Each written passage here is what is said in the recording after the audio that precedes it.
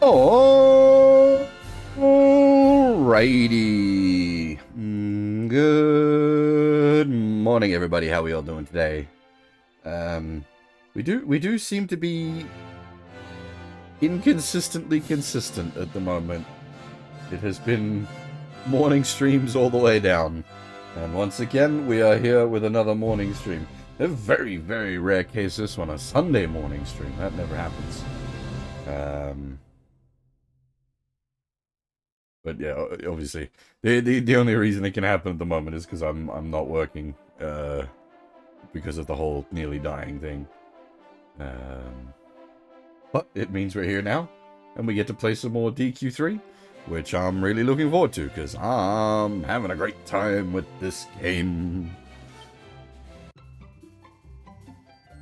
Now, we're gonna jump back in, but I got a few things to go over, when we jump back in.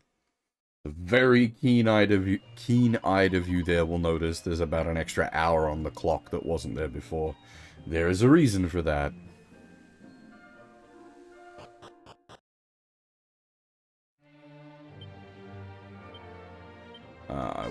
That's not the spell I wanted to use. I will show you what you've missed, which is nothing you wanted to see anyway, but,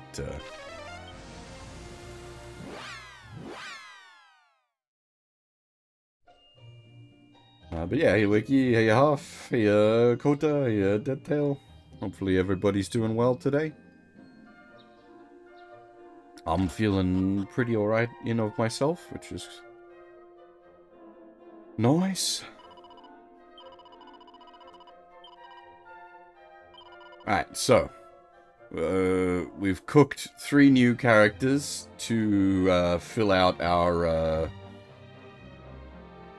class roster deficit. I did just see you post some spicy artwork there, Kota.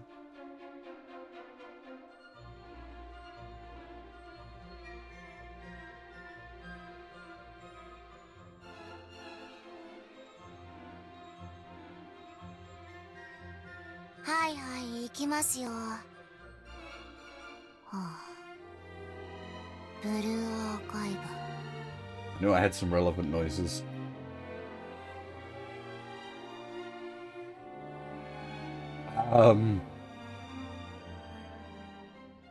Where was I?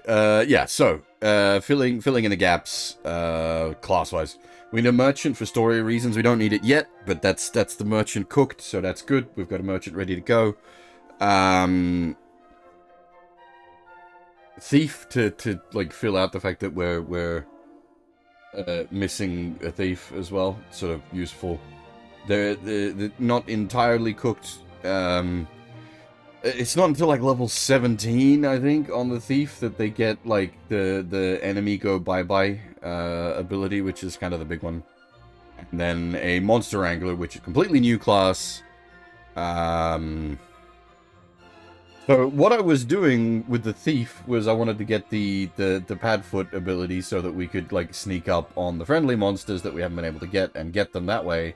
Turns out the monster tamer class, you don't, it just skips all conditions. If you have a monster tamer in your party, it doesn't matter what the get conditions for the monster are, you just get them. So that just shortcuts everything. I suppose, like, had I known that, I might have actually, like, differentiated the initial starting party. I might have switched out the monk for the monster tamer. Just for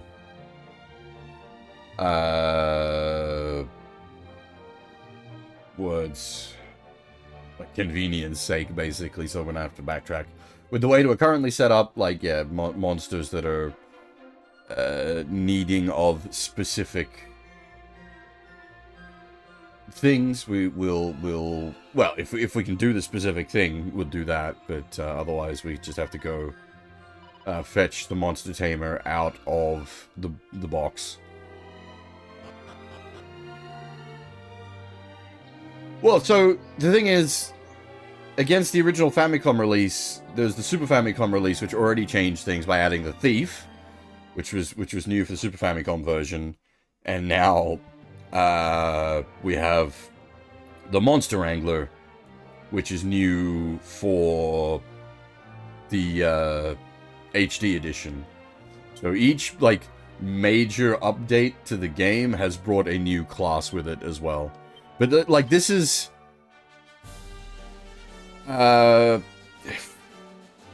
with, like, all the stuff they've added, I'd say this is a fairly different... Like, I wouldn't want to play Dragon Quest III Super Famicom and Dragon Quest III HD back-to-back. You'd be getting a very similar experience, but there's enough in here, new-wise, to offer, like, new content to, like, players well familiar with Dragon Quest III, but it's still also Dragon Quest III at its base. Yeah.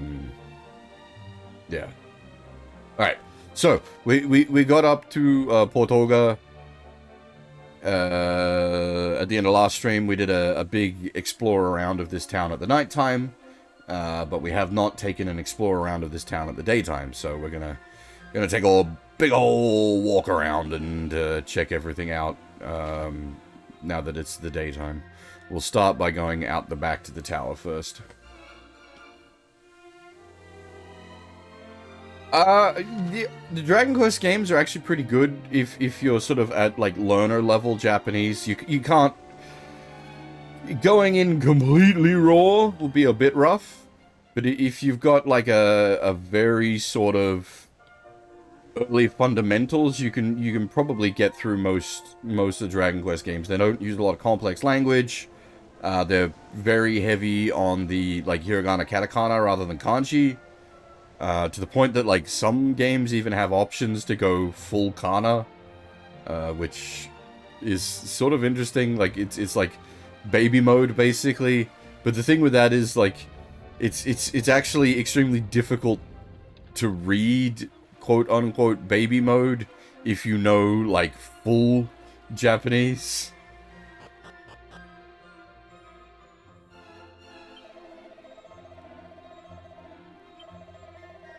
Hey, Akuro.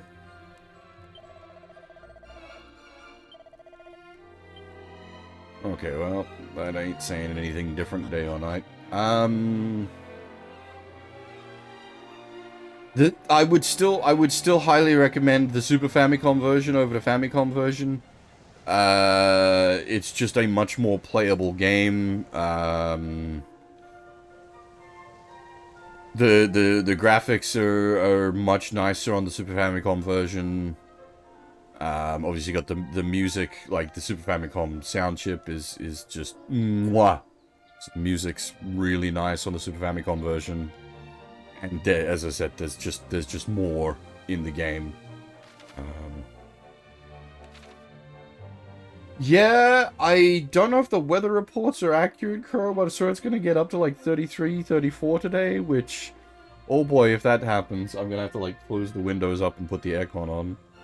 It's alright for now. We will see.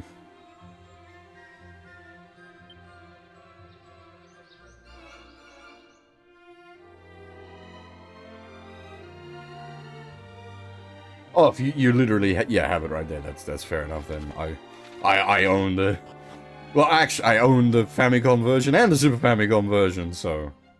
I have both.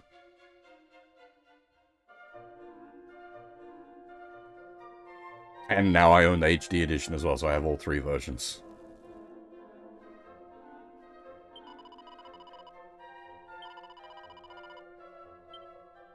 We don't really need to go rub our face against everything. We already did that. Now that I think about it, we just need to talk to people.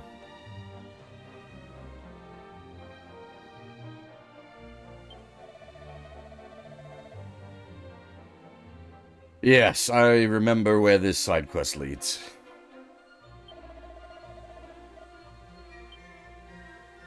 We need to acquire black pepper for the king of Portoga. This place trips me up because it's meant to be Portugal, but because it's like a big port town as well, I want to call it Tortuga, and since it's Portoga, it feels like it's both at once.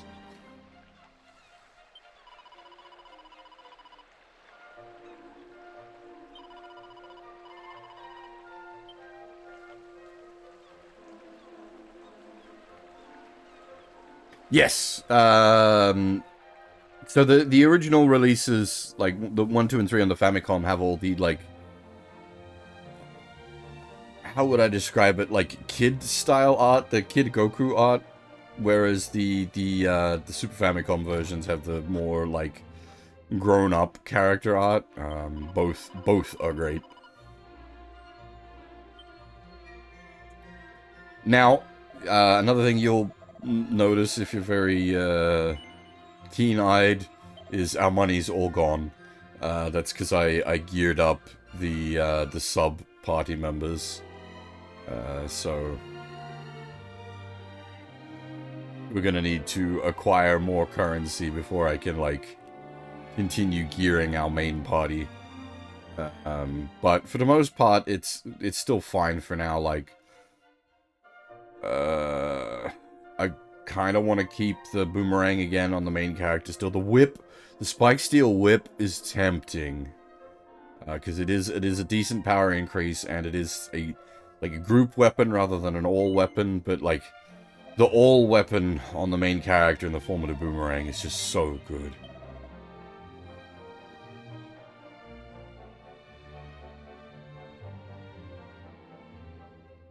But yeah, thankfully, like gear-wise, like we're not missing out too badly. We're pretty stacked already as far as our gear goes.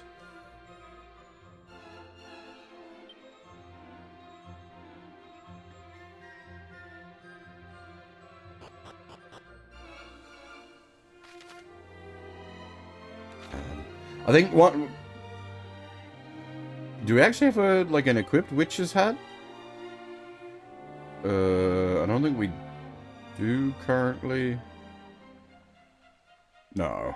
Our caster is wearing a big hat, yes, but they don't actually have the big hat. That is an item in this game. It doesn't change the character sprite, but there is an item to actually match that. We don't have it yet. If I'm remembering correctly, it gives you MP regen? So it's actually like ridiculously good. I hope I'm thinking of the right thing. Alright, so what they're talking about there is what we need the merchant for. That's not relevant until we get a boat. But as I said, I've already done the work to cook the merchant, so we're good on that front. We came prepared.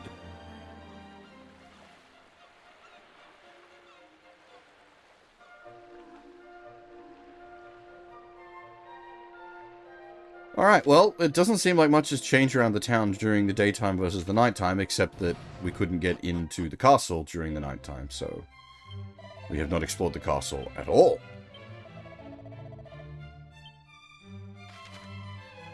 Ah, hurt tiles! We've not seen hurt tiles yet.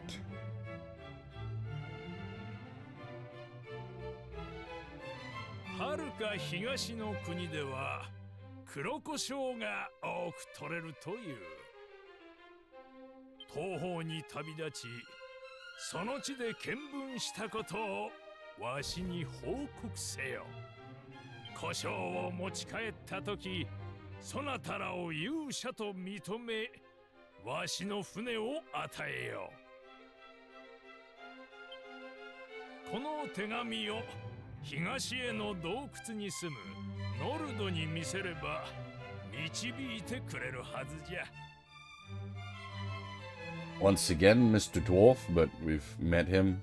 Many NPCs have talked about this dwarf. It's a little too much. Like, I appreciate it, but goddamn, they're really, like, pushing this dwarf. Did people just not find him during playtesting or something?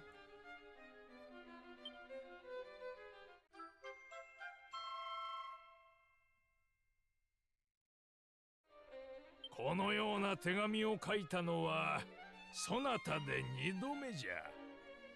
1度目はアリア藩から来た戦士じゃったな。Pops. 手紙を欲する訳を問うたところ、理由は言えないが俺にはやるべきことがある。そうまっすぐな目で言いよって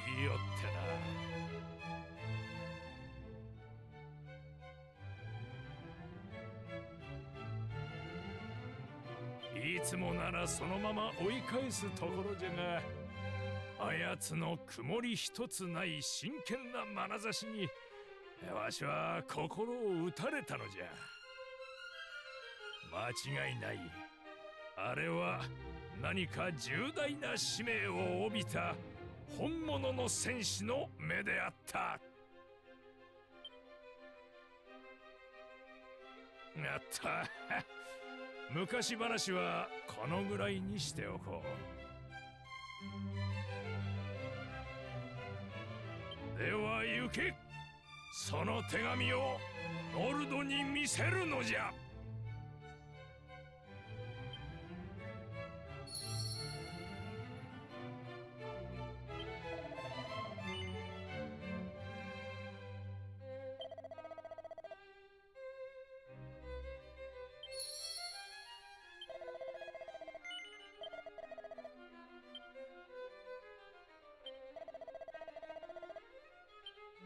I'll be honest.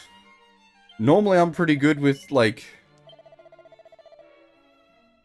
their like accented text. It's not for my like my own comprehension that I like complain about all their bullshit, but like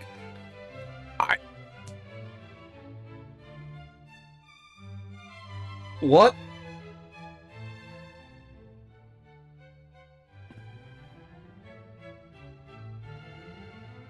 I assume he's, like, the top line is then what's being said in English underneath it?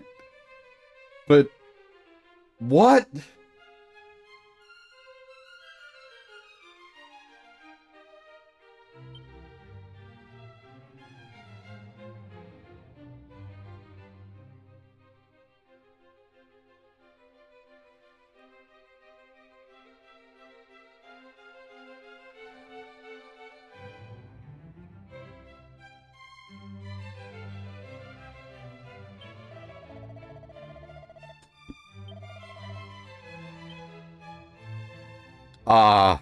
There is no way the Dharma Shrine survived, is it? It'll be called All Trades Abbey. Ugh.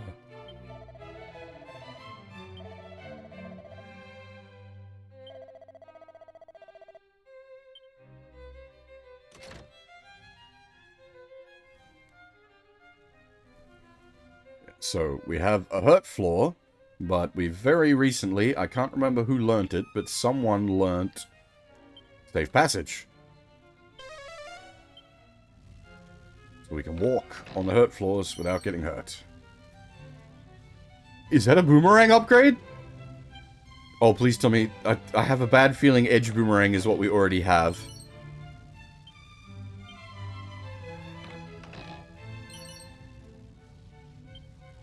Yeah, Edge Boomerang, Anti-Magic Staff, Gold Chain is all, like, old items as far as, like, our... Dang it! Second Edged Boomerang, though.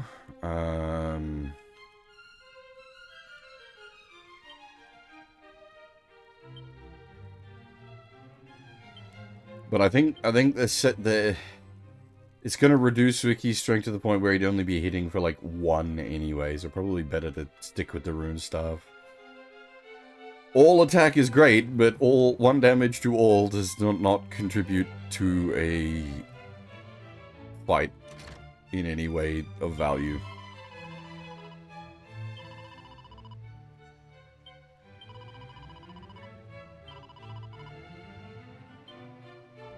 The person most likely to speak with an accent, because they haven't, like, they've been overexposed to it growing up, would be the princess. And she speaks perfectly fine.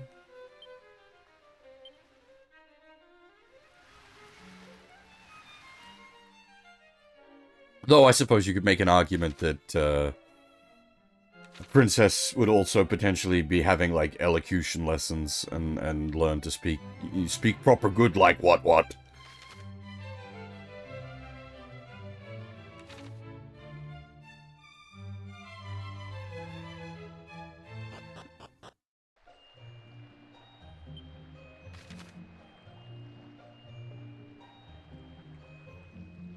I mean, whoever goddamn localizes the Dragon Quest script should have fucking elocution lessons.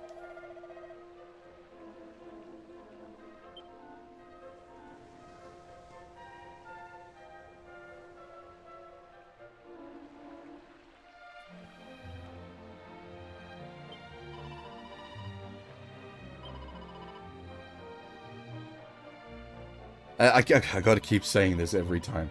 Don't let my, like, burning hatred of the way things have been localized take away from the game. The game is still a great game. It just hurts me.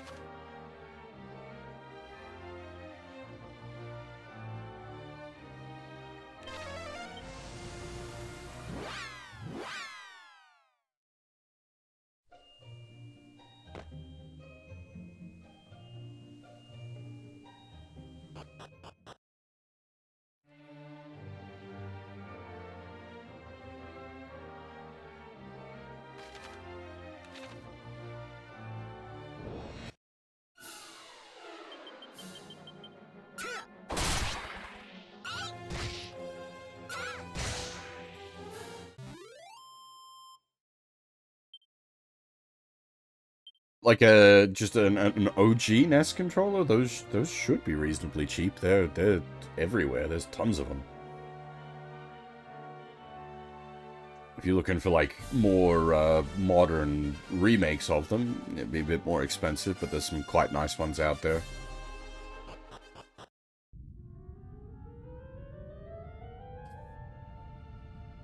A work, okay, maybe, yeah, I suppose. When was the NES? Like mid-80s? Early 80s? It might be at the point where those controllers are... Well, the thing is, it's such a simple... Like, I've seen inside an original NES controller. It is such a simple piece of hardware. So long as it hasn't been, like, heavily abused, it should keep working forever, basically.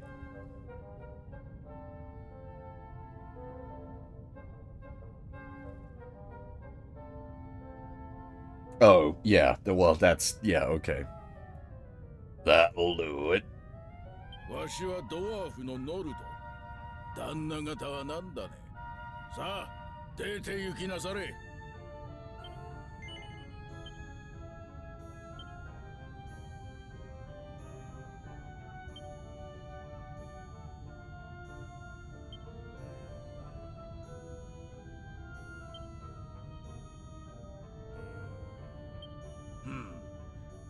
すると旦那方は東へ行きたいのかね。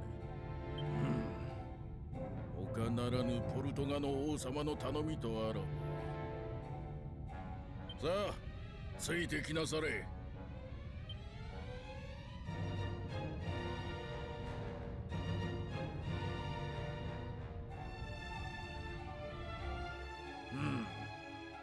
そこで待っていなされ。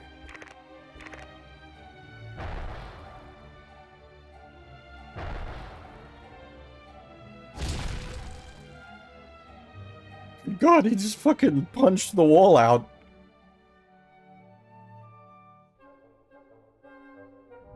勘違いしないでくだされ。今回はポルトガの王に頼まれたから力を貸しただけのこと。Yeah, Alpha, how's it going?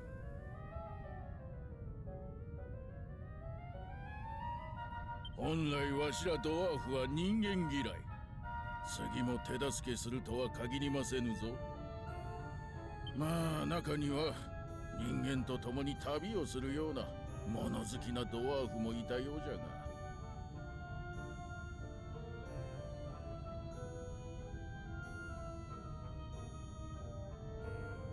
さあ、お通りなされ。これがバーンの抜け道への入り口じゃ。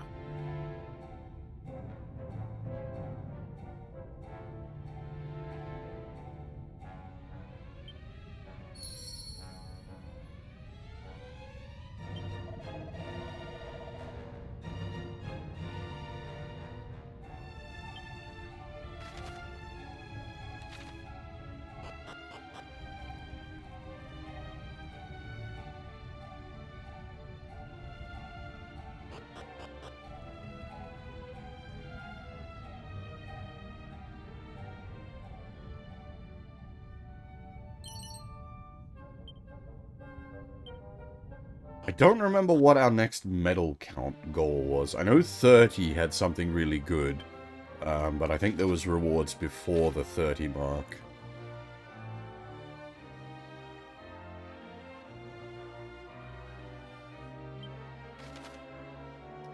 Alright, and we finally managed to get out the back here, and that gives us... oh, quite a lot to explore from the looks of it, actually. We've got, like, we're gonna go up here first, I think, and then we've got all of down here, and it looks like it's connected up through here, and then up here, and up here, and up here, and... looks like we get all the way around there as well, and my goodness, yeah, okay. Suddenly...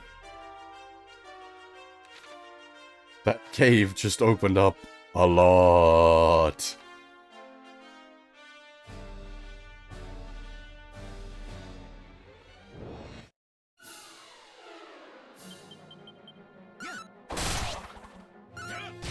Double check. I think we're in China?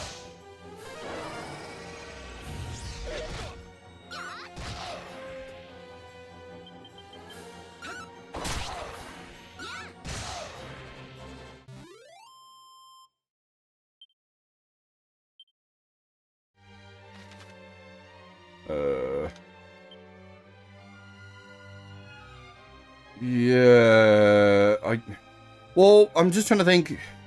This would be like steppe country, right? Which is like Mongols, but like China claims it's China kind of territory.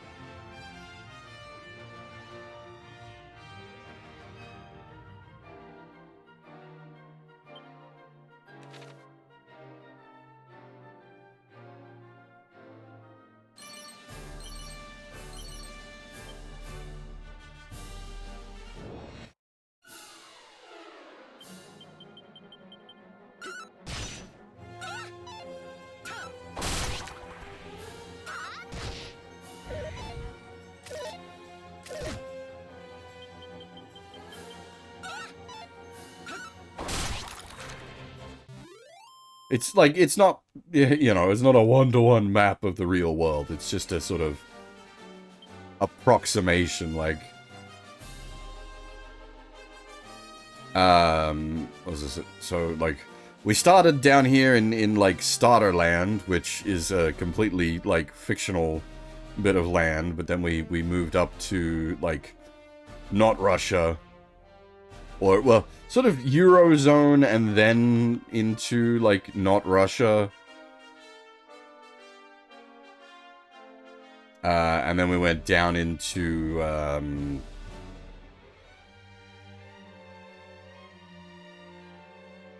this is sort of hard to drive for what I'm doing, you know, down into, like,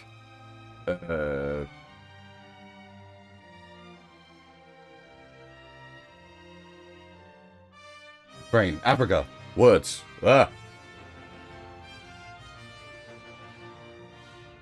Completely mental blanked on, like, the biggest continent on the planet.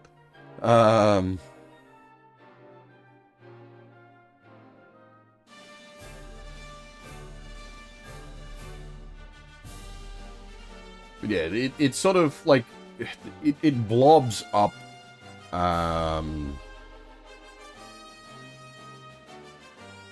I'm just trying to think, like, yeah, I mean, I'm looking at a world map. I'm pretty right, I think. It's China and Mongolia.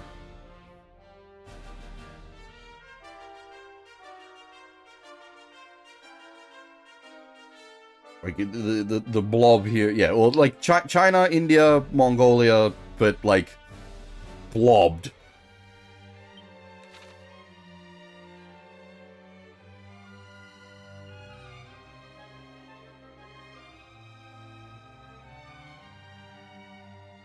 Spice country, which is why we're out here to get the spices.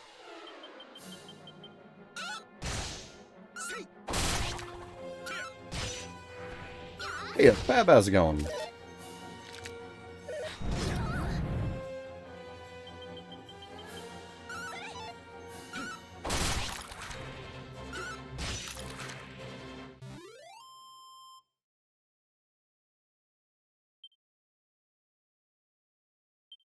Game's real good.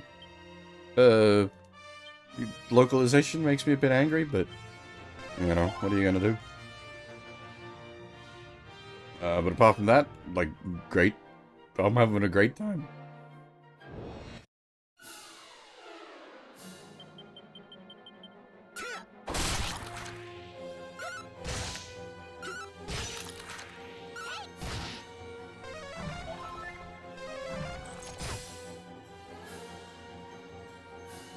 Oof. Do you have, isopropyl alcohol?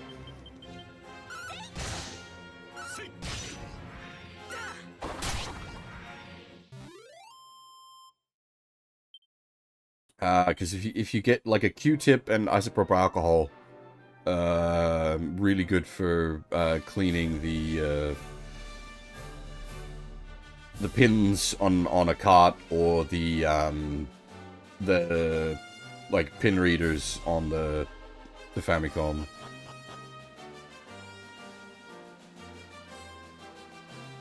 Oh, okay, fair enough. Further technical difficulty, fair enough. Usually it's just a case of, like, grit, and it won't read, or, like, because it's just, like, grit builds up on either the cartridge pins or the connectors.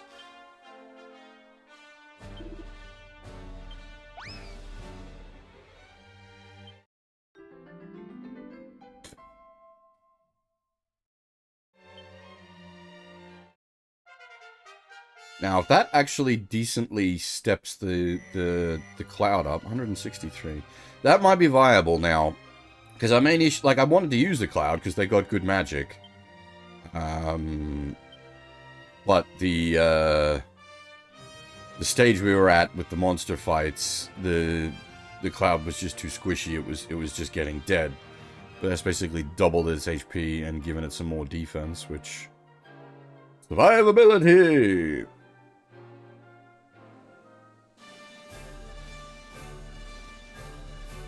It did need a massive stat increase, though, is the thing.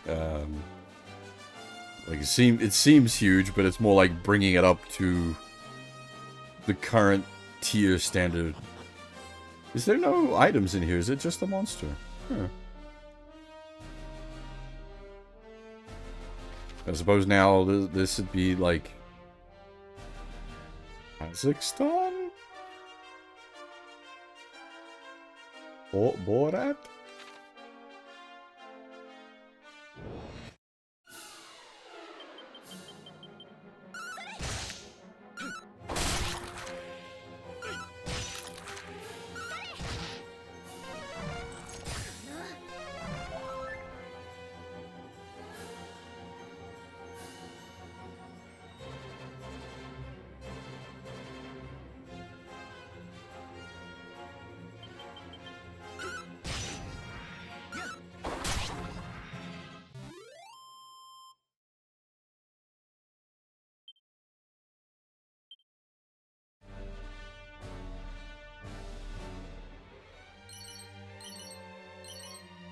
Another, okay, so we got another Leaf of the World tree, but again, like,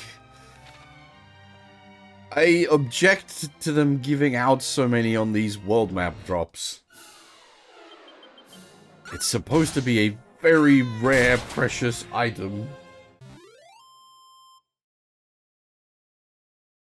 Yes, Veilov? I probably mispronounced your name. I don't know how to pronounce that, sorry. Thank you very much.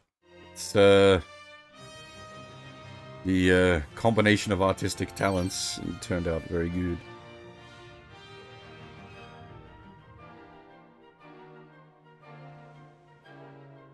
Yeah, half like turned it into VTuber mode, and Fab did the concept art, I suppose would be the way to put it.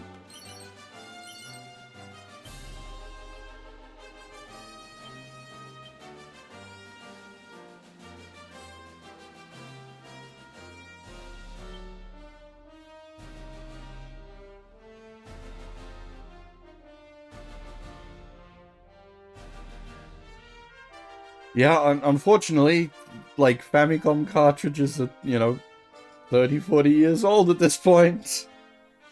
I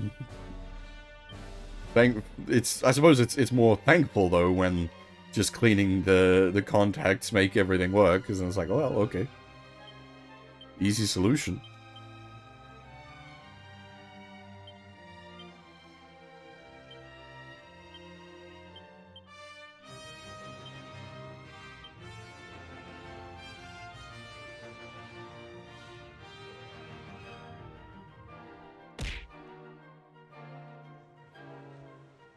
Window? Back? What?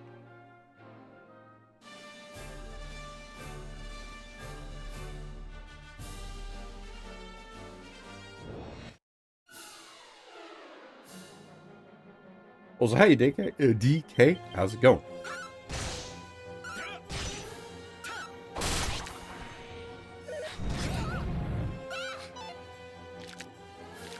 Black borders around this... What?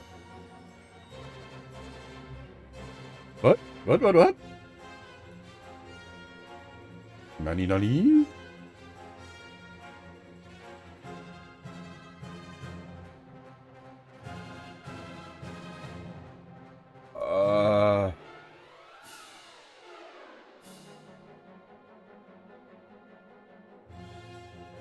Yeah, try refreshing. We should still be within the, like, you shouldn't get any ads with the way I've got it set up at the moment.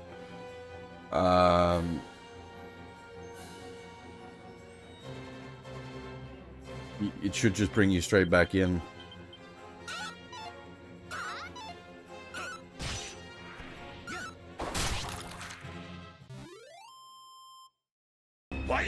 Oh!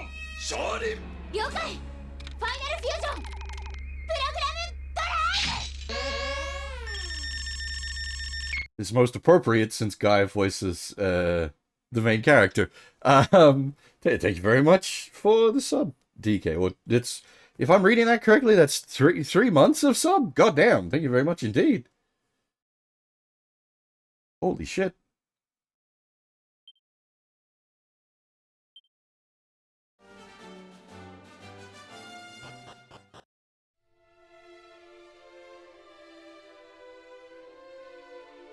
That is very much appreciated. Thank you.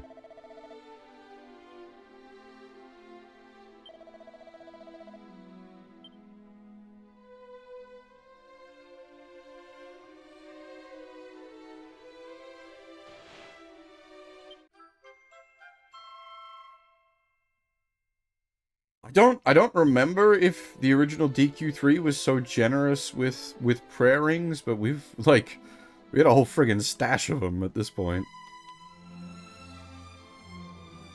Kinda nuts.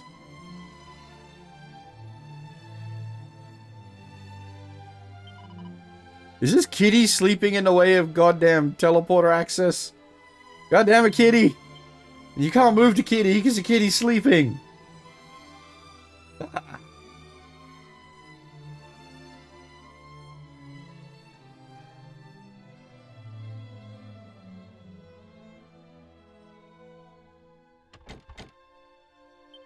Okay, yeah, we're good. What is a green exclamation mark? But yeah, we can't do anything here yet until we get... I don't know what the final key is. Yes, so prayer rings, we've got more than I would expect as far as prayer rings go, is the thing. You definitely get, like, prayer rings. It's just, where the heck are they? It's just we've gotten a surprising number of them. Are they item bag? Oh, they're item bag. Yeah, we have 6! 6 prayer rings! That seems excessive for this point in the game.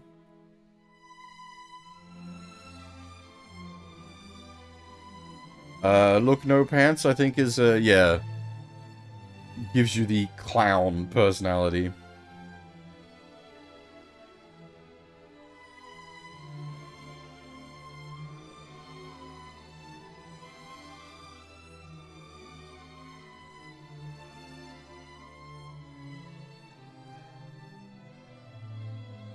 Yeah, so the phone version is basically the Super Famicom version. Yeah, not entirely. I would still recommend the Super Famicom version over the phone version. Alright, so we need the, like, final key. I forget what the final key is in this game, but we need the final key before we can really interact with that place.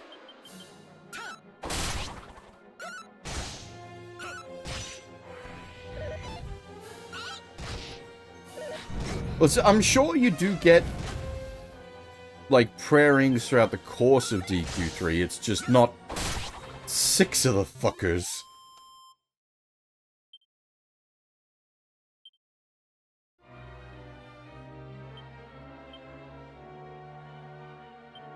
Prayer rings are supposed to be like a rare and precious resource.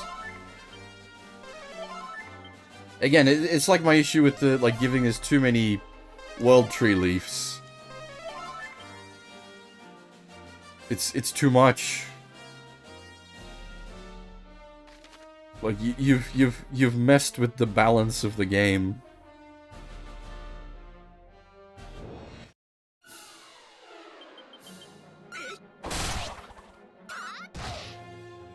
It's funny, I was seeing reviews complaining about the difficulty. We're playing it on hard mode.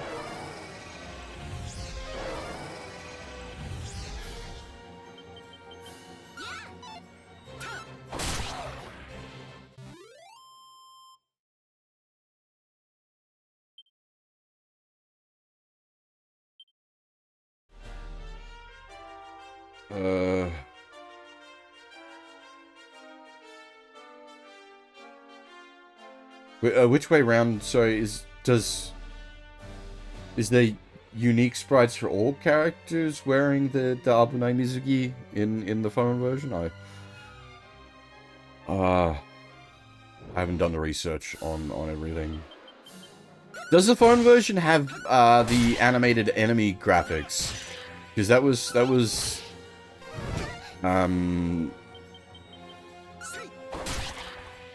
I don't think it did. I can't remember. I can't remember if that was, because that was basically Super Famicom only that had the animated enemy graphics, which is one of the big reasons to play that version.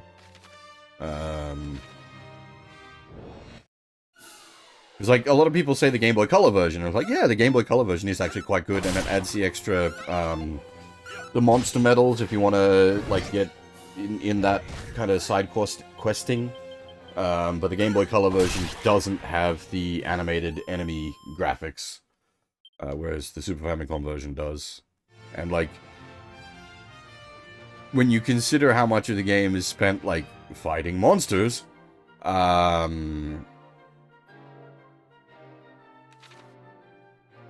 definitely want the animated enemy graphics.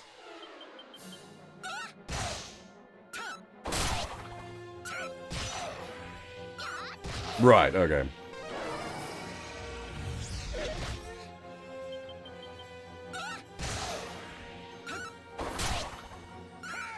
There's just no point where I'd recommend the phone version, because you have to play the game with a touchscreen, which, fuck that, that's disgusting.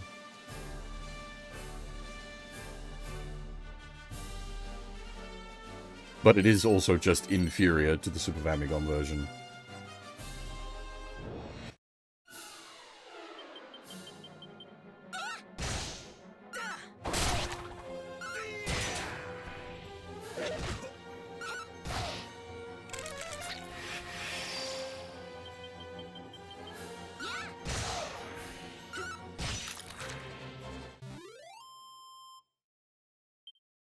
I do not understand how the kiddos play games, like real games on their phone. I don't get it.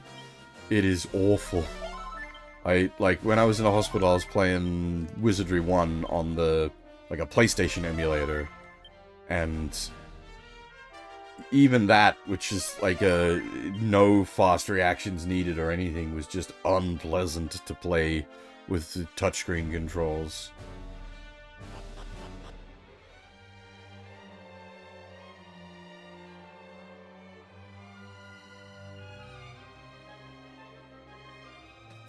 There is actually some truth to that, though, Half. Weirdly.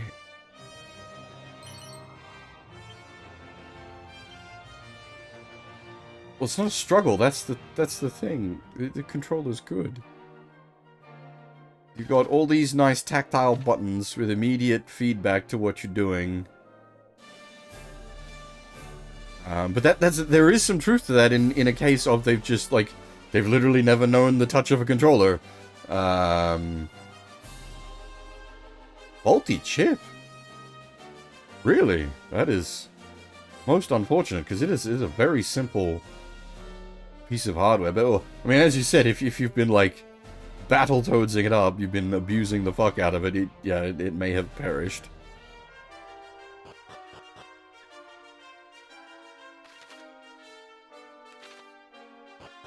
It's not just Battletoads as well, now that I think about it. Like, there's a lot of Famicom games that... Oh, what? Yeah, okay, water damage would do it. That is, yeah, as I said, most unfortunate. Right. Beer-related accidents, yep. Now things are starting to come together. I am understanding what has happened.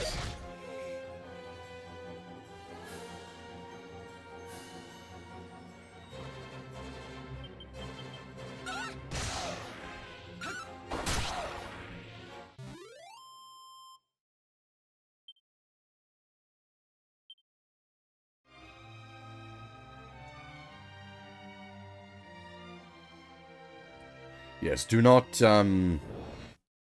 hydrate your controllers. They do not need to be hydrated.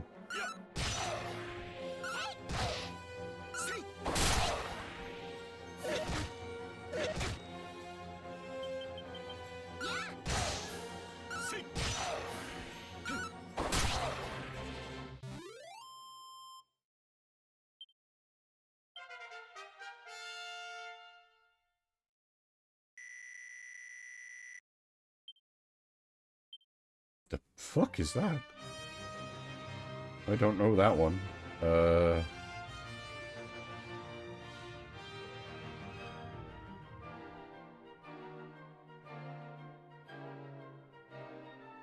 I suspect that's a backported spell.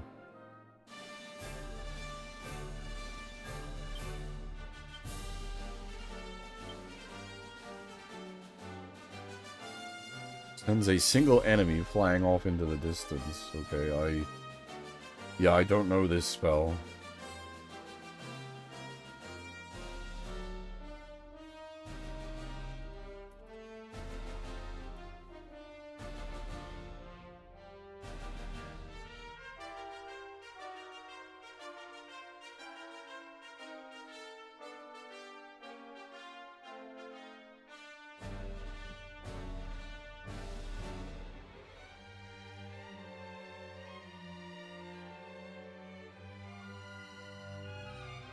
Yeah, it's just, I didn't...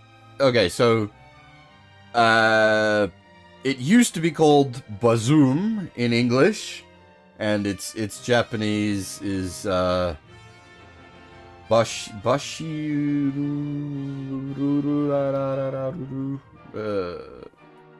on.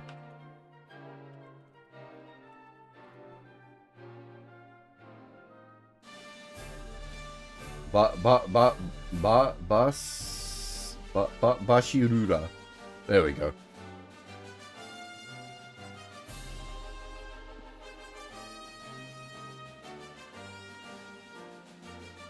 My brain was tripping on that.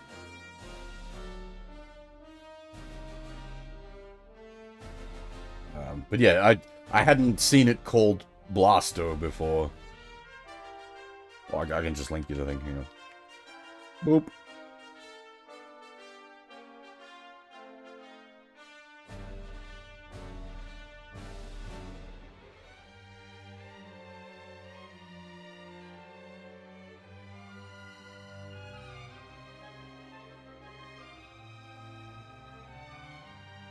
Yeah, it's just a case of a further, like, name change in English. But those expel spells are usually not worth the bother. Oh, that's the dwarf cave, yeah. That's where we came from, idiot!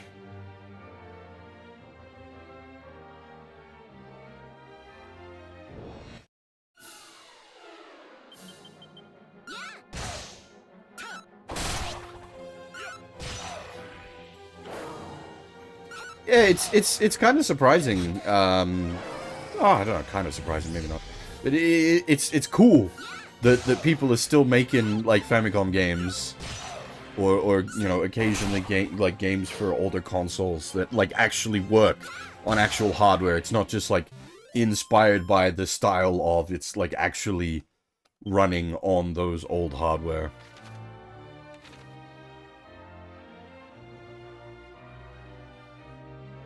That shit's super cool. Severely limits your audience, though.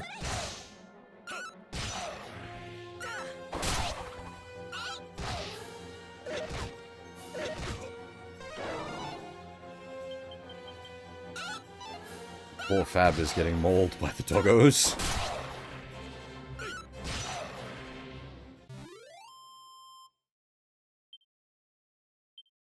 I prefer the Super Famicom to the Famicom. I think there's a lot about the Famicom I consider very impressive, especially like the games and everything. From a developmental hardware point of view, but as for just like enjoyment, is sort of the Super Famicom and up for me. Yeah. The Mana games.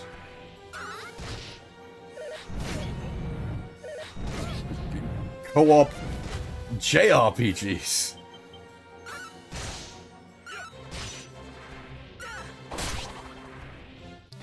Yeah, that's fair. Might I recommend you something like an SD2 SNES or similar? If you're just looking to, like, play the games.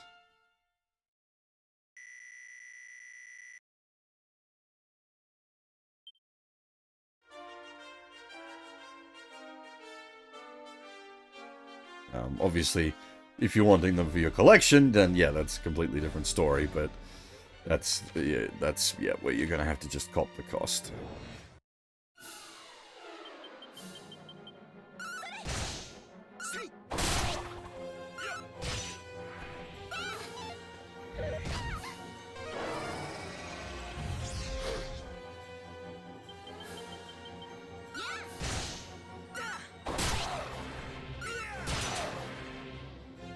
I knew a guy back in uni who made music through a Game Boy.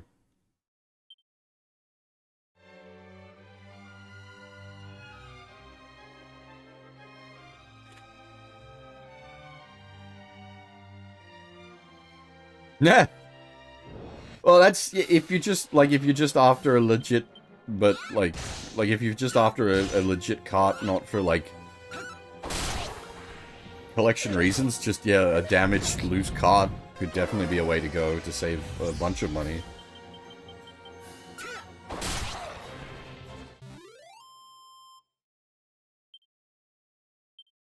The problem is you get some people that like they've got carts with like gunshot wounds, and they still want like hundreds of dollars for them. Like, fuck off.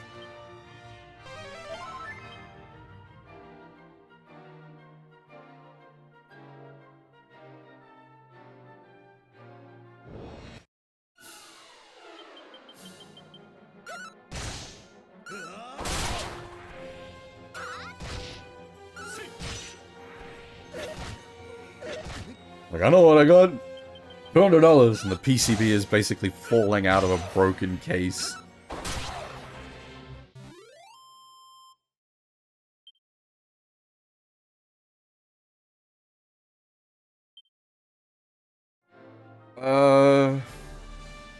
The Pokemon game ones aren't too bad, right? They're just like battery swap. I don't remember. Were they soldered in? The Game Boy stuff? I don't think so. Am I getting it backwards? Was it the Super Famicom stuff where it's not soldered in?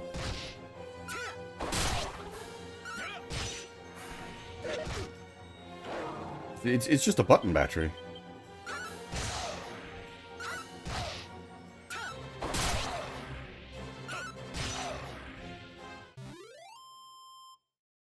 It's been a while since I've opened up cartridges.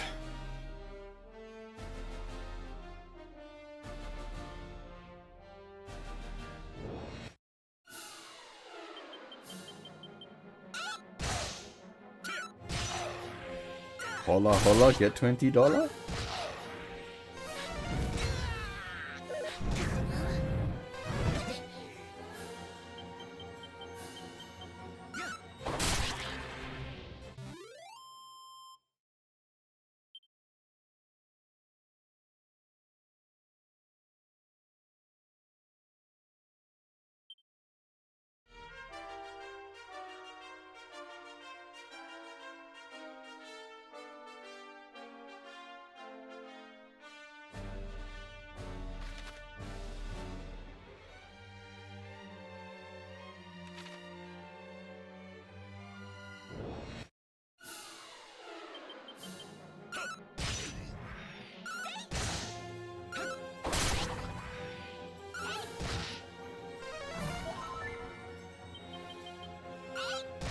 I mean, kids these days don't even know what the word fucking repair means.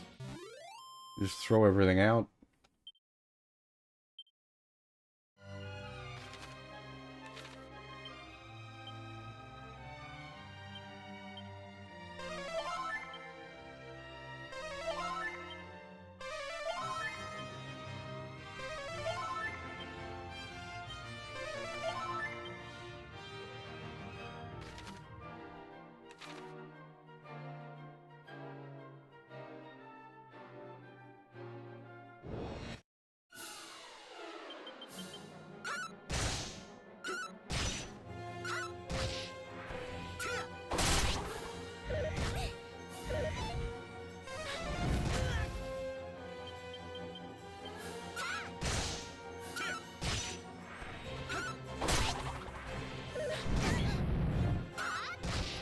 I just did an unironic kids these days. I think I am officially old now.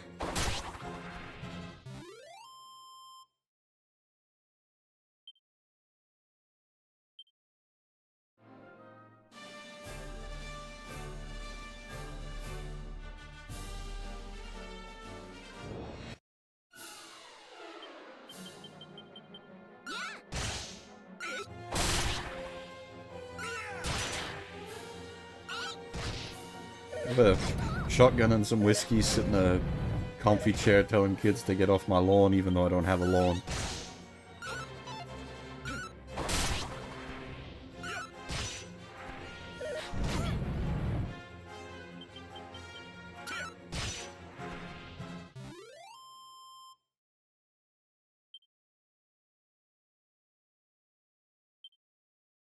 "30 years? Fuck that, I want my shit to last forever."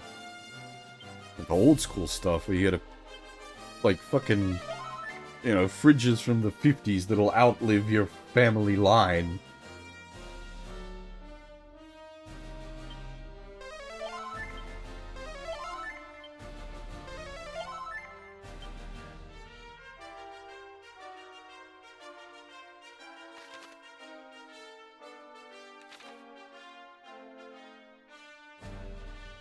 Yeah, well, again, the NES controllers are pretty straightforward.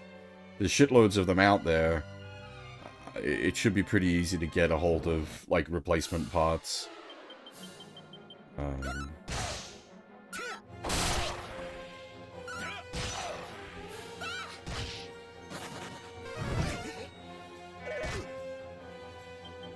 it's not like you're talking like a Philips CDI or something where there was like none of them. So trying to get a hold of like replacement parts because no one ever made like third-party replacement parts for it.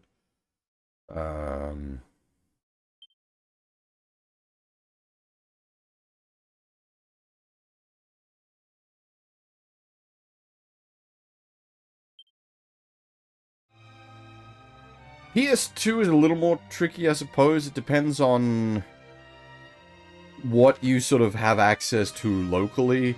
Most of the time on a PS2, it's just the laser, which is, depending on the model of the PS2, is sort of easy to medium as far as, like, replacing. You just gotta know, like, where to order a replacement laser, and given the, like, import issues in BR land, it might actually just not be practical to repair it there.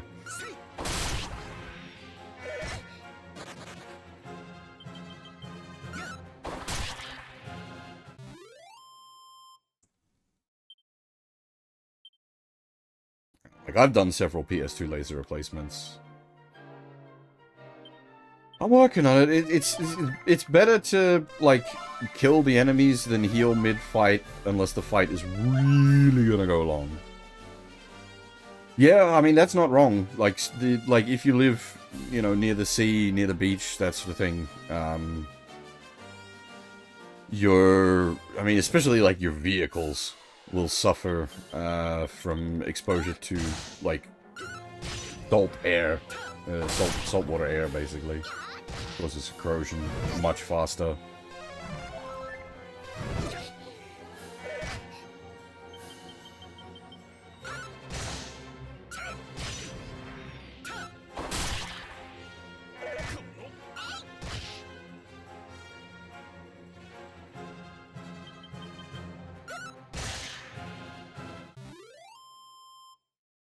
I mean, normal damp isn't great, obviously, but, like, coastal damp is worse.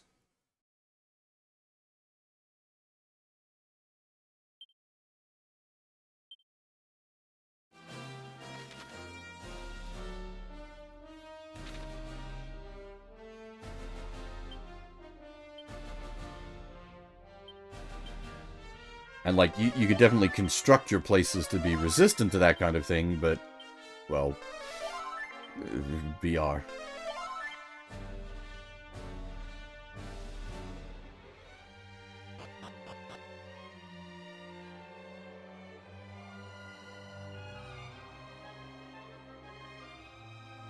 That's a lot of pot. Please be one of these be a mimic pot.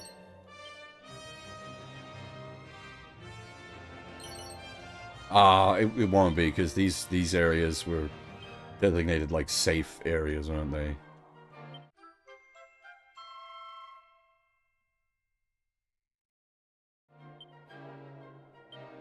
Would have been a nice touch, but yeah, that would have violated the rules of these, like, secret areas the NPCs have, like, banged on about how they're, like, safe areas where you don't get into fights at all.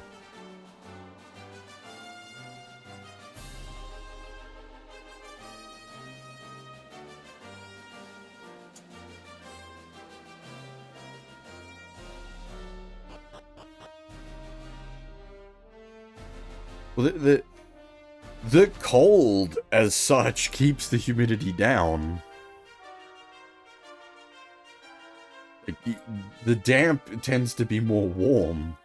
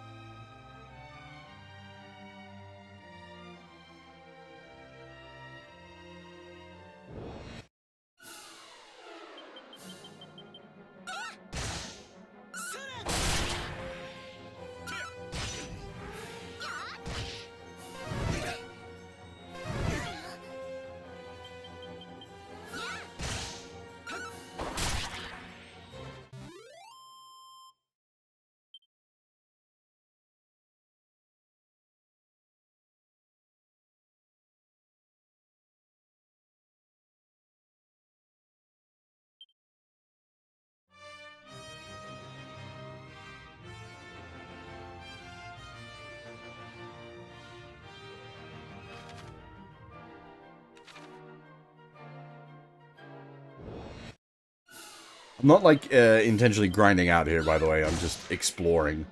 Because of all the, like, the new, like, secret spots and the, like, on-map collectibles. Gotta sort of take a bit of a ponderous exploration to find everything.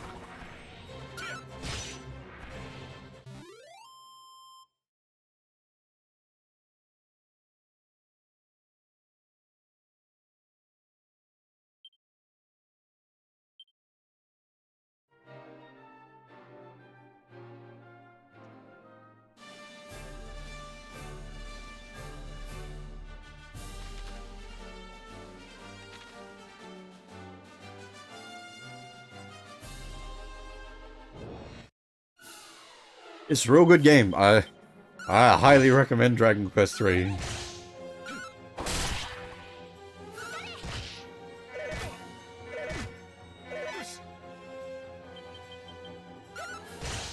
It is one of my all-time favorite video games for a reason.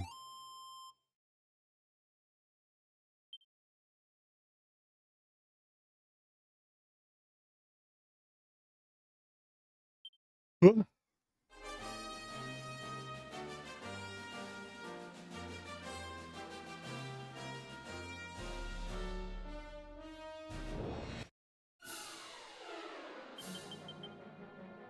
Yeah, I need to remedial after this.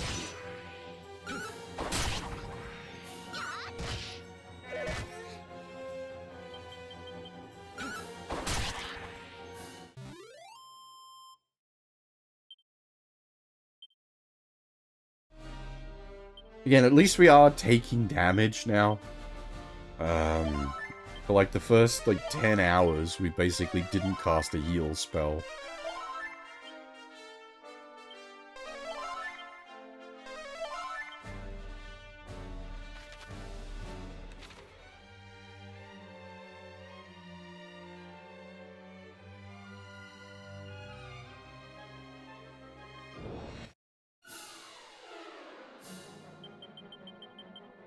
Yes, too much so, Kota. And we're playing on the hard mode. I didn't start in the hard mode, because part of what the hard mode does is it decreases gold and XP, which just increases grind, which I really wish they'd separate that from, like, the hard mode. I just want the, like, the harder combat without the, like, increased grind, as it were. But it was too easy to the point where it's like, okay, I'll cop the increased grind, because there was just no challenge. Stepping up to hard mode has like helped.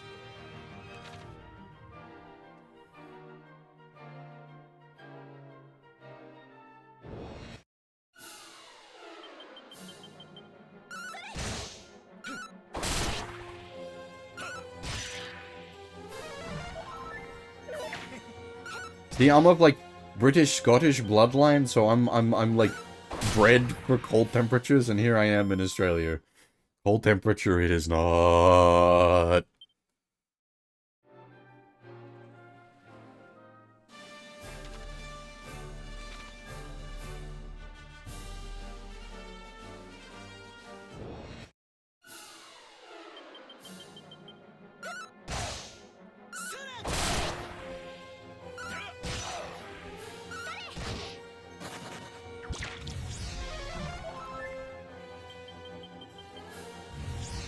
And, like, I'm not normally one to, like... I'm normally pretty down with all, like, general quality of life updates. But there's some in this that's too far. We brought it up a couple of times, but... Teleport costing 0. Evac costing 0. That's no good. Those used to be quite expensive spells. You'd be like 8 to 10 mana a pop. Which was something you had to sort of factor in while you were doing dungeons and whatnot, as you didn't want to run out of MP. I really don't like them costing 0. I also don't like... I don't like that you can just teleport indoors now. They sort of lampshaded it a bit, because it used to be like if you tried to teleport indoors, you bonked your head on the roof. And they sort of lampshaded it a bit with an NPC saying, oh, back in the old day, you used to bump your head on the roof when you teleported indoors. But now you can just do it. I was like, well, what's the point of the escape spell, for one? It's literally pointless. You can just cast teleport and have the same effect. But, yeah, no, that shouldn't be the case. It's, yeah, like, you can definitely argue it is a quality of life change, and it makes, maybe it makes things more accessible. It's too easy.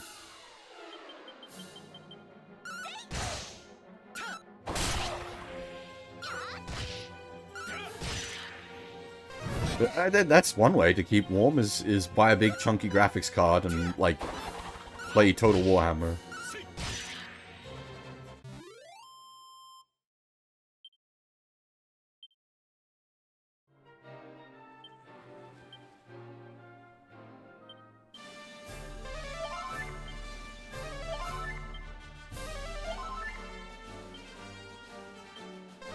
Again, like, I'm still weirded out by people calling it, like, hard.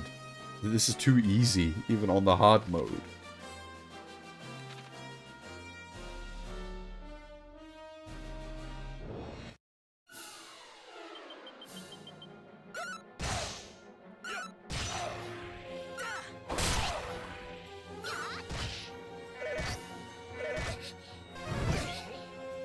It's not even, like, just...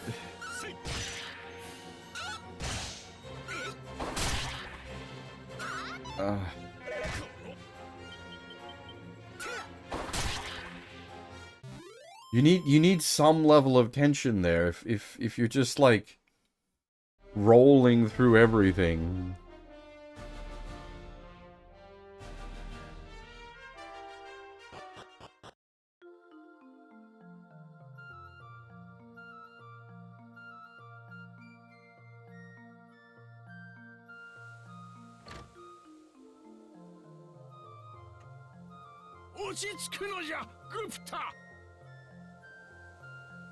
Gupta became Gopal?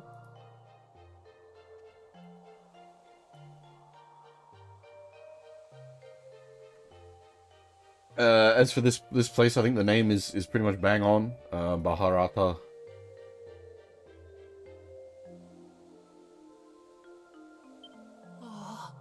Tanya, 僕の愛しき人。騒がせて申し訳ない。わしはこの町で黒胡椒屋をやっているものじゃ。Fuck, Traveler G? What even? 旅の人、よかったら話を聞いてくださらんか。わしの可愛い孫娘タニアが悪党どもにさらわれてしまったのじゃ。そこによる若者がタニアの恋人のグプタ。わしは二人を結婚させ店を任せようと思ったのに、あんたらは強そうじゃな。どうかタニアを助け。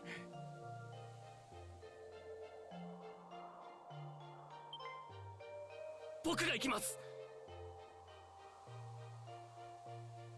見ず知らずの旅の人に頼むなんて。待っててください。きっとタニアを助け出してきます。グプタ！この上グプタまで捕まったらわしは。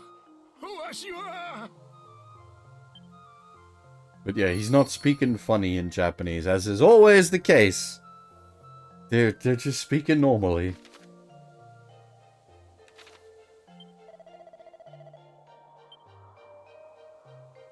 This is odd. Shops open at night.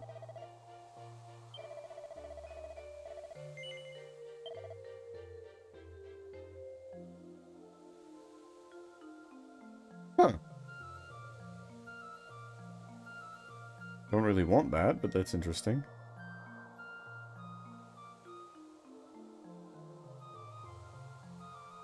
I'm gonna guess that possibly has an insta-kill effect? Huh?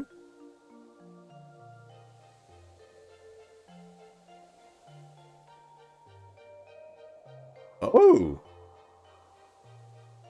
Morningstar is a group-based? Interesting.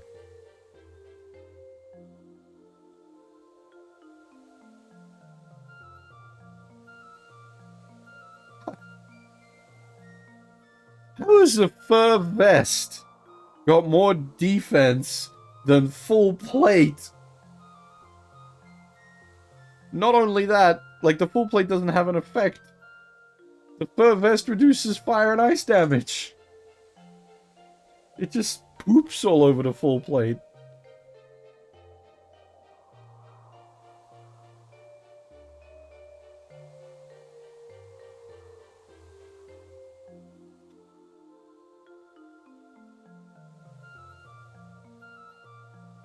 Are you... Dragon-style Metal Gear unit? I'm not sure on that.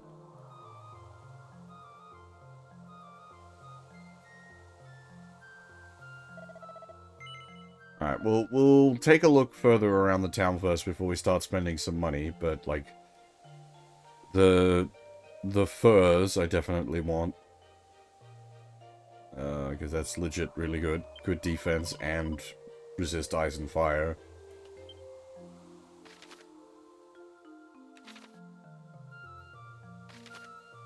Huh.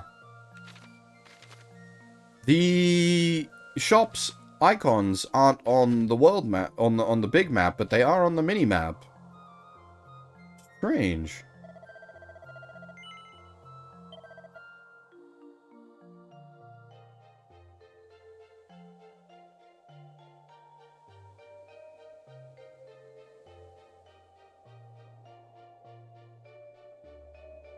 Like, I can work with it. It's not a problem. It's just odd. It's inconsistent as well, because most other towns do have them marked. Maybe because the icons may be too big, it, like, covers up the map. They didn't want to do it for that. Because, like, you can see on the mini-map, the icon's completely covering the actual, like, graphic.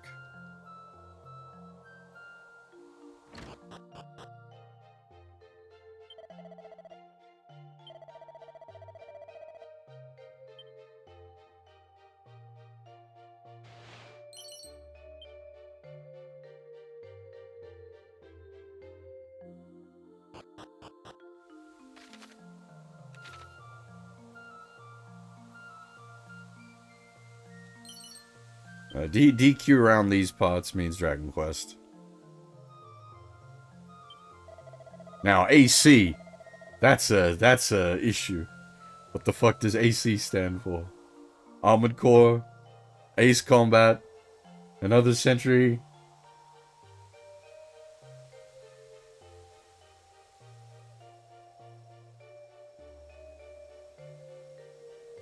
Yeah, it ain't gonna stand for Ass Creed around here. Unless we're playing Black Flag.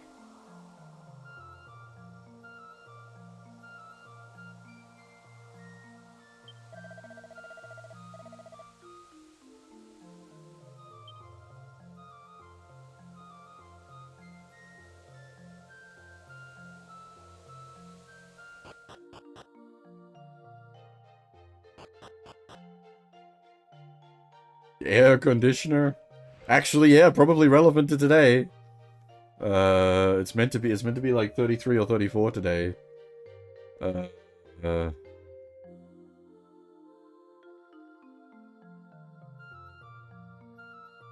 that's... I got it, DK, that's why I took the joke and ran with it.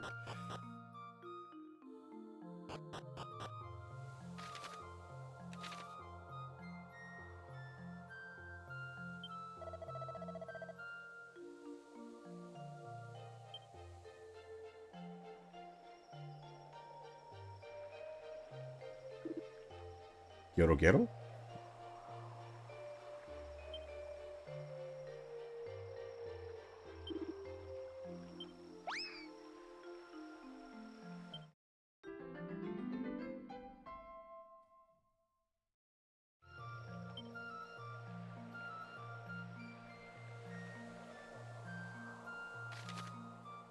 Oh, yeah, Nene, how's it going? I'm also glad I'm doing better. Nearly dead was not a good state. Hopefully that doesn't happen again.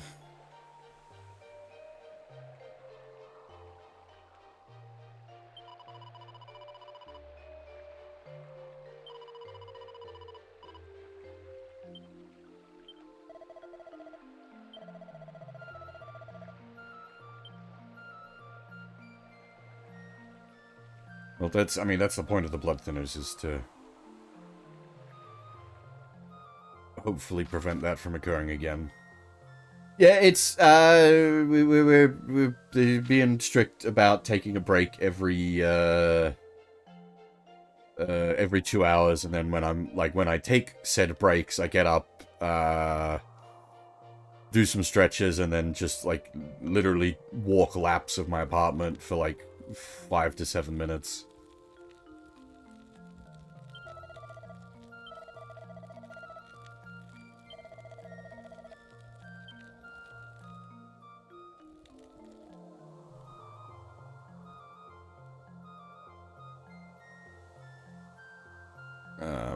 Thankfully, yeah, like, I've been keeping an eye on that, and chat has generally been, like, shouting at me every 2 hours to make sure I take my break as well, so.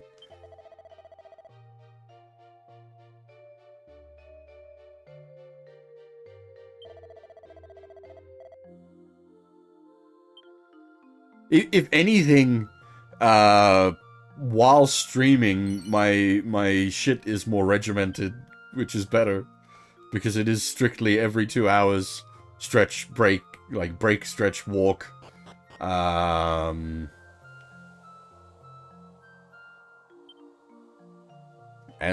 like, when I'm streaming, it's like, I know literally on the dot every 2 hours to, like, be taking a break. Whereas, like, when I'm just, you know, doing my thing off stream, it's harder to keep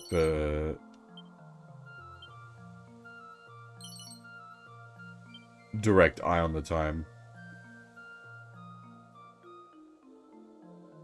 Well, so, like, the 2 hour mark thing was just something I came up with, because, like, I pretty consistently do 6 hour streams. Occasionally longer and occasionally shorter, but, like, on average, I aim for a 6 hour stream. And so, yeah, I take a break every 2 hours during that 2 hour mark to 4 hour mark, and then if we're going the long, break at the 6 hour mark. But yeah, I need to be, like, vigilant about making sure to do those, because, like, part of what causes the bloods is just the whole, like, the blood clots is, or at least in the legs, is the you know, too much sort of sitting around, not moving, and then part of what helps, break the clots up is, like, you know, stretching and walking, so.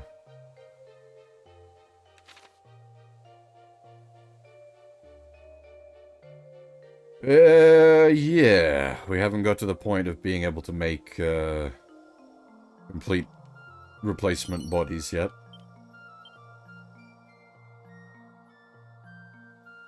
That'll introduce interesting ethical quandaries. Even if it's not mechanical, like, if we're talking, like, just grow, like, in a lab, like, replacement limbs or replacement internal organs. At what point are you replaced with so many parts you're no longer you? Though I suppose, technically, with the way the body, like, the way cells work with replacing themselves, your whole... It's every, like, 7 years, I think, that every cell in your body is completely replaced. Cue Mechanicus music, hell yeah, let's go. Man, I need to, like, play more of that. That game has fucking awesome music.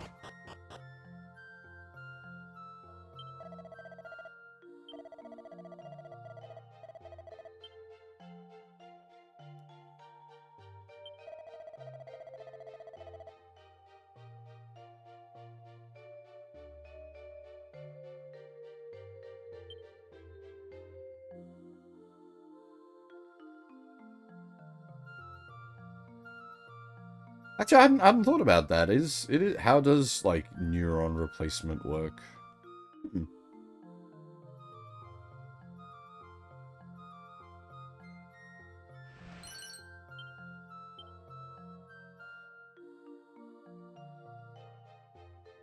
Because you do eventually start losing your memory.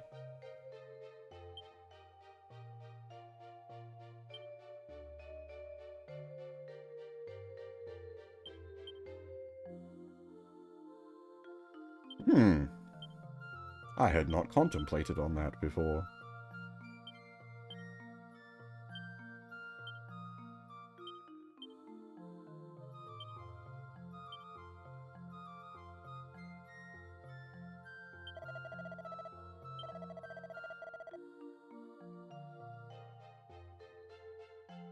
Yeah, I wonder, does your brain sort of work like a RAID setup hard drive where it, like, runs copies of data?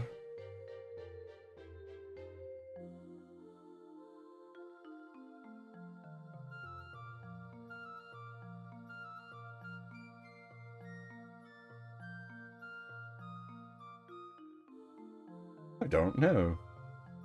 I legitimately hadn't thought about it before.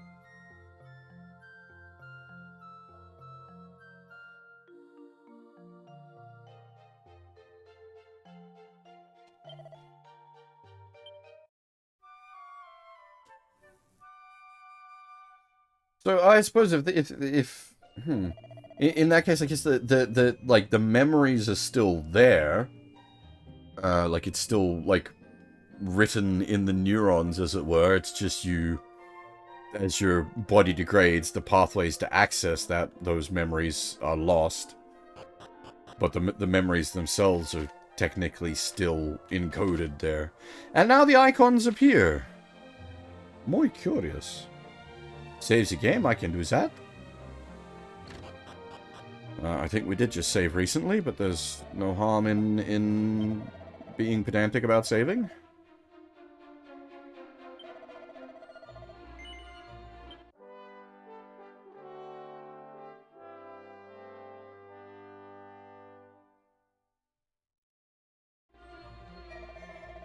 Yeah, well, like, I know, smell, for example, can, like big time trigger memories.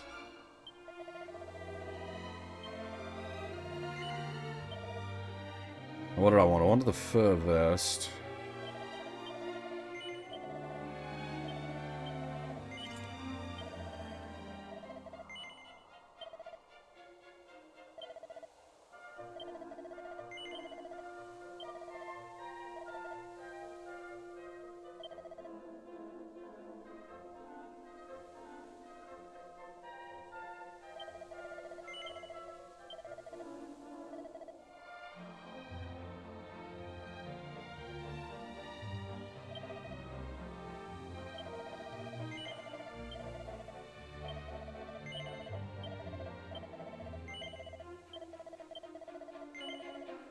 This is a bunch of all the crap we picked up from the collection points on the way here. On the overworld.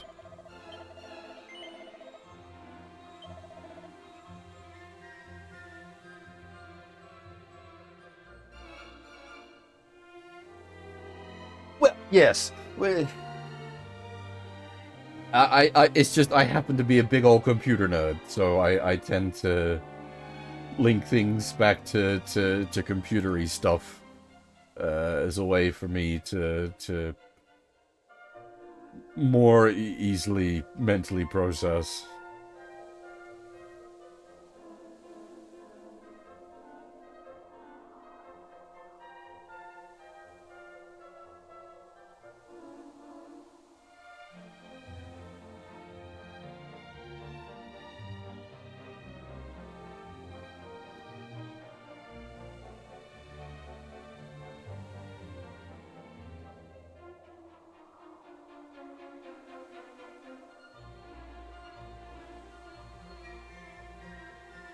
Yeah, the Zero's Escape series gets, yeah.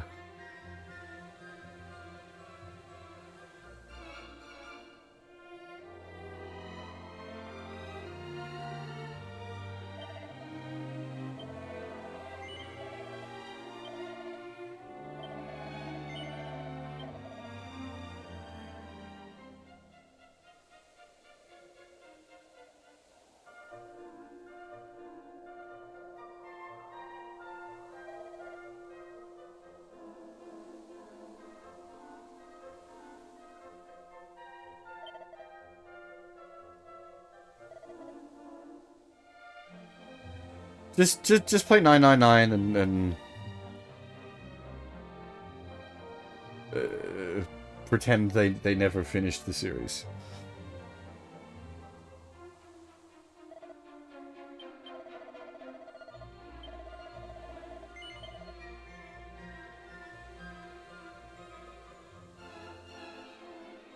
"999 is so good. Actually, though, for real, 999 is god tier."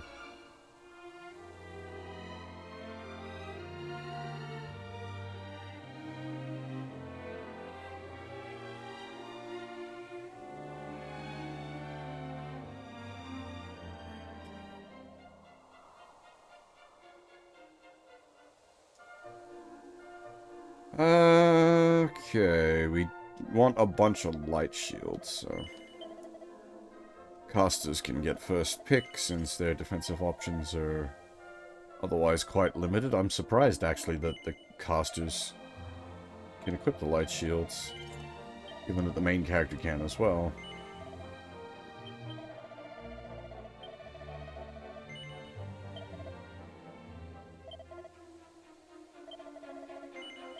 We went from pot lid to silver platter to light shield.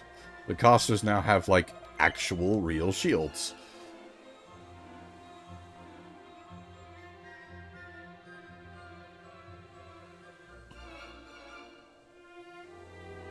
There's not really any, like, running out of brain capacity. It's just that you're unable to access as much of your capacity once age starts doing its damage.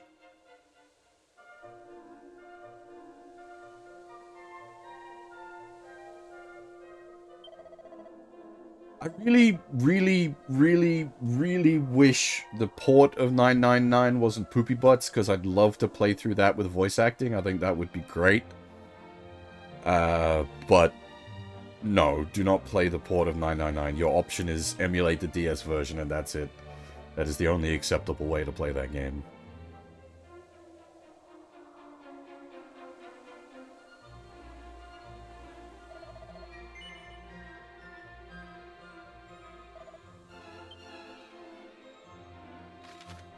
So when the port, the like modern port of it first came out, Kota, I was going to stream it. It's why I own the port of 999.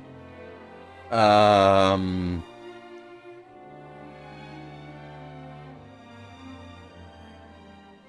then, like, I checked it out, and I'm like, no, this is unacceptable.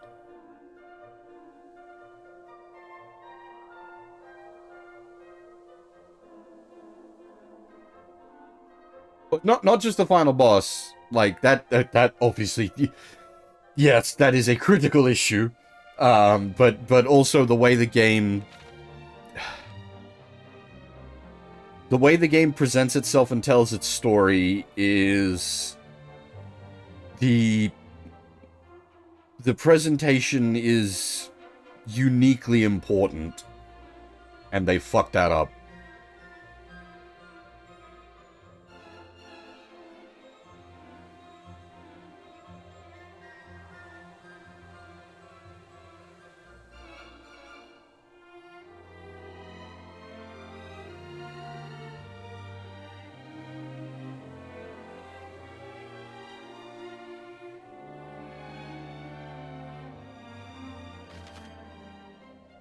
Yeah, but there's even their solution for it is clunky.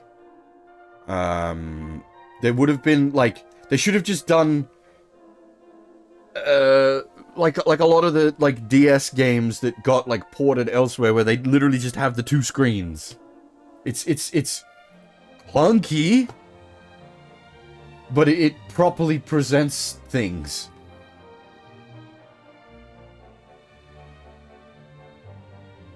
And, like, you designed that game with the DS hardware in mind, and you then strip that out of it.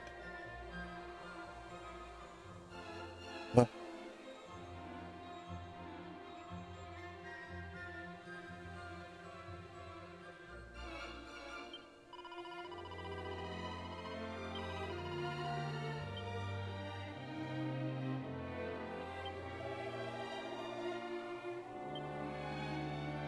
Man, everybody trying to upsell the bashy stick for the mages. Yes, my god, the Switch port of The World Ends With You is so bad. Oh my god. Don't play it. I played it so you don't have to. Don't do it.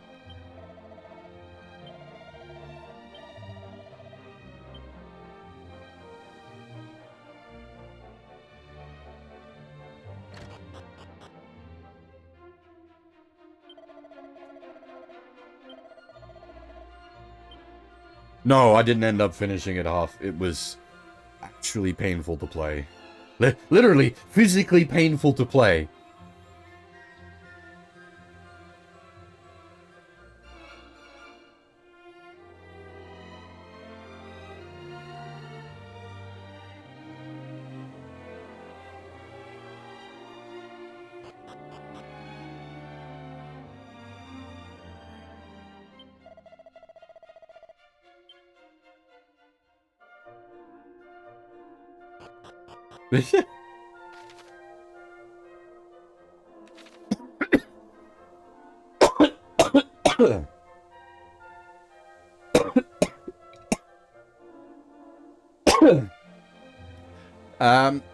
At least the way they've ported the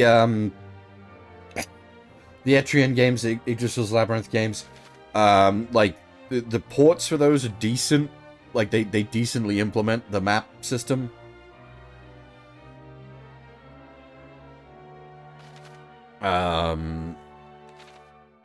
Obviously it's not as optimal as having a touchscreen.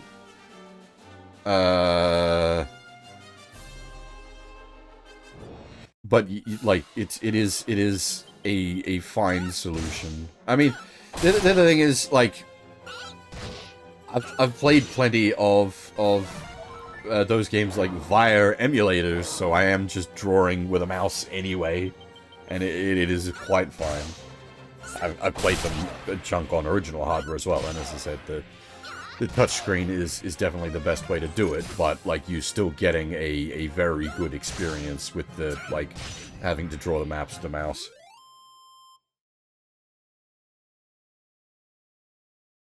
Hey, yeah, Jex, how's it going?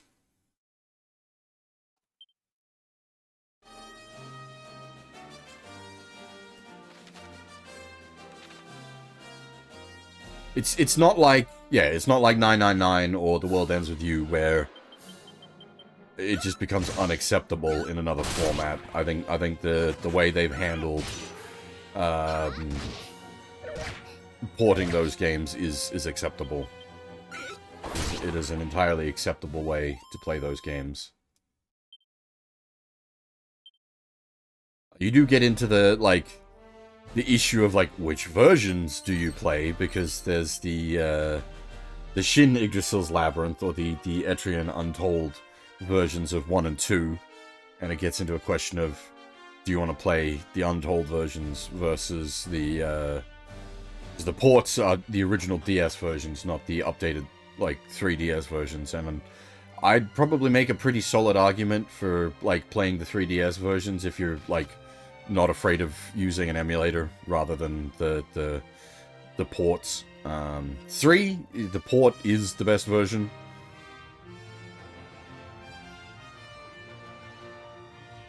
I was asking Madeline, I think, about that, because I was curious, like, how Ghost Trick handled the transition. And it seemed to be a case of, like, it's good for the most part, except there's, I think, one puzzle which suffers.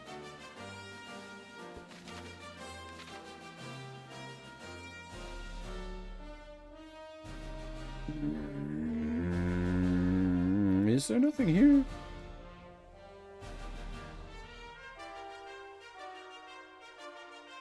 Might be a friendly monster area, which is time of day dependent. Oh, there we go. I was gonna say, 'cause it doesn't seem to be any items. No, there we are. I'm just blind.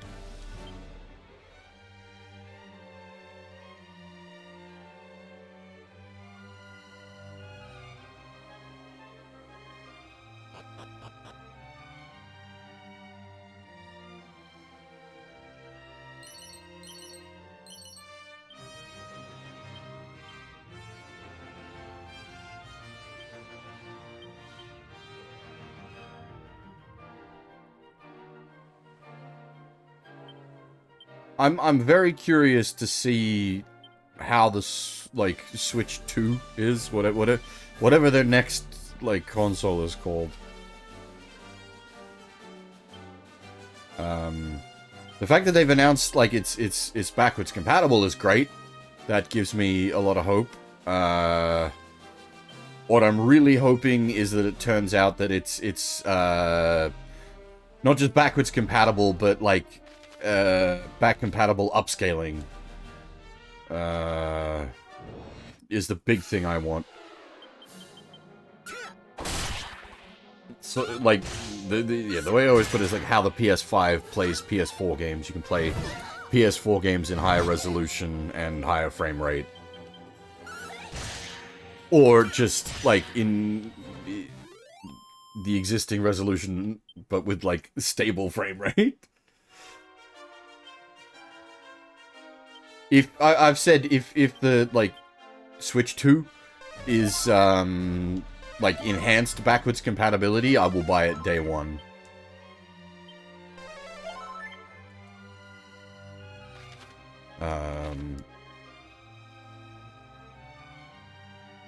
And, like, I don't even care if it doesn't have any of its own, like, Switch 2 exclusive games. I just want it to play Switch games better. Because the Switch can't play most Switch games.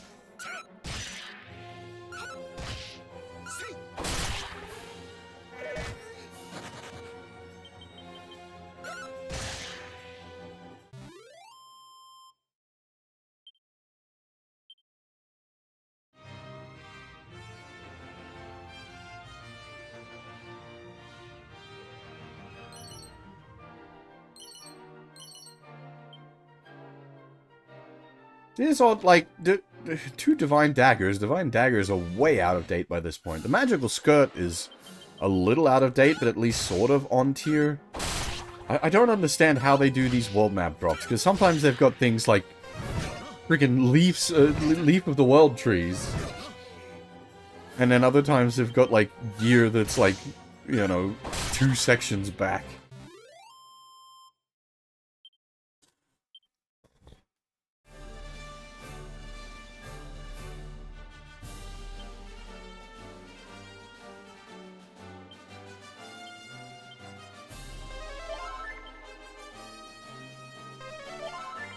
Well, if it's backwards compatible, it has to have something that'll do the Joy-Cons.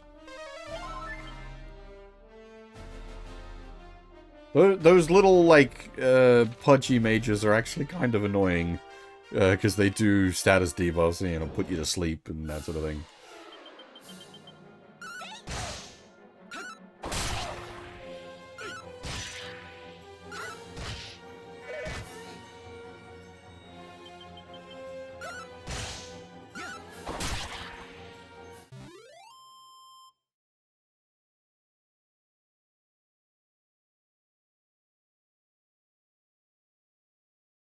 It's always funny. I know when you've been active on Blue Sky, Nene.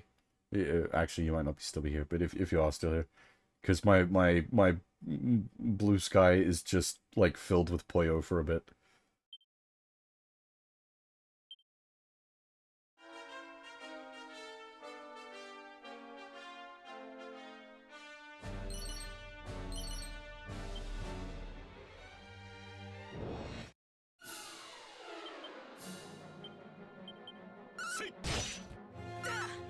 Oh, that means it's working as intended. No need for sorries.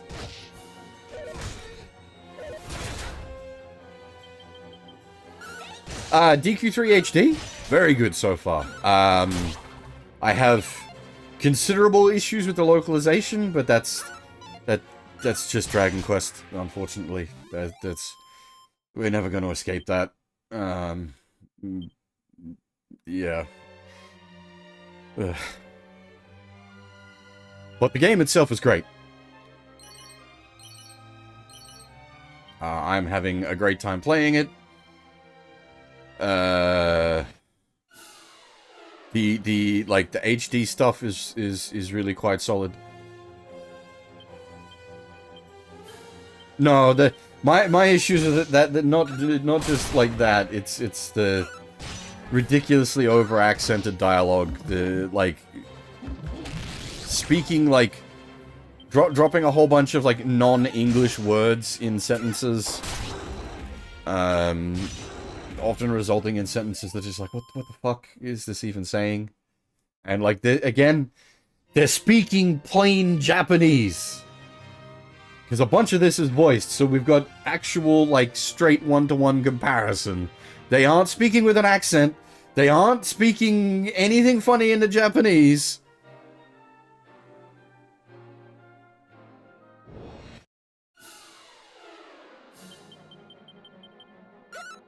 Yeah, well, that was... We were having this discussion yesterday? A couple of times, it keeps coming up. But, like, just don't put the accents in the text. They can speak with an accent in the, like, the spoken. Don't put it in the text. It just makes it obnoxious to read.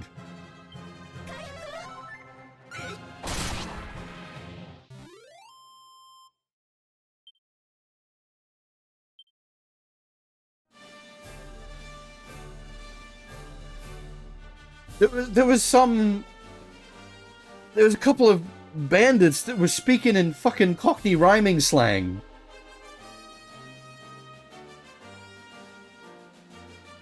Like, you need to actually be educated in English to understand what the fuck.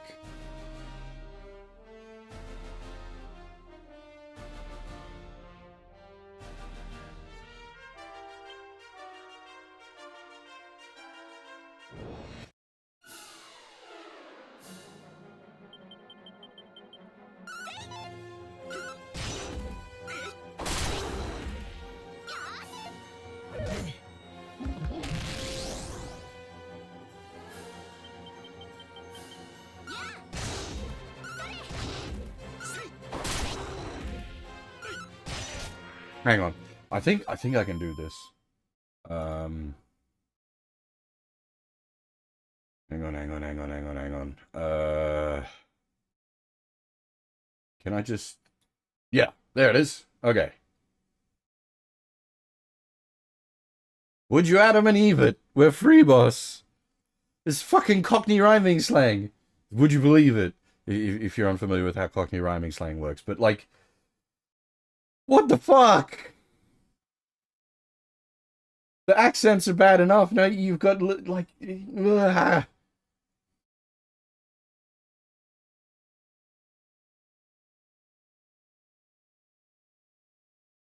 And, from the same... From the same sequence. Just need to find somewhere to stay low and we'll be back into bees and honey. Even if you just left it as we'd be back in the money is still like play up on the wordage there, but you fucking bees and honey.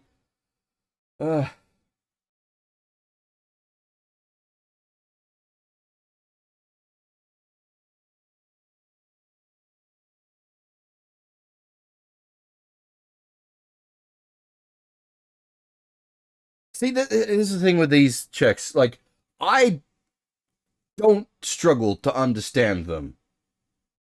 Like, I can read the accented text and it's perfectly fine. I can understand it. I can read the Cockney fucking rhyming slang and understand it. But that's not the case for a lot of people. Like anyone that's like ESL, this is like come up a few times now, but anyone that's like English as a non-primary language, like they're gonna be fucking baffled.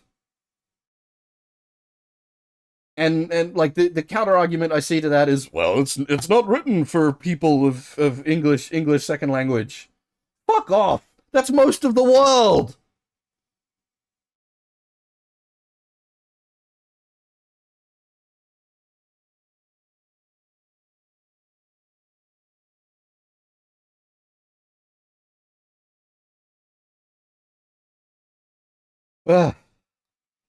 Sorry, this is something I get quite heated about.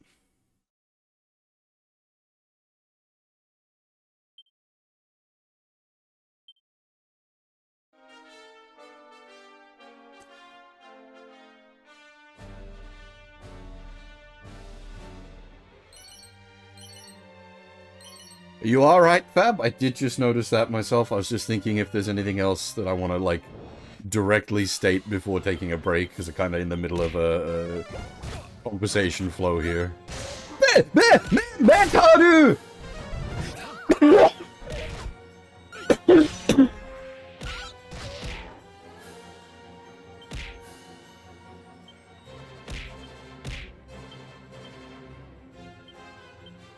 I wasn't paying attention. That's the first time we've seen a Metaru. And we even managed to kill it. Holy shit!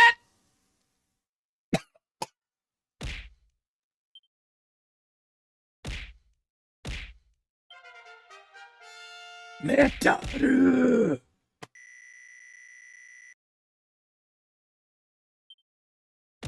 Oh! Yes, I will. They're gonna keep throwing out things at me until I take a break. Take it easy, Nene. Thanks for stopping by as always. I do enjoy a chance to talk translation shenanigans. Wiki just learned extremely. Hold the fucking phone. Let me say my piece, and I will take my break. Jesus Christ. Wiki's just learned a very important spell.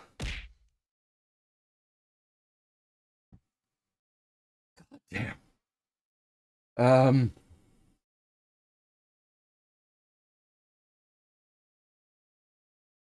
I've blanked on what the Japanese name of the spell is. Crap. Give me a.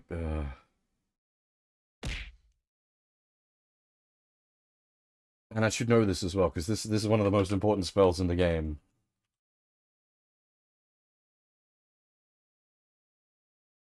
There it is. Oh yeah, by Kiruto. How did I fucking forget by kill? God damn it, brain. But yeah, it doubles a character's attack. It is like one of the most important spells in the game for like making melee characters come to life. Basically, makes them huge damage. Is very important.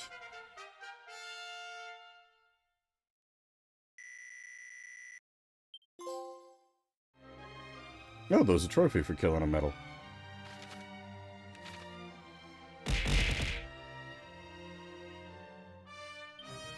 So, okay. All right. We'll stop here. Stop throwing eggs. God damn it. All right.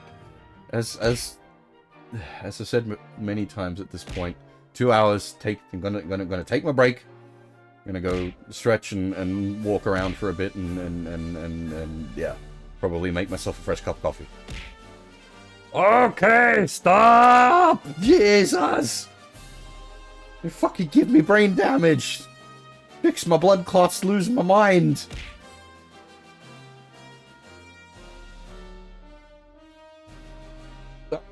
Break. Be back shortly. Go nowhere.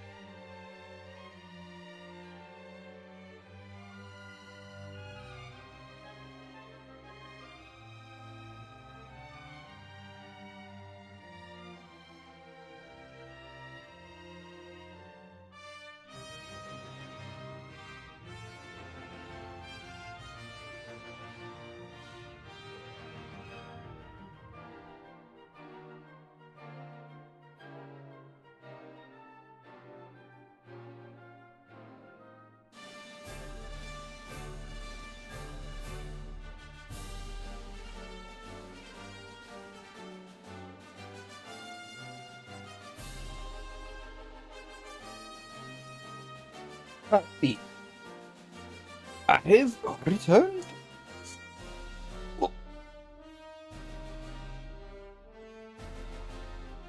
I take you.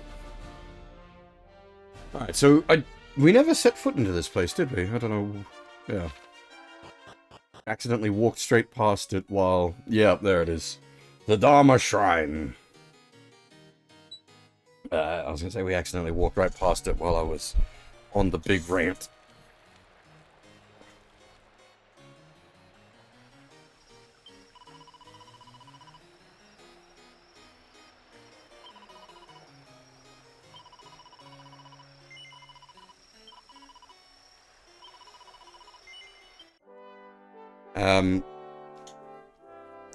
So, as I was saying before, it's like the weather predictions for today was getting up to like 30 something, but it's sort of cloudy and windy outside, so I don't know if I believe that. But it is warm enough that I've had to put my little floor fan on, so just let me know if the microphone's getting a bit distorted because of that.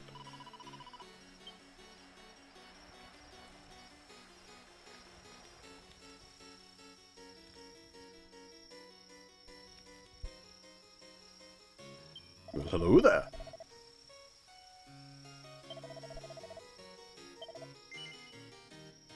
Oh, that's kind of cool. We can rename characters if we want. Man, that annoyed me in Dragon Quest VI. It's not the fault of Dragon Quest VI, but there is an NPC fairly late in the game that allow you to rename the characters, which is very useful because they fucked with a bunch of character names in the English release. So I was able to rename them back to their actual names, but just, you know, like 40 hours into the fucking game. Why can't I have an option to rename them when we acquire them? Again, not the game's fault. That's the localization's fault and me attempting to correct for it.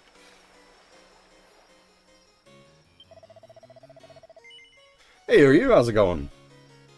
Gustarang. Yeah, that's our primary purchase target. We have a boomerang upgrade.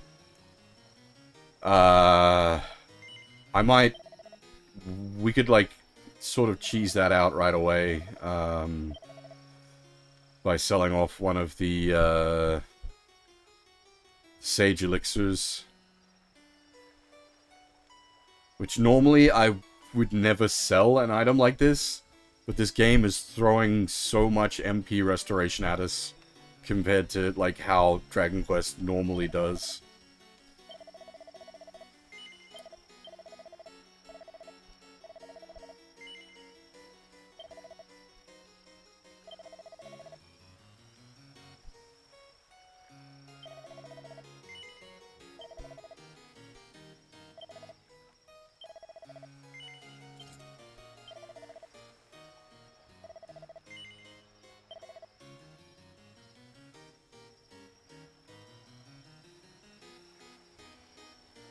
I'll just throw the edged boomerang into the bag for now. It doesn't need to be sold.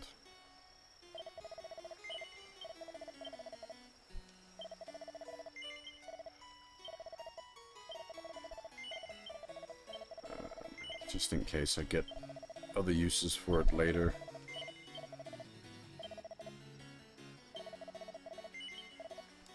Oh wait, hang on. Do we already have a second one? We do indeed. Never mind, we can sell that one.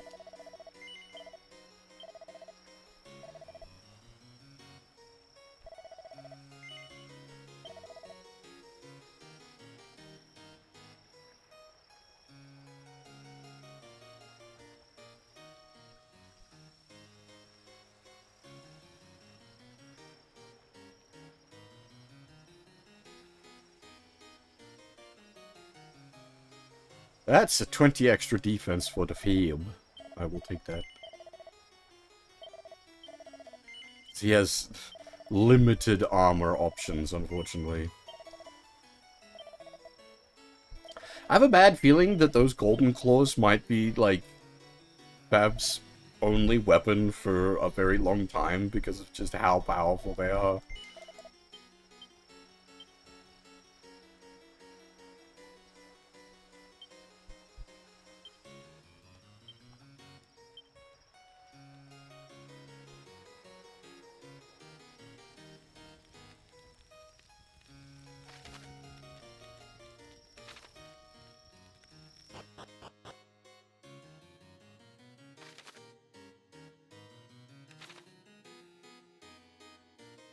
definitely gonna need to come back.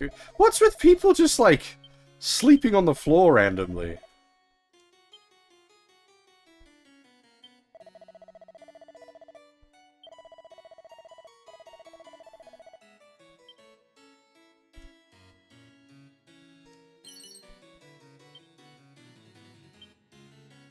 The what?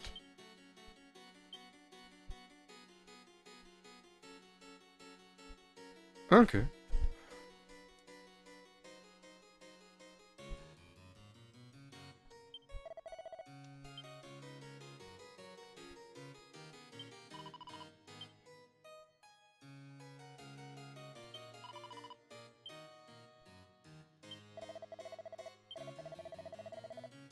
We will obviously advance to the daytime eventually, but first I want to poke around at nighttime since we're here at night.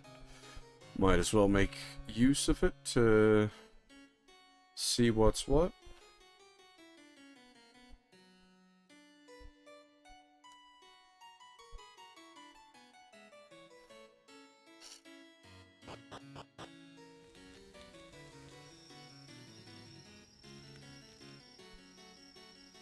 What?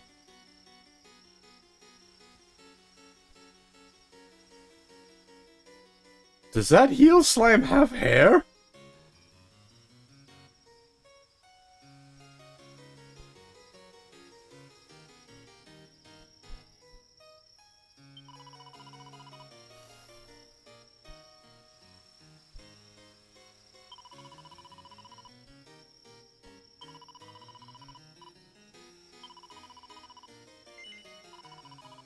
Well, the heel slime allows us to change our look. Okay, we're gonna need to monster wrangler that. Just to keep that in mind, that there's a slime here at night that needs to be done.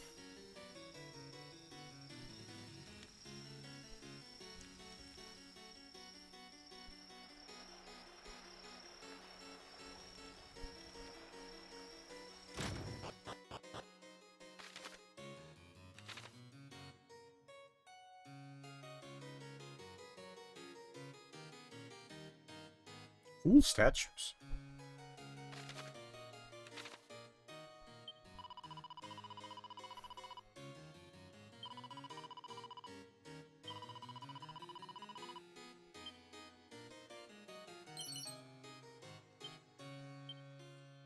Yeah, this is how you, like, change job class if you so desire, and eventually we will so desire, but the job class we want to use for changing to, we need a specific item for.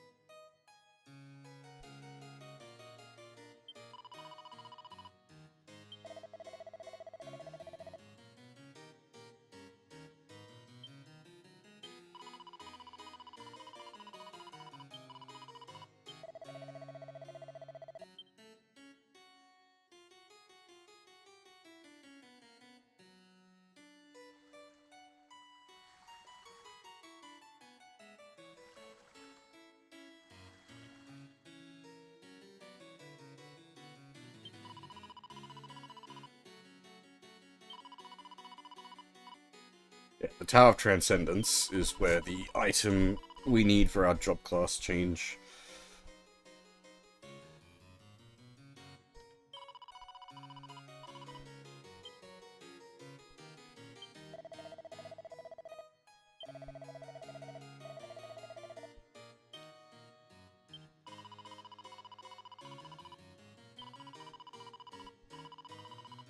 Okay, yeah. Okay, the game does, at this point, literally outright tell you that the Monster Wrangler class can skip the recruitment requirements.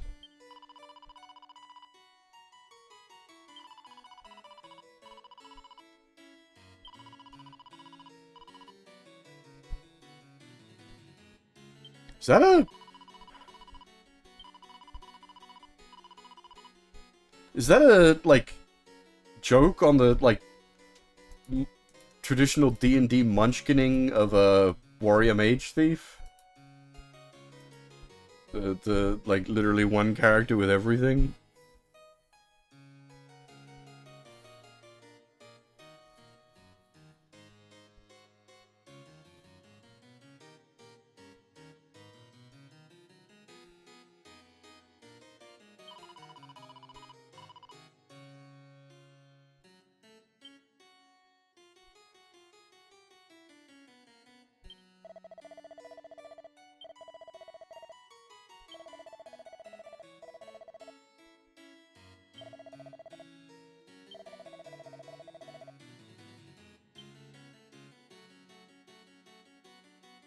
Yeah, I believe the way, like, class resetting works, I think you keep your spells and abilities you've learnt from your previous class, but you go down to level 1 in your new class.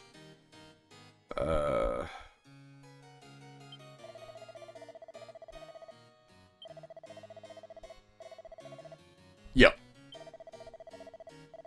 And there is a slight stat boost for, like, resetting your class.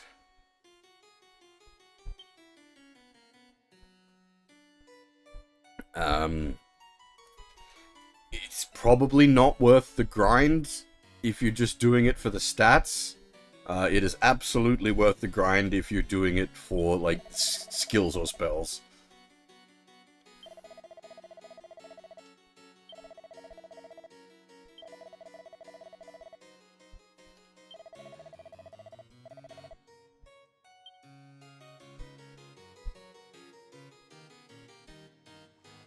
Yes. Oh, actually, no. Spells definitely. Skills, I'm actually not 100% certain on.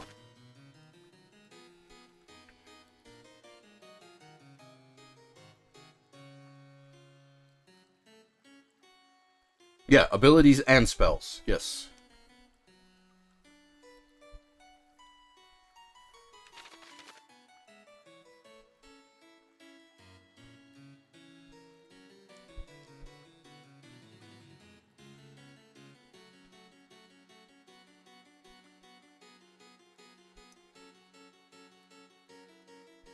Spells are magic. Skills are like, there's less skills, but they're all very class-specific stuff. So, like, the monk has a bunch of, like, class-specific stuff. It's got a skill that lets him, like, land melee hits even when, like, blinded, or, another one that, like, does increase damage to flying enemies. I'll show you once we're out of these menus. It'd be easier to just directly show you what's going on.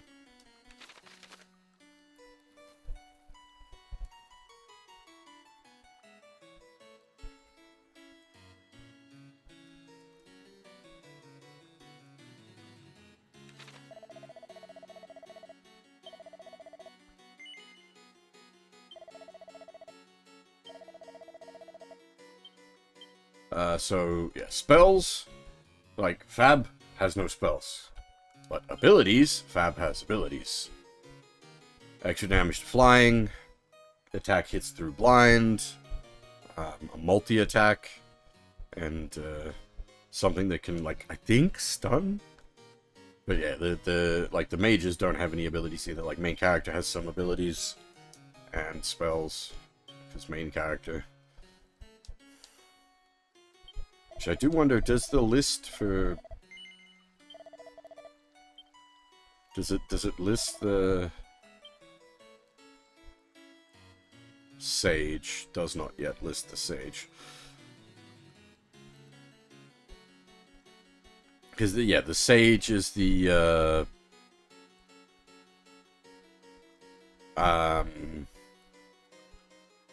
thing I want to, like, respec for.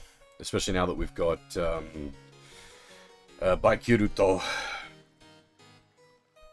resetting, wiki at this point. Basically doesn't matter, we've got the most important spell. And then the sage will teach him the rest. Something that was Japanese Twitter pointed out to me. Or it was talked about on Japanese Twitter, and that's where I picked it up.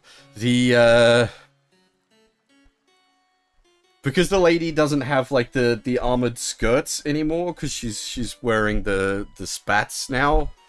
The way her armor is, it just makes it look like she's got an armored dong.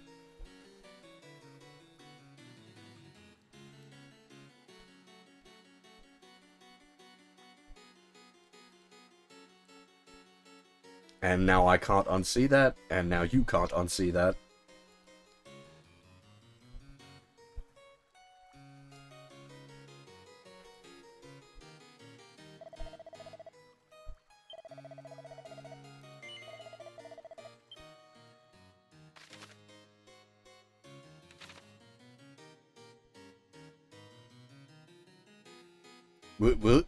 Will you go to sleep and forget Koto, or will you suddenly be drawing ladies with armored donks?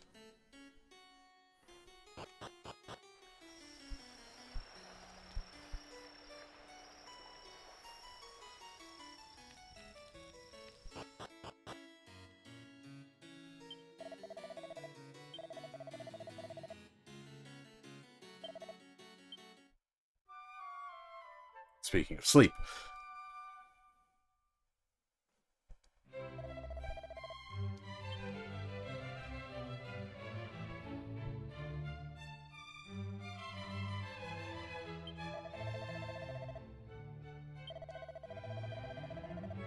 I don't know about woke.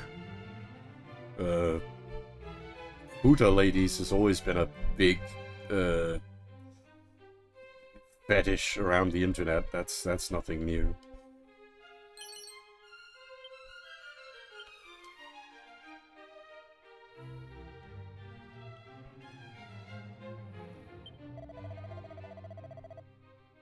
Hey, Sipang! We'll get there later. Totally not Japan.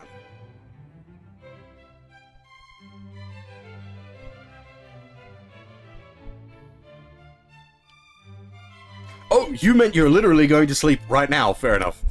Take it easy, Kota. Hopefully you have a good rest, man.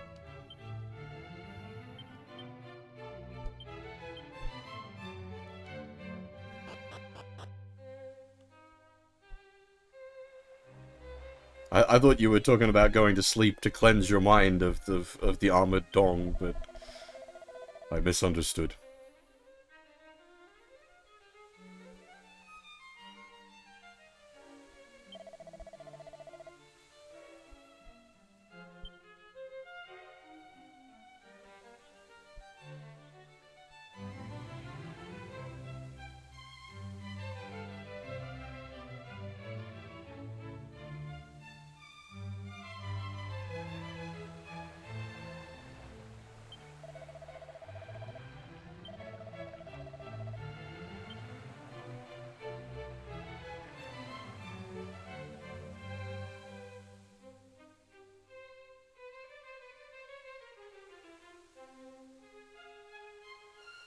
Just redoing a lap of this place during the daytime. Get the different daytime conversations.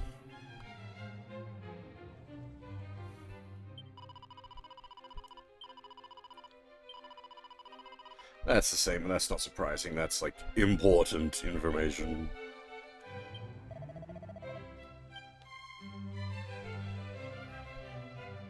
Where's the old man that wants to become a bunny girl? Please tell me he's still here. Is it you? Are you? Yep.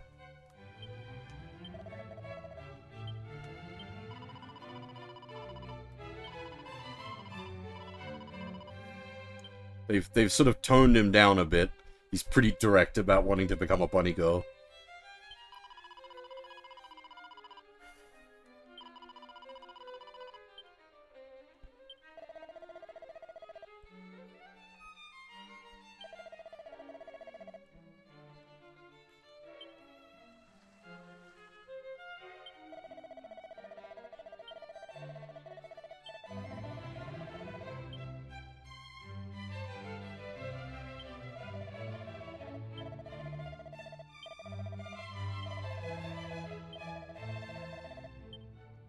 Because directional input advances text, the easiest way for me to mash through text is to spin the left stick.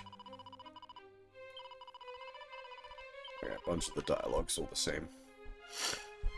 So you might see me coming out of like repeat conversation spinning in circles. That's because I'm spinning the stick to skip the text quickly.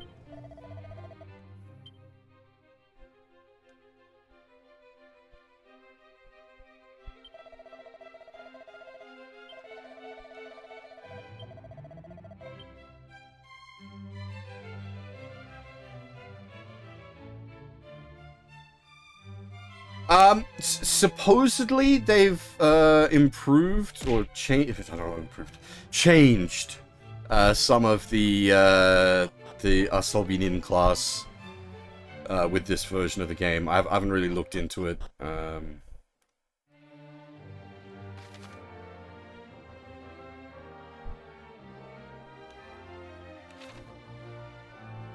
Yeah, we don't really want to need to.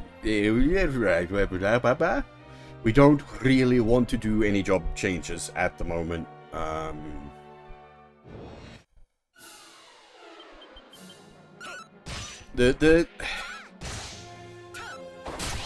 You maybe make an argument that, like, if we could get fab, like, thief skills, it'd be nice.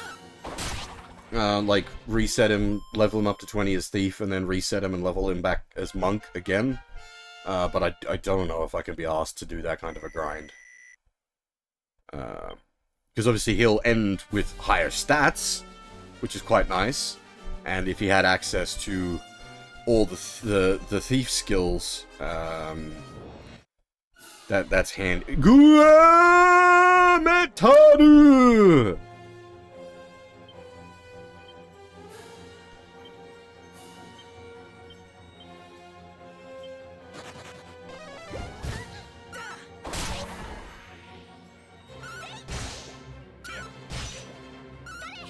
Holy shit!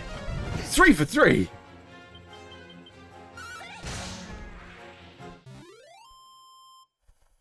That's our second metal kill. Nice.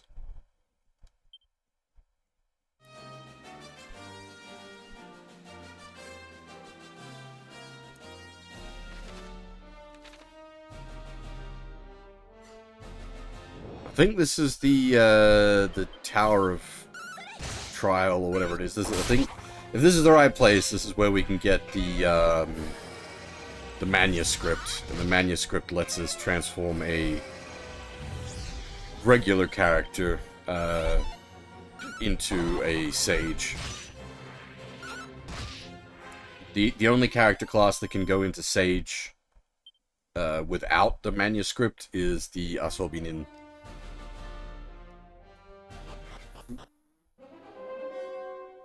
Yep, we'll come back here. Not ready to run this quite yet. This is a chonker of a dungeon, if I recall, as well. Because it's actually pretty well represented with the graphic there. That's quite nice. It's two very tall towers. And somewhere up those towers is the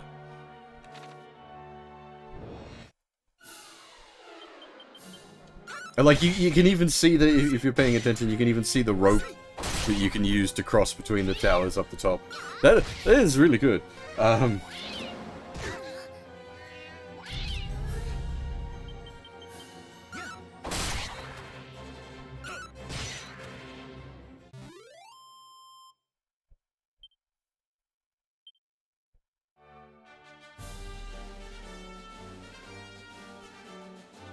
Like when we get in there and start climbing that place, you'll see that is a very accurate representation of it.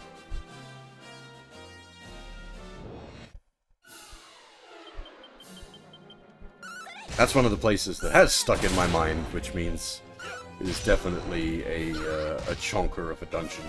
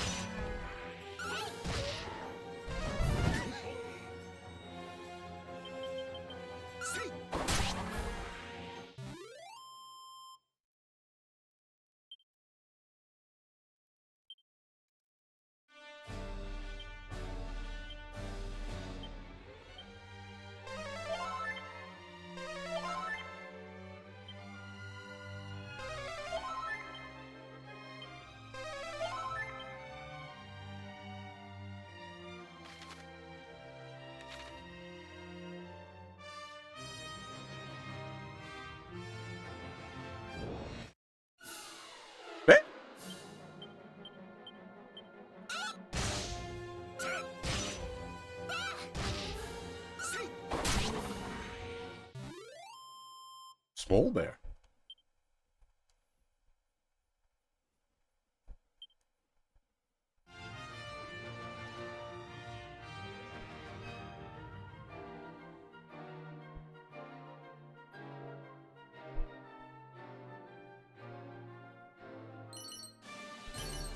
Yeah, I can see where you're coming from. I think because I was pretty hesitant when I was looking at it just like in trailers and such. I was a bit worried, but like actually having it in my hands and playing it myself, it feels good. The combat is actually quite different from how it was displayed in the original trailers. I much prefer how they've implemented it here.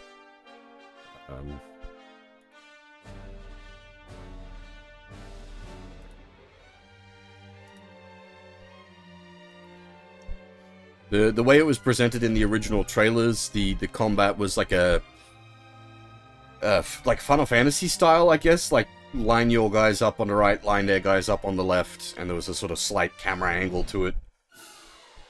Whereas now we've got the party display during input, and then the traditional Dragon Quest display during the actual combat. And I think this is actually a really good way of doing it. I really like this. I think the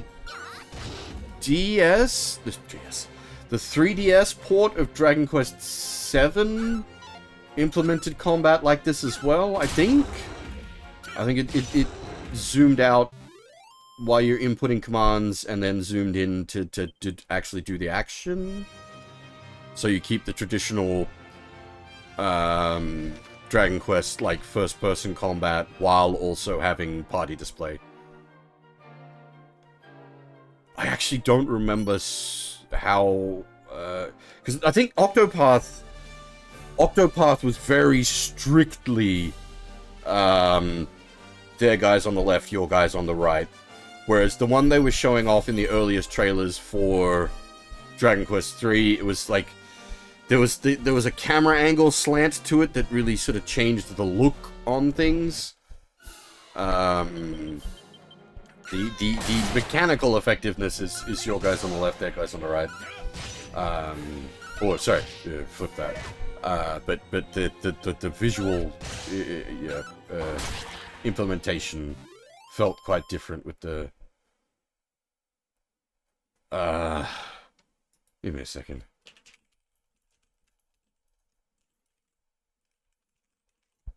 I wonder if I can, like, quickly get it. There we are. That's from the original trailer. That's it's a fucking Reddit link. Yuck. Can I, like, link that better?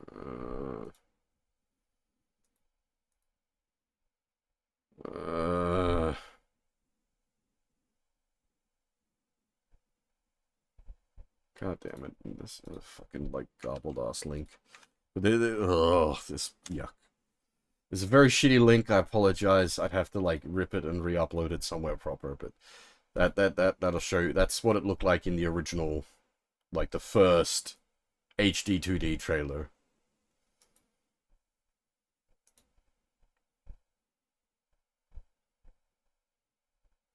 You can sort of see what I mean by, like, their guys on the left, your guys on the right. But the way the camera angle is, it's not, like, strictly Final Fantasy 1, your guys on the right, their guys on the left.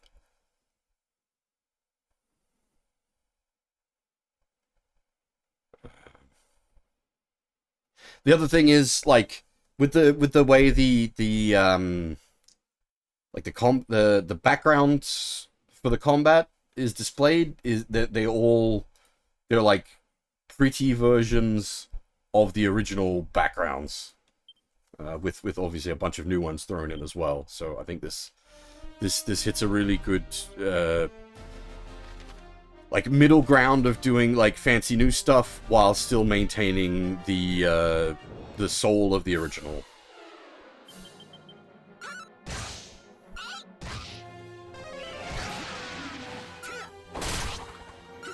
Right, I think we are actually maybe wanting to climb that tower. Because these fights are... like, we're not doing enough damage. I think we might actually be a bit,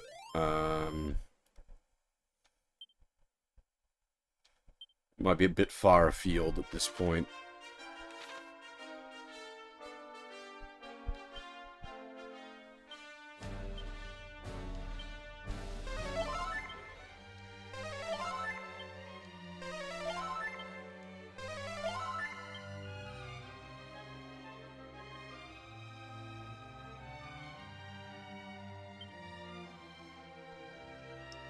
If this counts as a teleport point, that actually works quite well as an easy point of return.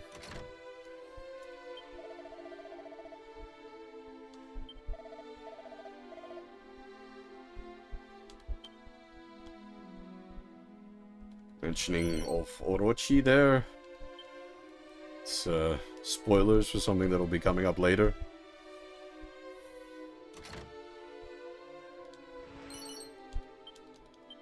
We should go talk to the Metal King.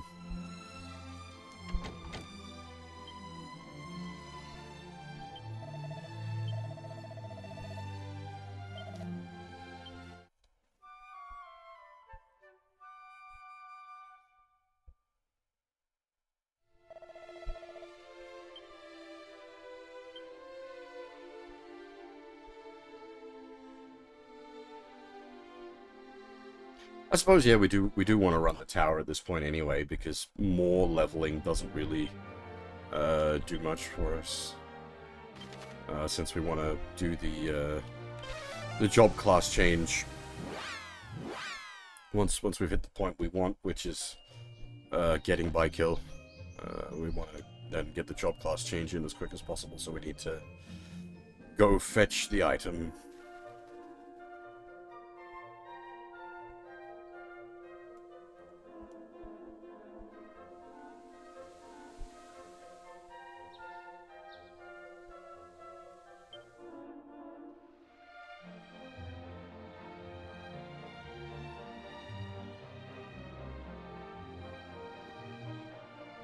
Now, I know the original didn't have it, but something that might help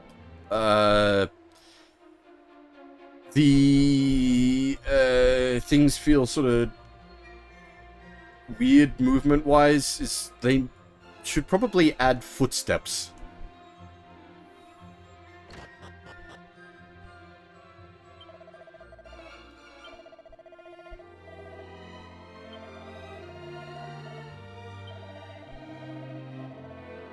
Okay, 27 before the next reward, we're one off.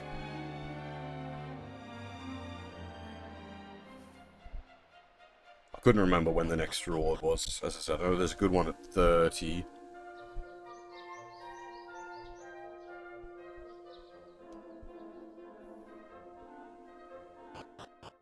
And if you wanted to go real ham, you add contextual footsteps.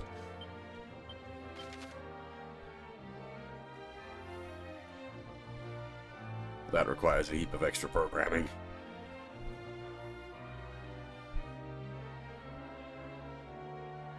We can't really afford...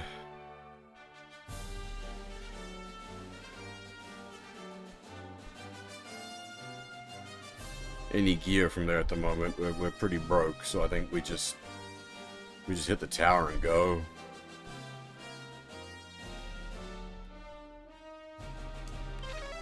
We'll go to the Dharma Shrine, save the game, and then hit up the Tower of Transcendence.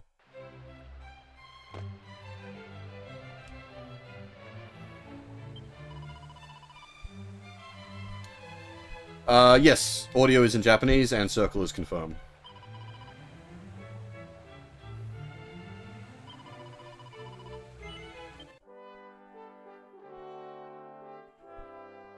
Hey, red guy, how's it going?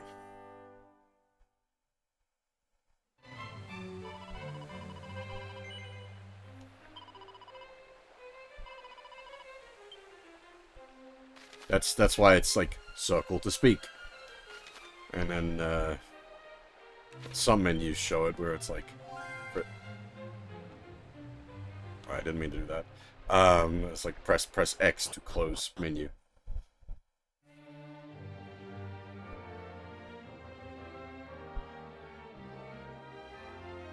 Yeah, that's a fair point. I'll do that.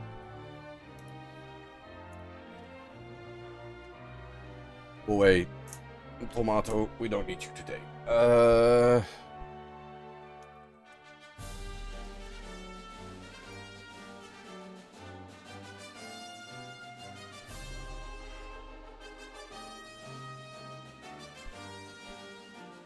Well, that, I mean, the circle to confirm is just a personal preference thing. That doesn't affect you guys at all. Like, I guess it technically changes some of the visual display, but, like, for a watching experience, circle to drive is just my preference.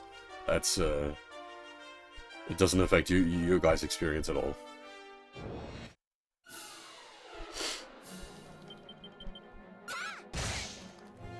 But there we go, the title should be updated. If I did that correctly. Also, I just realized I need to do that.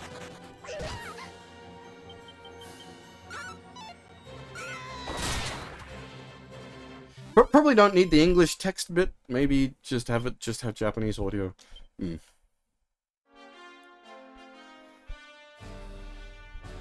I included the Japanese title for the game because I actually much prefer the Japanese title. Which, the English title is like Seeds of Salvation or something like that. Whereas the Japanese title is soして伝説へ, which roughly translates to "and so into legend." Much cooler title.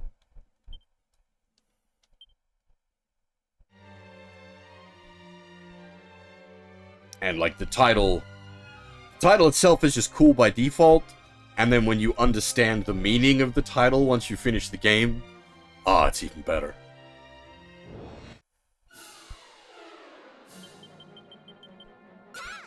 Yes, that's why it's free on Steam, and they've wrapped the episodes now into the main game as well, so it's all one big package.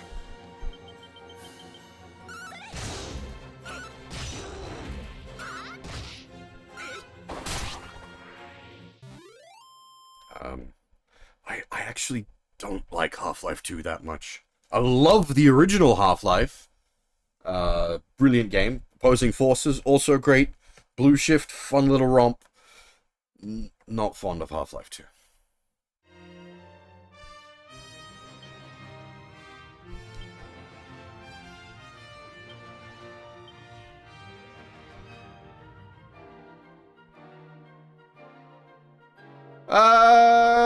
Maybe. But we're playing the Western version.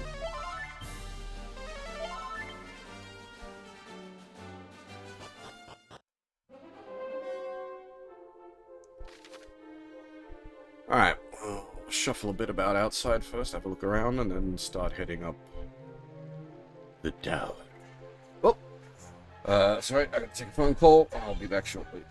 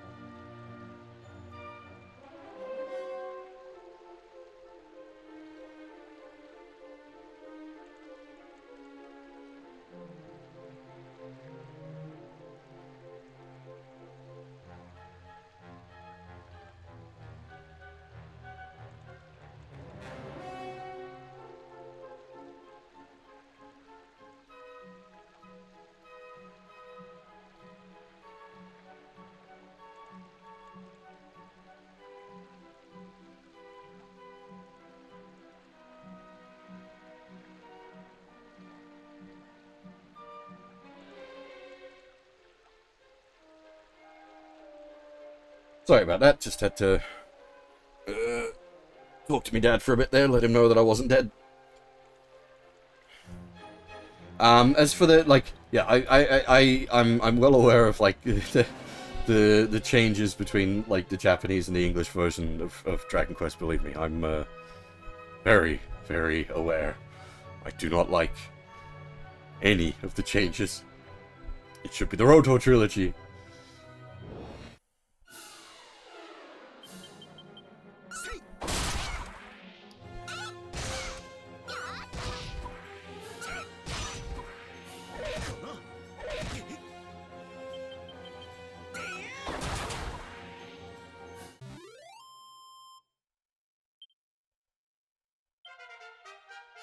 L or R interchangeable, Loto, Roto, either way. I'm used to calling it Roto, but like the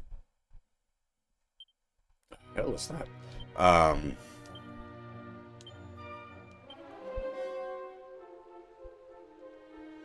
Okay. Tanking stance.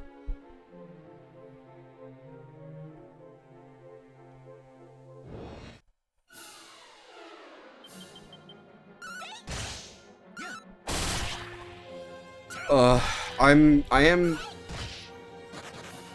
heavily considering maybe going and getting, like, a better weapon for off. I suppose we could just, like, actually be using magic.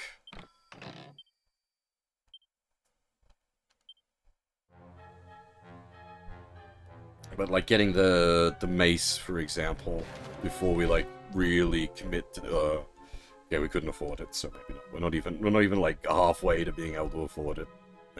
Half.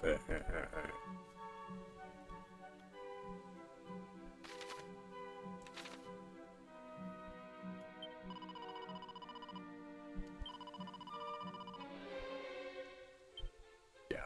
So that's our main objective for going up this tower is the paperwork.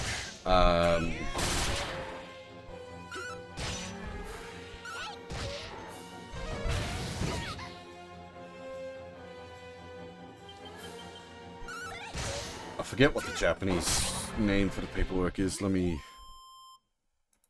double check. Satori no Sho?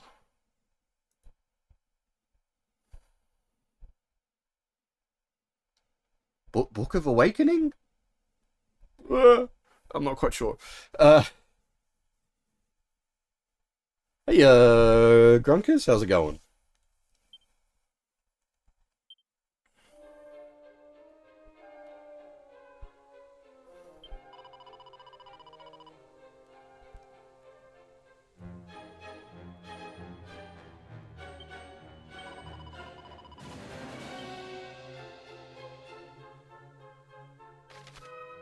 Is this teleporter maze? Oh god, this is smelling like a teleporter maze.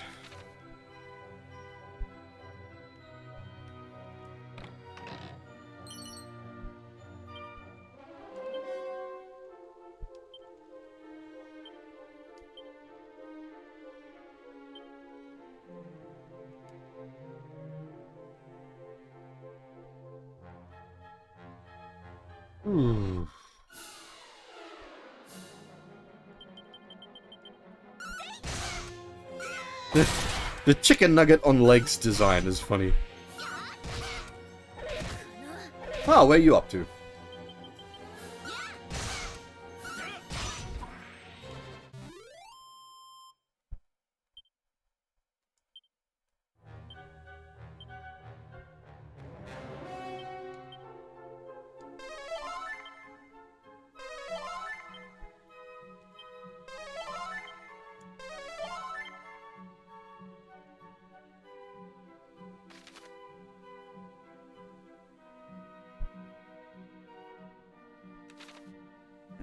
Okay. We have many options for what direction to take.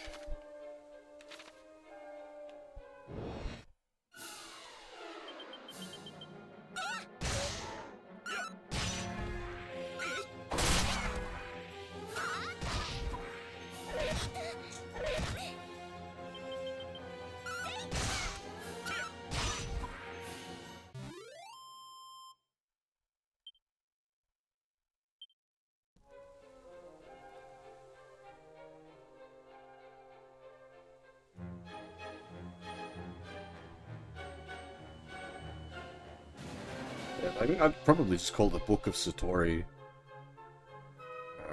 Just thinking on the...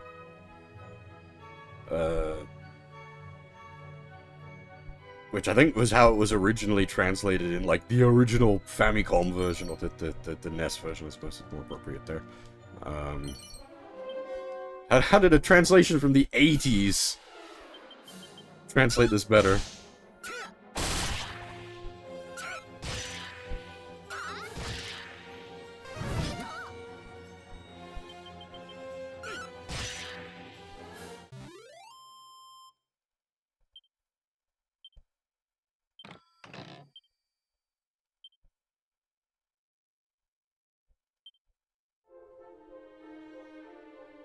Well, in this case, like I just go. So the Japanese name for it is Satori no Sho, which, yeah, like, if you wanted to, like, just completely English all of it, Book of Awakening would probably be the best way. But because the Satori is a like a Buddhist term for awakening, but in that case, like, because it is a specific term, you leave the term as is, and just like Book of Satori, which, yeah, is the original NES translation.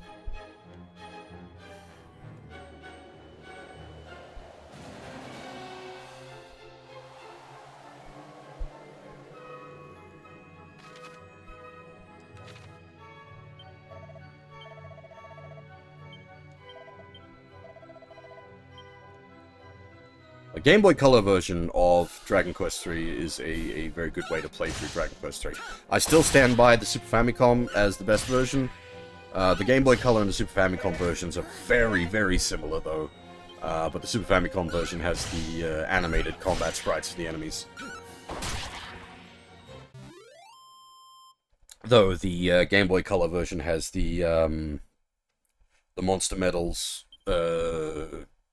side quest? Side venture?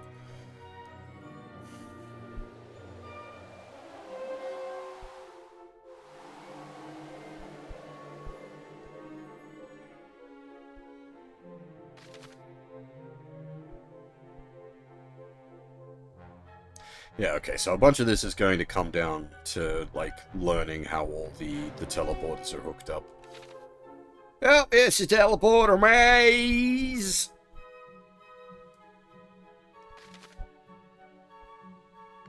Lovely.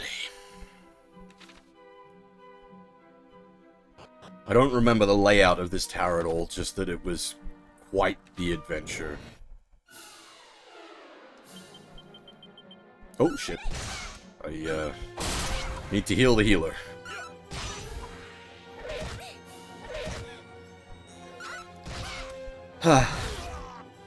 That's quite fixable, just a bit annoying.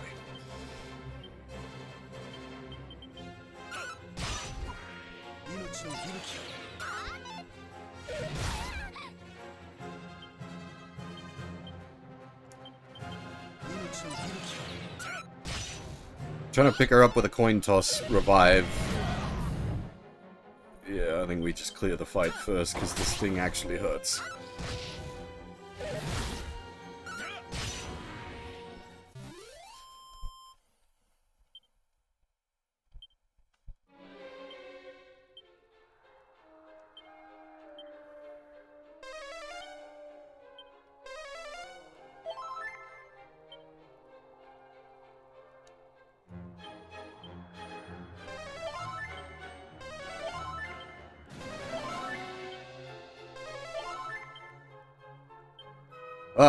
AoE heal, please.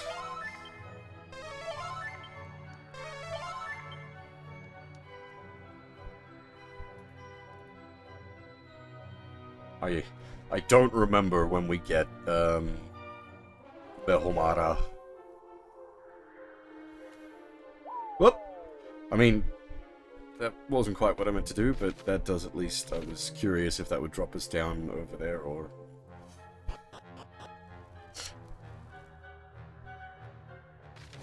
Is it all linked up to the same drop point is the question, or does location matter? Location does matter, but it doesn't achieve what I wanted it to achieve. Interesting.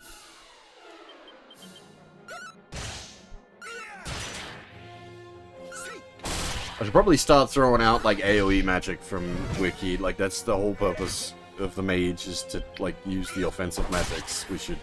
Well, no, the whole purpose of the mage is cast by kill. No,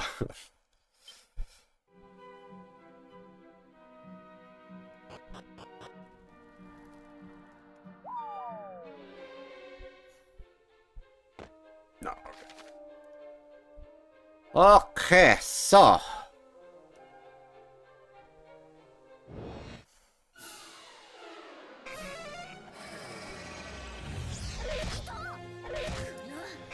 Yeah, an ambush is actually quite concerning.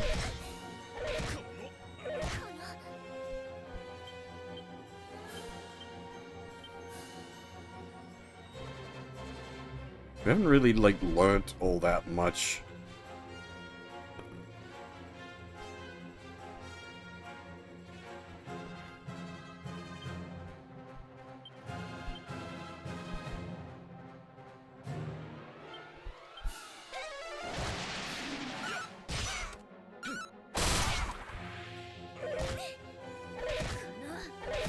God damn it! Assholes.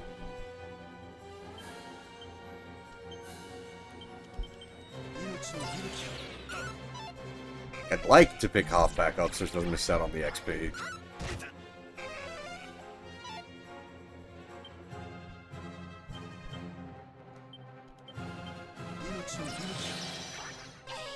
Hey, it worked! And the confused Wiki then just turned around and killed her.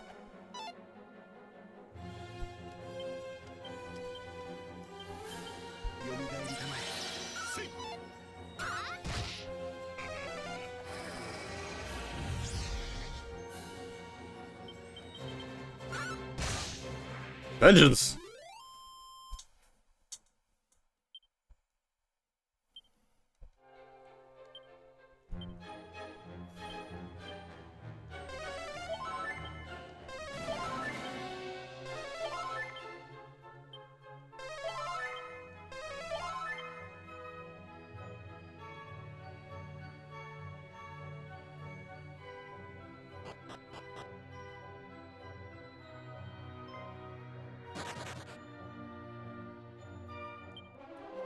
Oh, that's gonna be screwy, but okay, we can do that.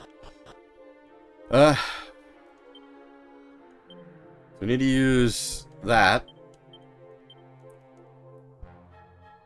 to grab this guy.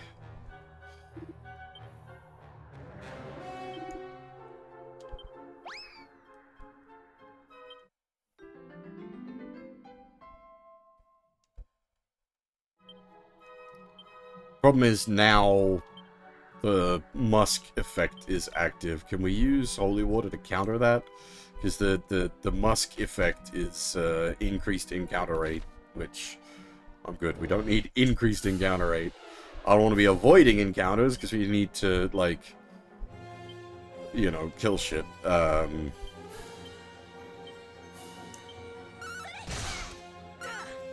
So we're running out of MP. We have options, thankfully. We have 6 goddamn prayer rings, and we have, like, MP potions as well. So if we are actually at the point where what?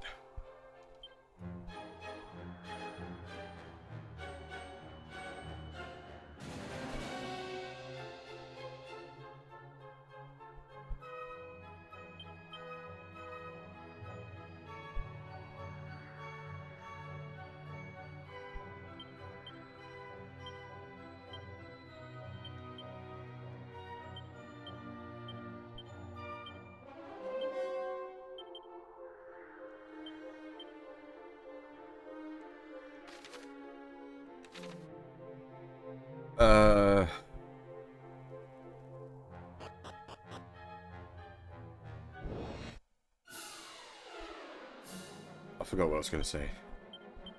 Brain gone bye-bye. Woo!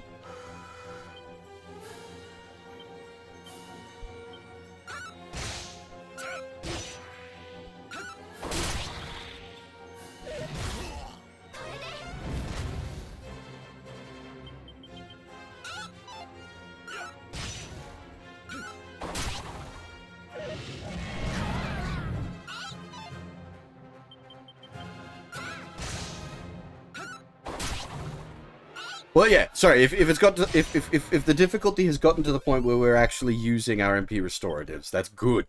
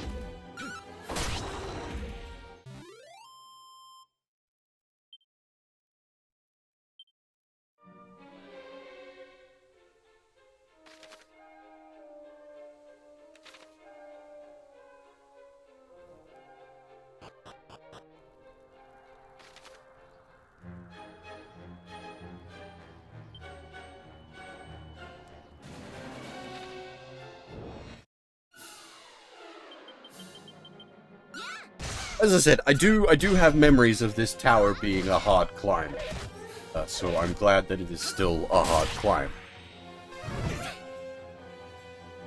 The fact that I have memories of it being a hard climb must have meant it was like a quite a standout hard climb, since it's stuck in my head.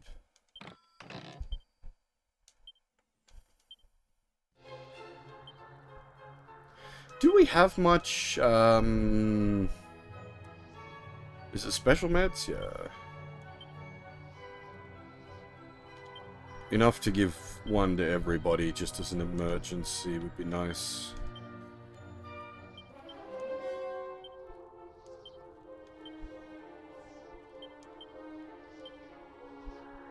Might also send a prayer ring over to Half so she can use it in combat if it comes to that. Hopefully it doesn't, but better to have the option and not need it.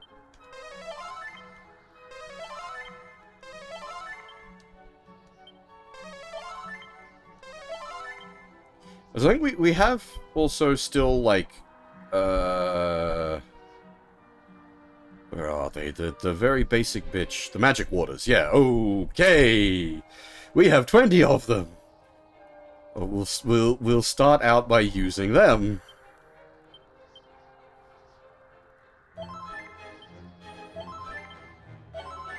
Chug-a-lug. Bottoms up. And yeah, if you remember what I said about the rope, you can see the rope on the, like, the overworld.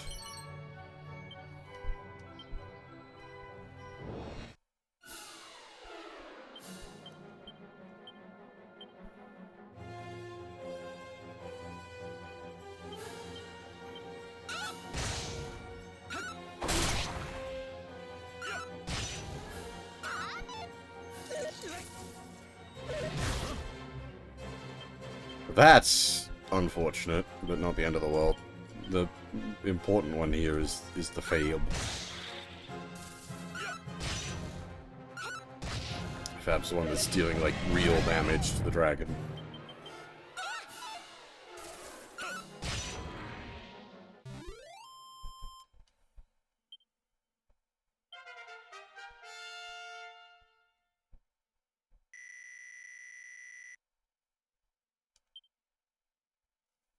Students? She must reflect?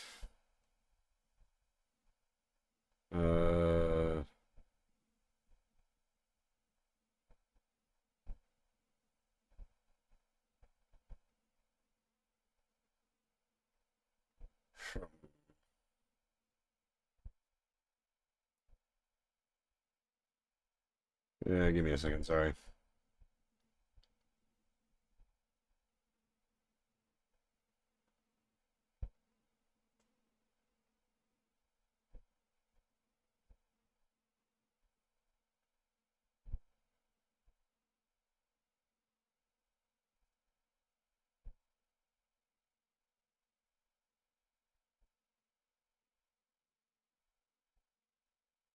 Yeah. Mahokanta. Reflect.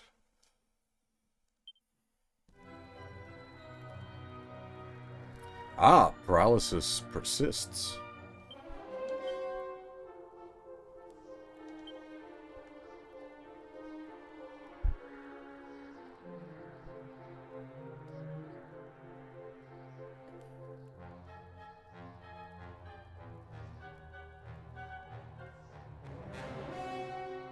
Hmm.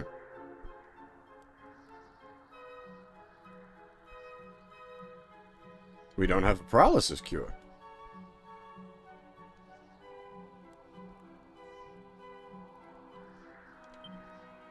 Do we have it on a spell? We do.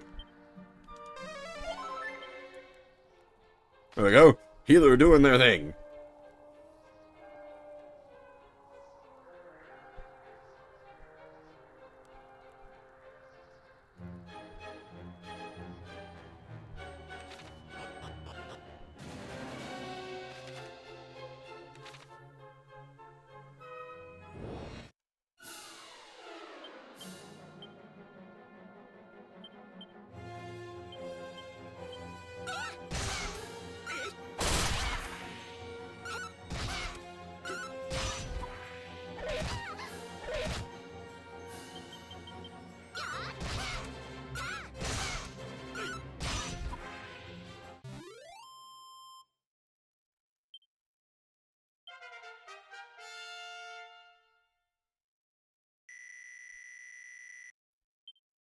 Ah! Is that... No, that's not...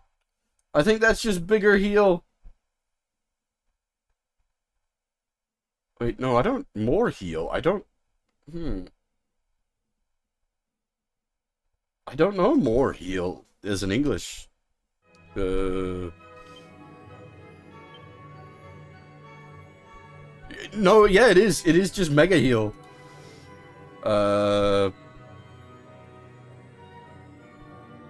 It wasn't actually in the original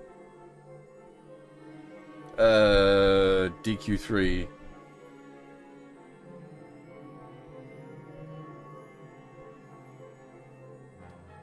Because you went from...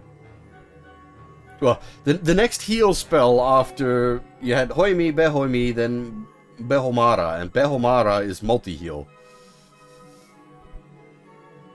Then you had full heal and omni heal. Full heal, obviously doing what's on the tin. Full heal's a single. And then omni heal, full... whole party full heal. Whereas now it's just big heal. God damn it, I wanted an AoE heal. Fucking big heal.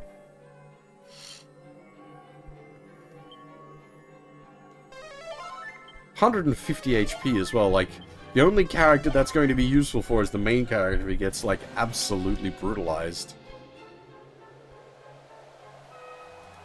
Too much heal for the moment.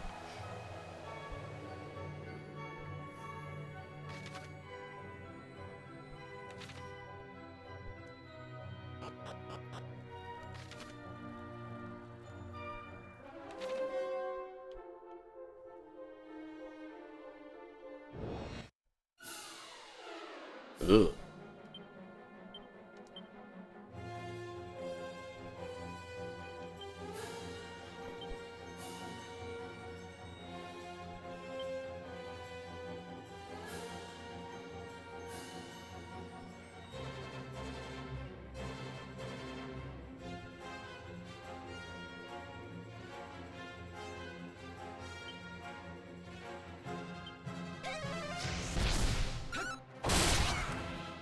That's the problem with those kind of spells. They're just so inconsistent.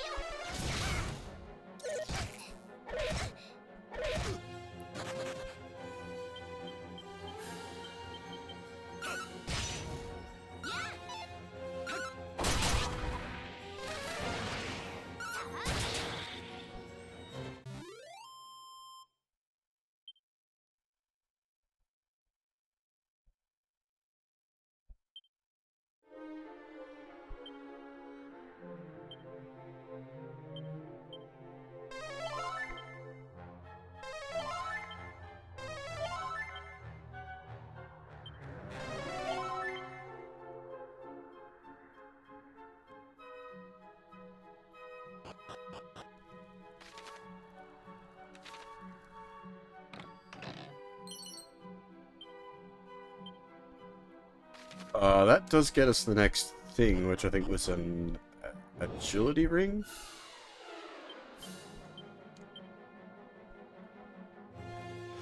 The problem is, like, the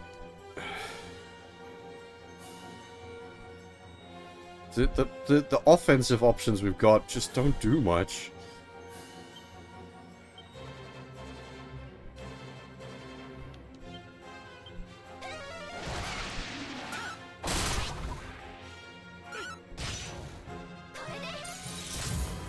Oh, okay, ice works against that. We'll stick to that then.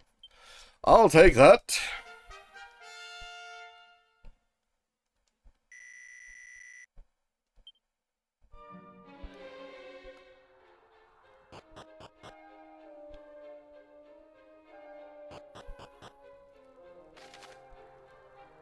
Oh boy. We'll save the middle route for last.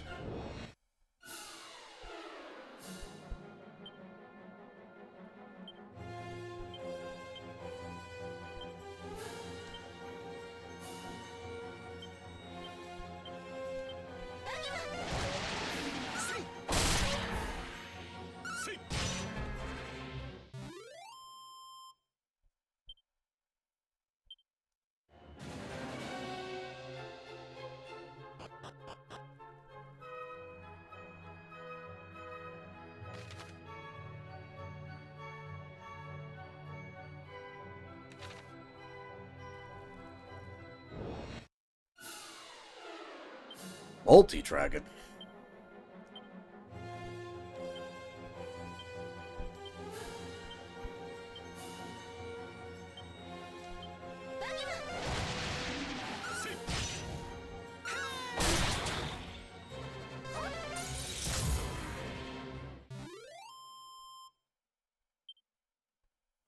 Alright.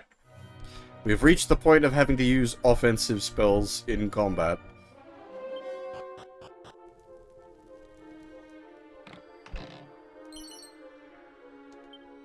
The difficulty is finally catching up to us. Good.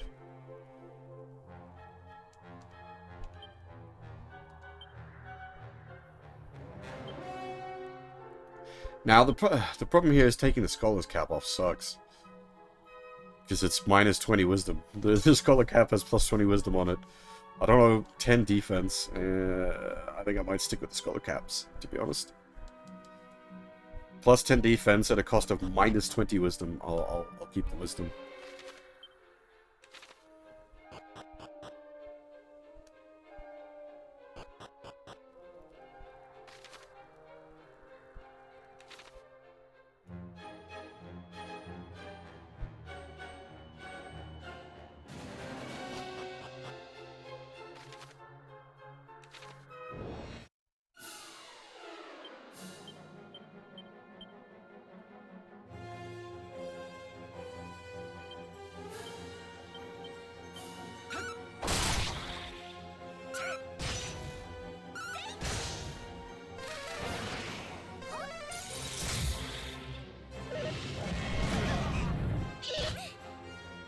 That's a tough butterfly.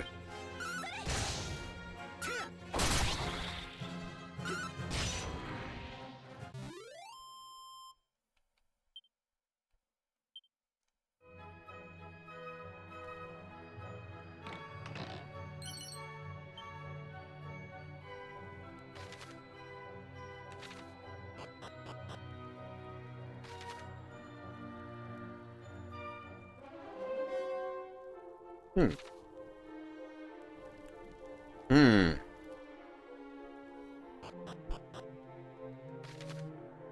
Hmm.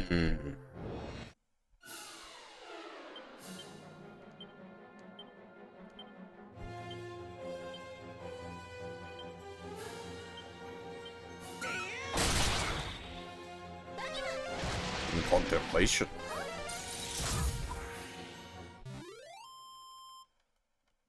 The other route has a treasure chest. I want to go get that first before I continue further up.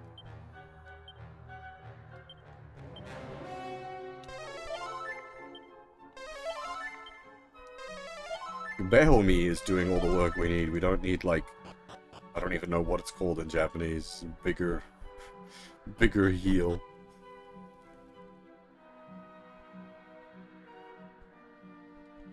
Oh wait, there's no treasure here. It's just a dead end. God dang it! I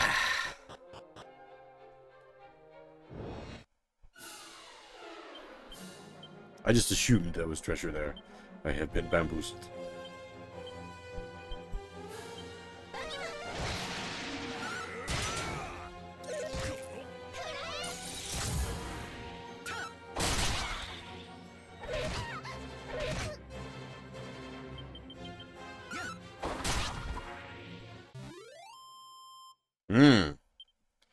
The nose usually knows, so... Don't like the fact that my sense of smell is off. I rely on that. Treasure sniffer is important.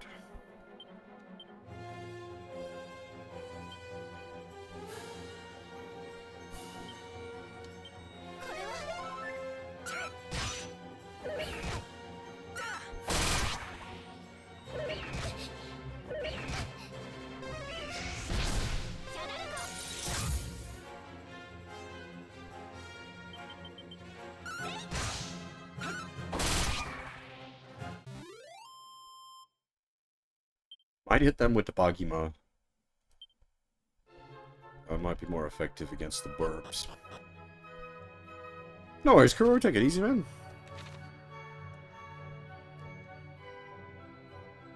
What? I haven't seen what the weather's looking like at the moment. It was like cloudy and windy when I last saw, which was weird. Because I was expecting like big sun today.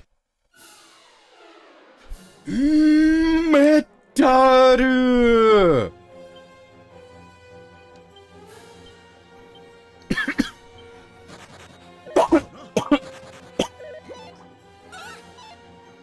Actually, if I recall correctly, this place is the first place you can sort of like somewhat consistently farm metals.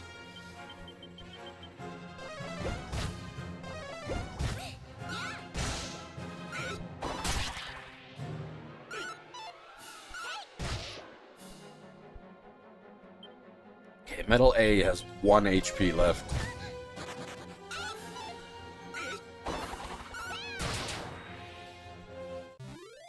Nice. Finish with the crit. Not that, like, unfortunately, a single basic metal doesn't actually pay out much for us to get excited about.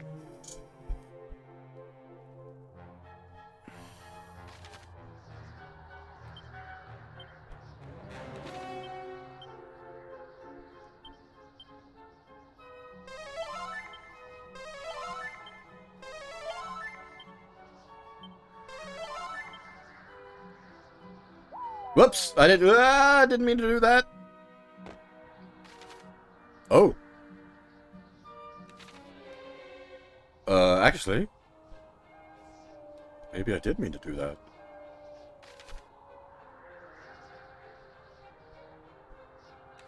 Dang it, there is an item over there, but it's on the other side. We need to drop down from probably the left side of that rope.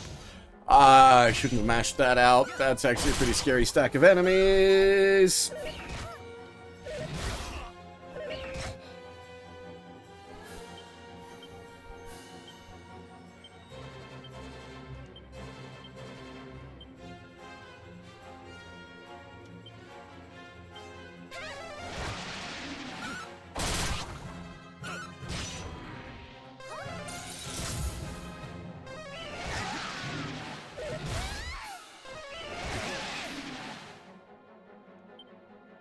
Yeah, like I said, actual scary stack.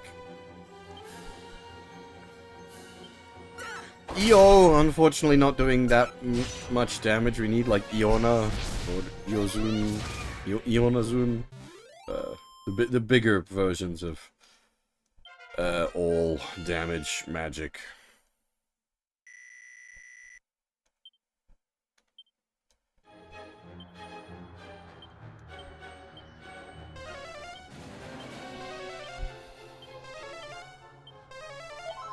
Up you get.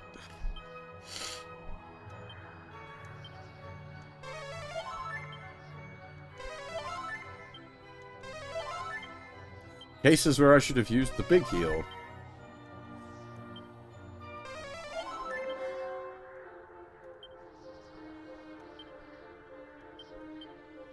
I didn't mean to do that.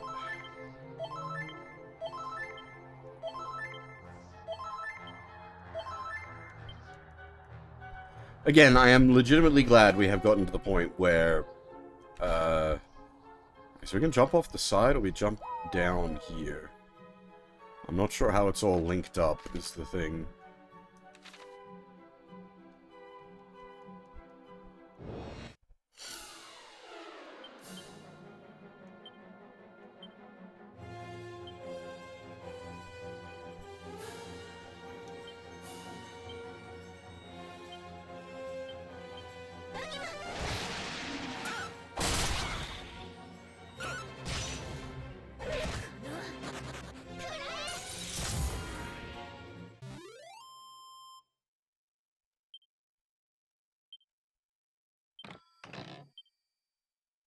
Oh! RNG seed!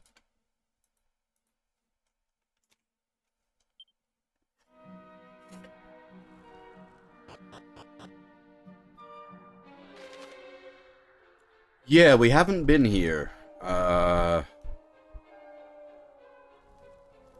Okay. Oh, shit, hey! There we go. The, goddamn, Book of Satori. That was actually what we're here to find.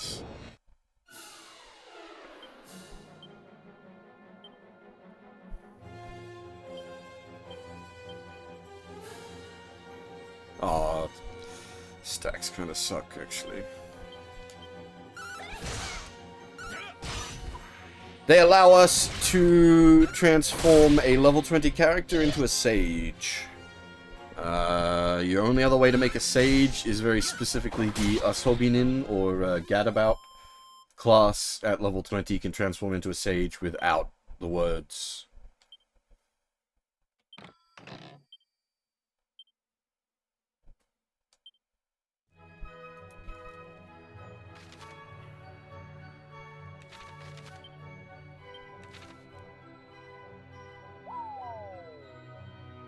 Sage basically being like a combo mage healer. I can't remember if they get exclusive abilities or if they just get like everything, but slowly. Ah, man. We gotta climb the whole fucking tower again, though.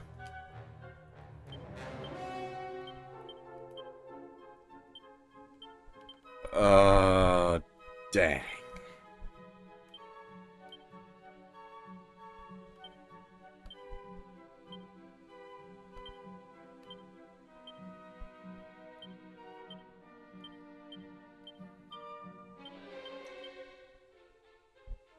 There's no real fast way to do this either. It's just up we go.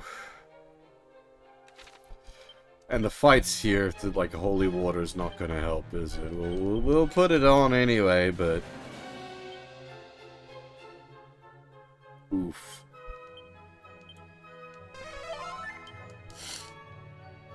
We got what we're here for, which is the Book of Satori, but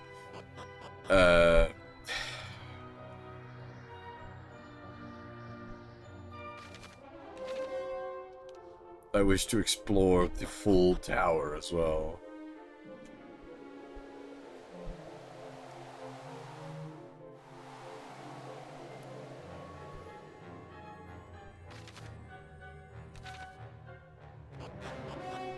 I guess we don't need to take any of the detour paths on the way back up, so we can just kind of go quickly.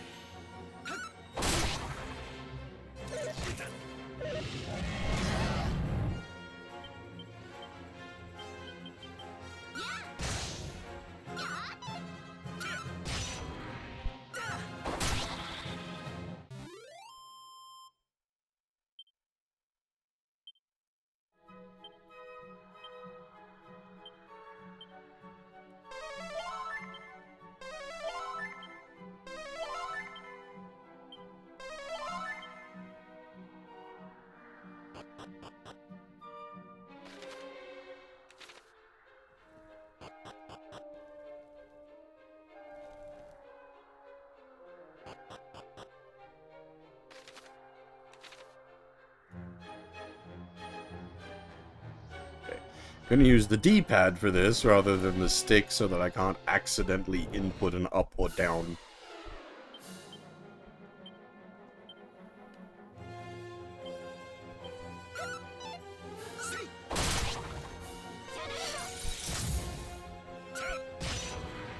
I use the stick while doing like for overworld movement and D-pad for menuing usually. And in that particular case, because you can accidentally walk yourself off the edge of the rope.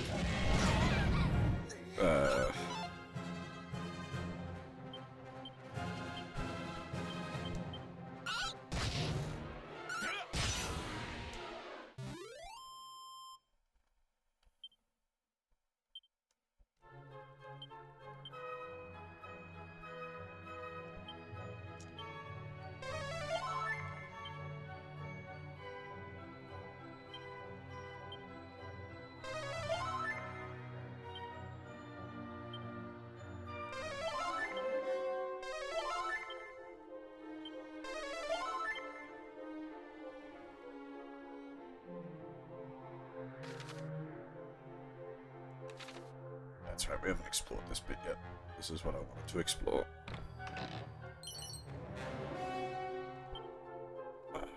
Hermes hat. What's that? Protect against wind. Huh, alright. So we've got the fur vest, which is fire and ice. The Hermes hat, which is wind. We're pretty much resistant all the basic elements now. I don't think enemies can use light. Holy Metaru!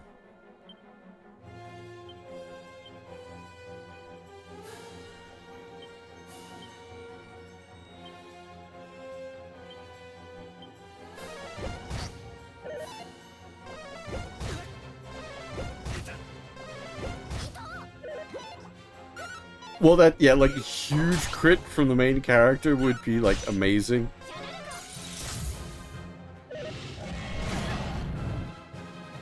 I'm surprised they all stayed. That never happens.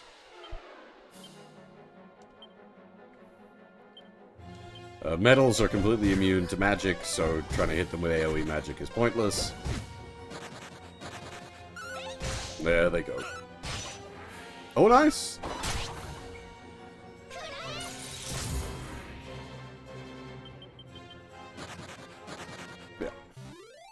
We got one Metaru.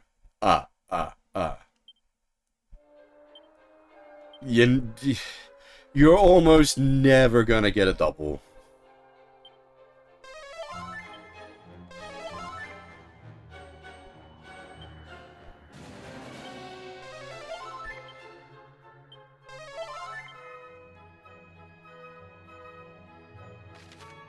Like, you basically need, like, boomerang crits.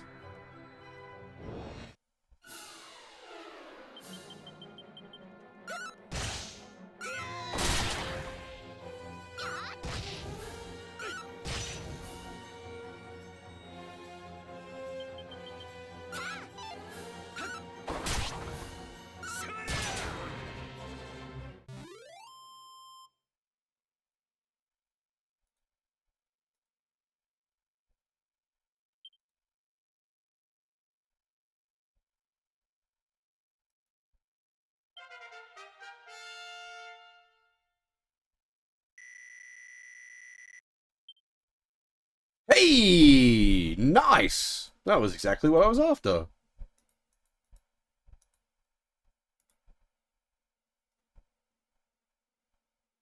It's, oh, bollocks. It's like Eon, I think. No, Iona. Ionazun is the final tier. This one's Iora, which is mid-tier, all damage.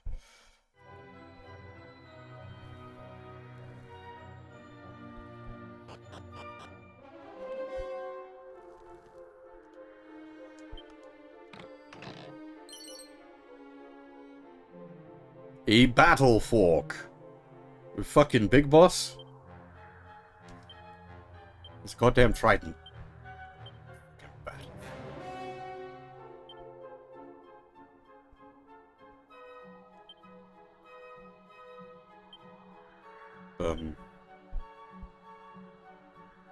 Okay.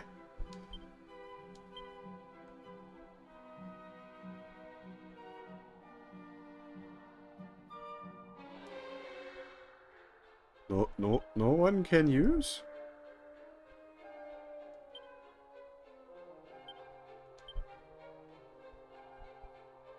Huh.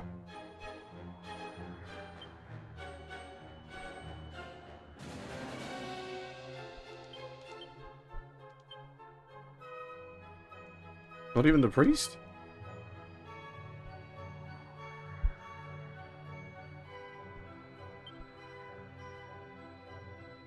Maybe? Is it like a silly weapon? It can only be equipped on like an Assaultinian? I don't know. That is weird.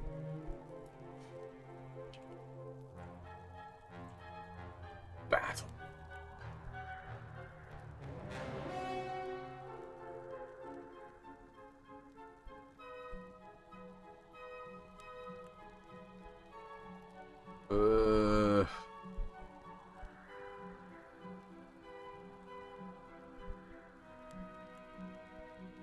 It was not in Dragon Quest III originally, looking at the thing here.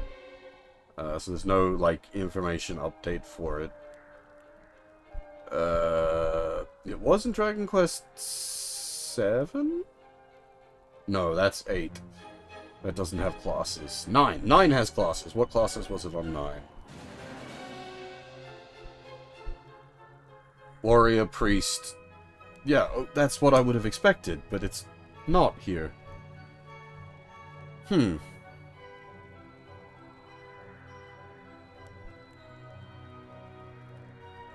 Very strange.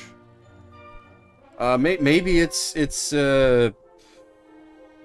Monster Tamer exclusive, since it wasn't in the game originally. It's new to this version of the game, and Monster Tamer is new to this version of the game. Maybe it's Monster Tamer only, which would be very weird because, as I said, it's a what like you traditionally consider like a priest weapon. It's a pokey stick. And that's what it was in other DQs.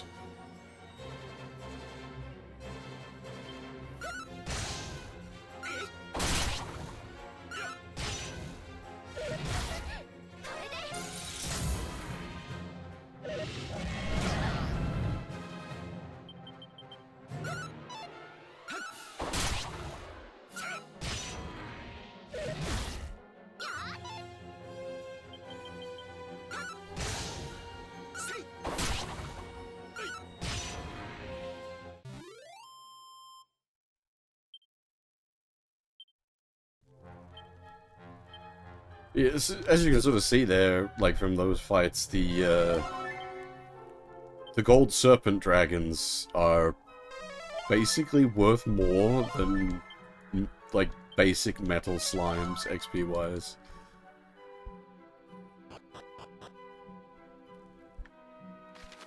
Alright, we've explored down there, up there. What I want to try to do is drop on the other side of this mid-section, which I'm hoping is done by doing this. Alright, what do we got here?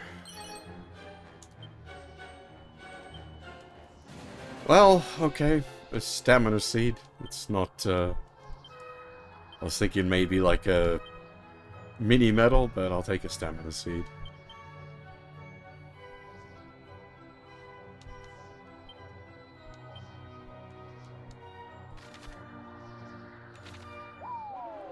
More importantly, we swept the place of treasures. That's the important bit.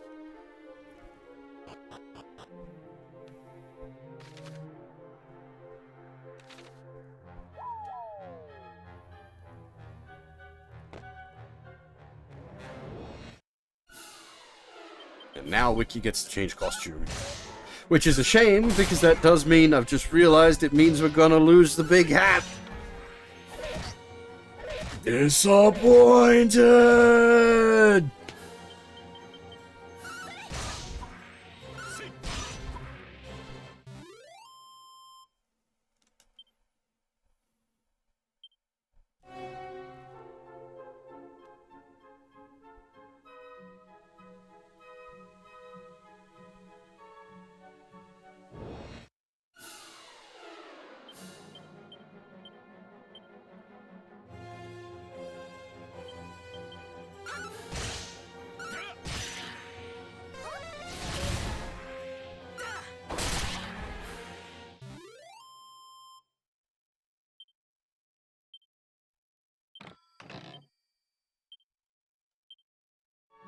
How much cash did we make?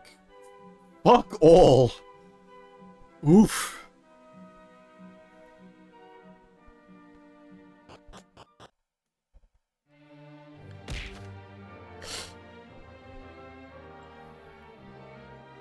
Yeah, bear with me. We're gonna scooch back to town. And then I will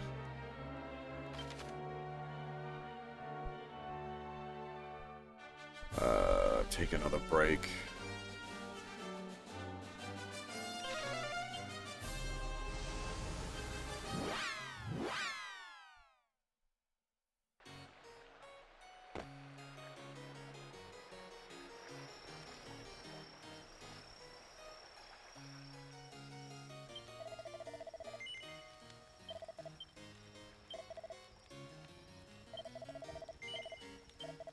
I'll hold on to that battle fork.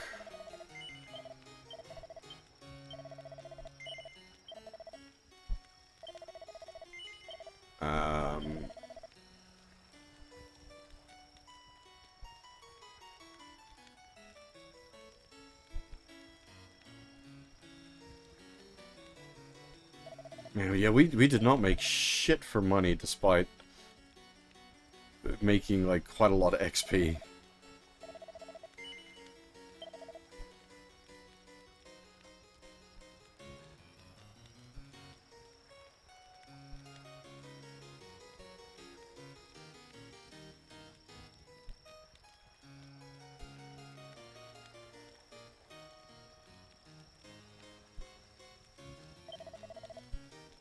I thought I had a light shield on the main. No, we ran out of money, that's right. I was buying light shields, I got one for each of the casters, I did not get one for the main character.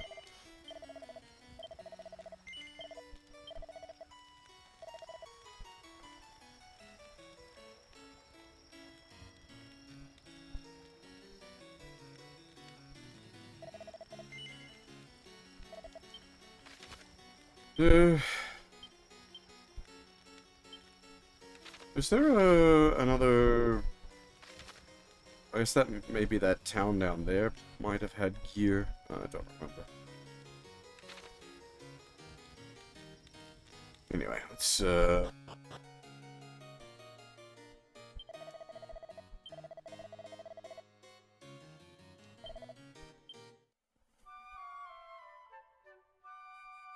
rest up, save at the church in the back, and I'll take the break.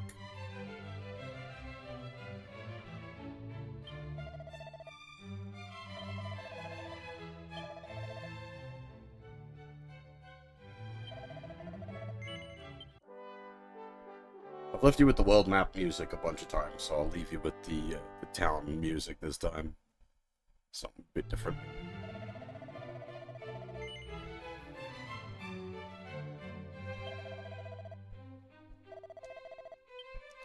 Okay.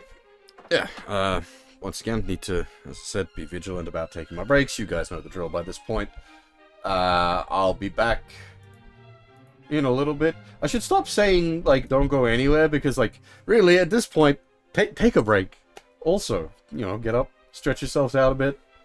I'm gonna run, like, I run the 3-minute ad break at the start here, so it's not like you're gonna be, like, unless you're subbed, blah, blah, blah, blah, blah, and then you get to avoid the ads, but, something, prime sub, something. I don't know how do people do the shills on Twitch. Anyway, yeah, I will be back shortly.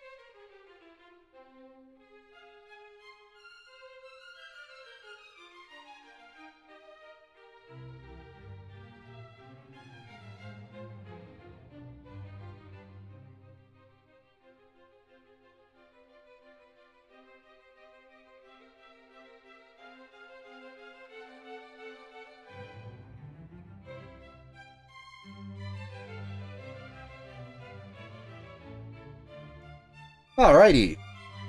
I am back. That break was a bit longer than I had expected. I must have messed up my timer there somewhere. Sorry about that. Math is hard.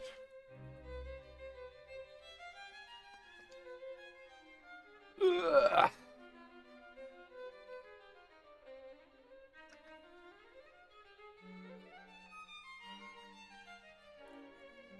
Like, there was no reason for that to run overtime. I don't know how I lost track of time that much.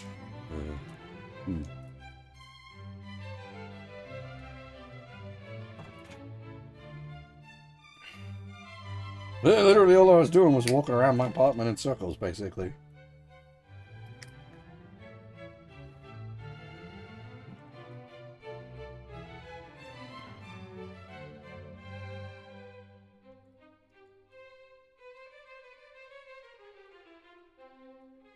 Oh, bother.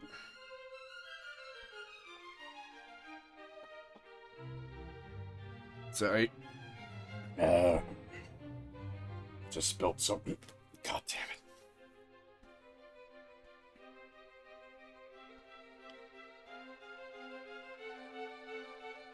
it.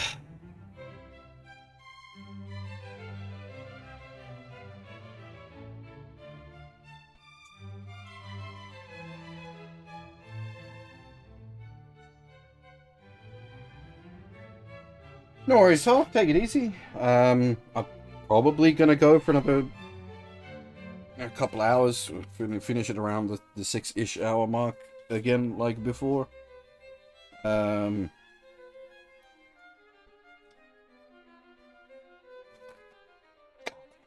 a mess.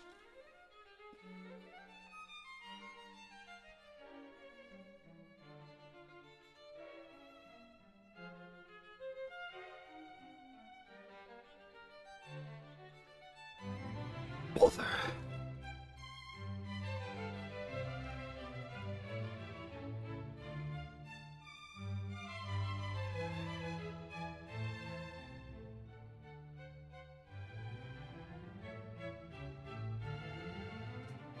Okay. Now the bit we've all been waiting for. Our first class change. Actually, I doubt it's the bit really anyone's been waiting for, but it's something.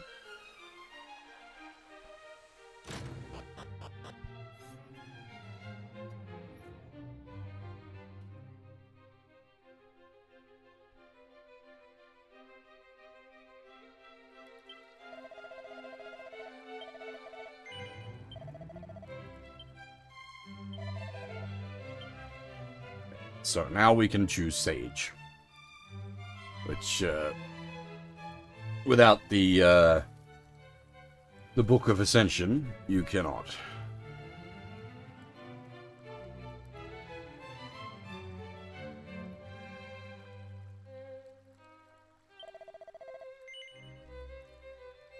We have Genius Sage Wiki.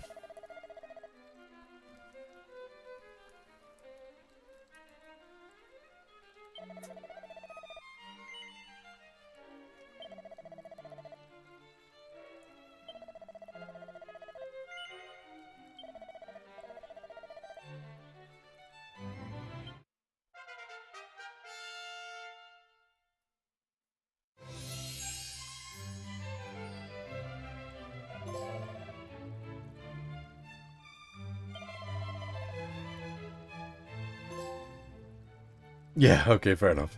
There's a trophy for first-time class change and a trophy for unlocking Sage.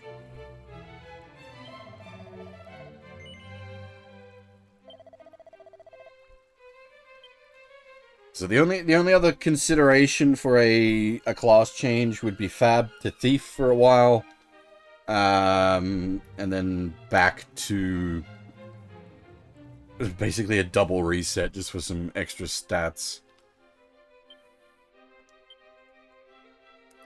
Yeah, as expected, gear all just works, so we don't need to muck with it at all, which is nice. We keep all the mage spells we already have, the important one being Baikiru. And I suppose tier 2 AoE is actually quite nice to have as well. What I might do is quickly go back to the Tower of Trials, Tower of Transcendence, sorry, and try to get Wiki a few levels, because the XP in there is pretty good. The main thing will just be hope that he doesn't get sniped out while his stats are low.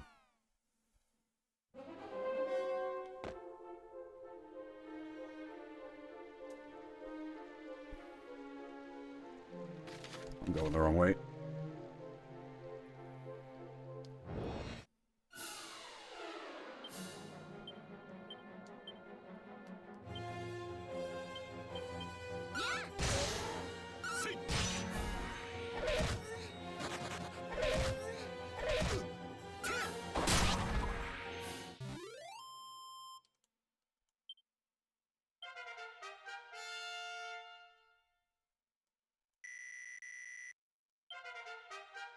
I was gonna say, initially, Wiki should, like, rocket up levels.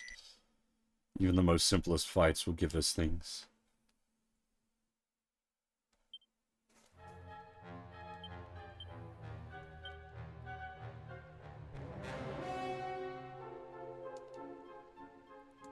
But yeah, now Wiki's pulling from both the caster pool and the healer pool for spells.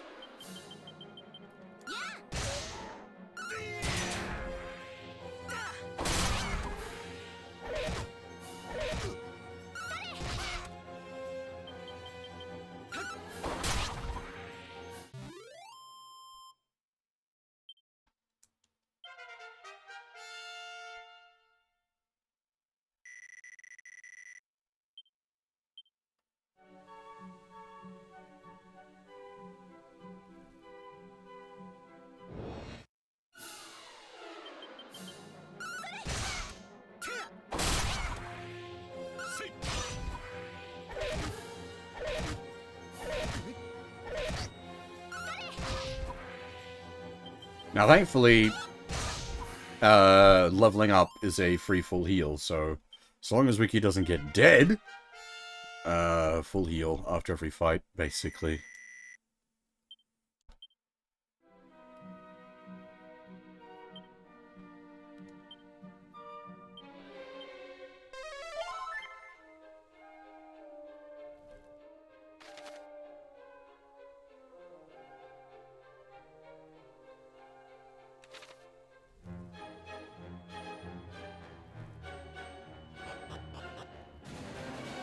Don't really have any, like...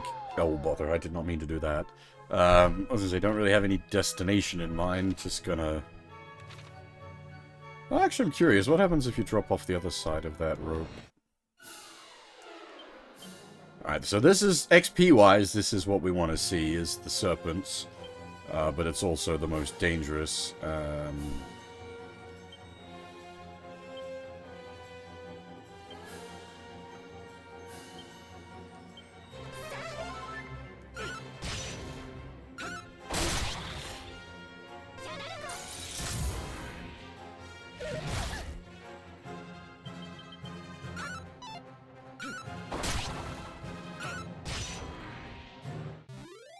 It is more than possible for them to just focus down Wiki, which would be most unfortunate.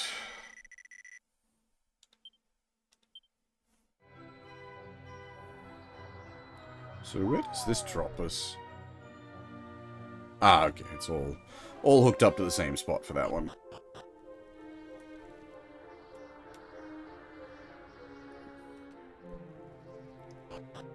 Some, as we've seen earlier, some spots hook up to different areas.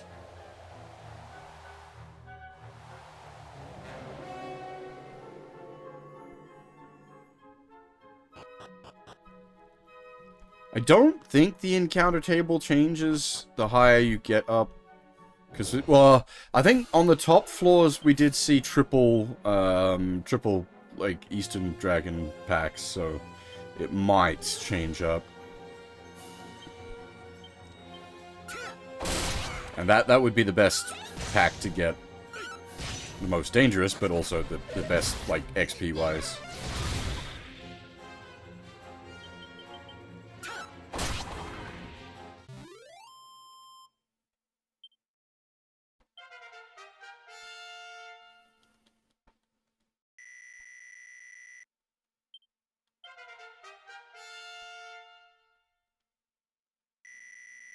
Now, if we could get... Ooh! That's not what I was after, but that's nice to have.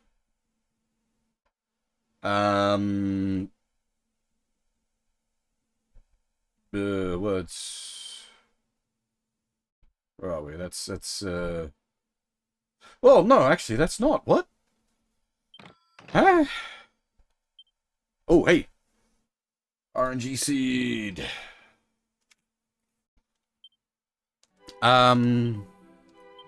What does that do?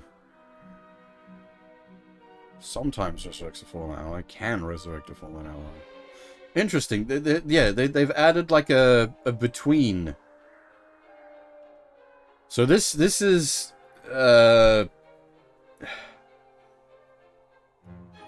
Zaoraru, which used to be Zing, and then they've still got Zing. I don't know what this is, Japanese-wise, but because it used to just be Zaoraru and Zaoriku, which Zaoriku was just full revive and not percentage chance based, whereas that says can resurrect a fallen ally. I'm going to assume it means it's still percentage based as to whether it happens, and might be like 50% health instead of max. We'll need to test it out.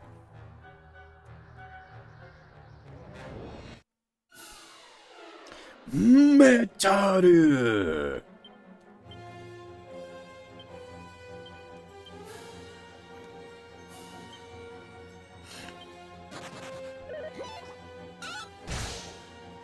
One. Two. Three! But half got ejected. I can't remember how...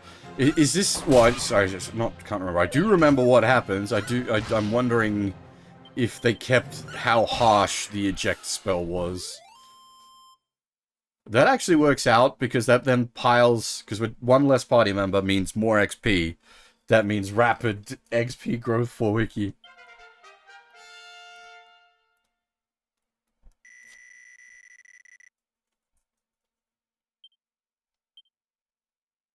Yeah, okay. It's not as brutal as it used to be. Yeah, that's fair. Yeah, that is still, like, make game easier, unfortunately, but yeah, that's fair. What you had to do in the original, if someone got hit by one of those spells, was go back to the bar at the start of the game and put them back into your party.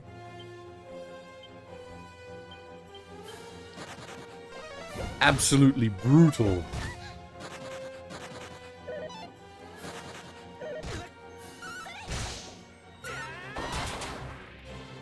Nice. We got a boomerang crit, and we got 2 hits, so that's got 1 health left on it. If we get 2 medals out of this, that'll be real good XP for Wiki. 2 metal, nice. Can we get 3 Metaru?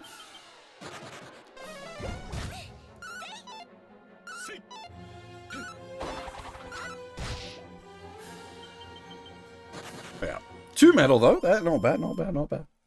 Yeah, this is full orchestral jump code.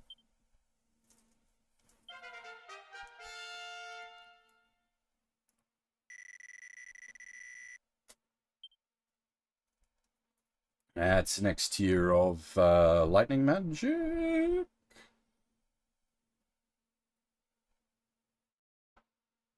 I think.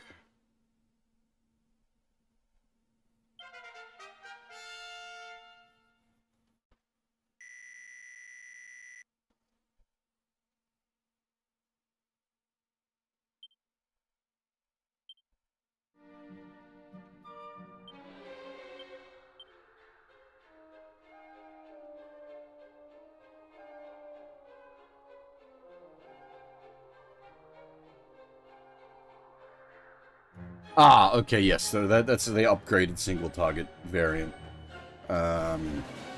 It used to be it went single target then multi target. This is another one that they've added, newly added.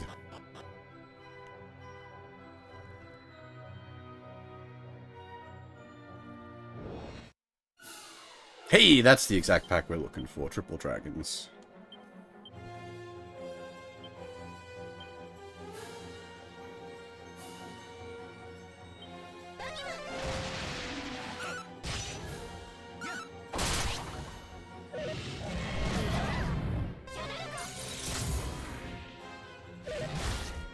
As I said, Triple Dragons is scary.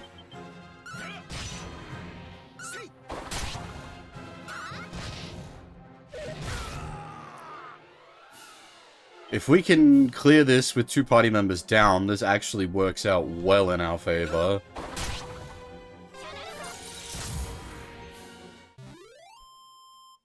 Yeah, I'll be going for about another hour and a half-ish, Blackguard.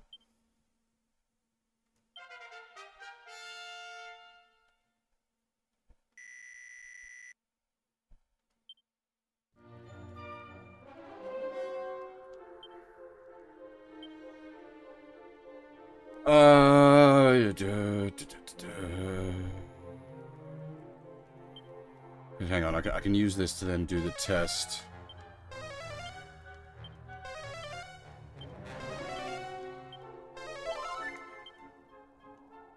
Okay, so, what do you do?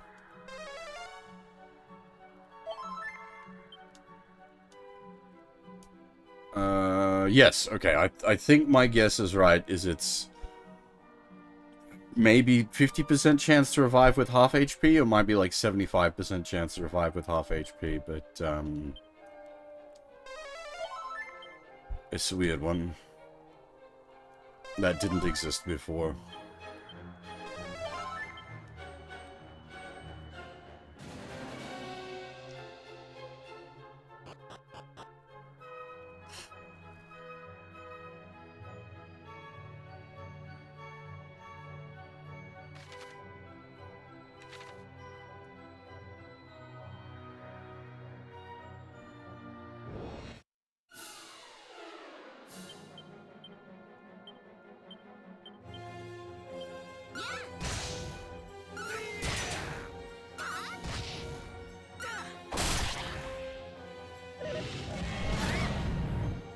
It's funny, thanks to the stat boost from changing job class,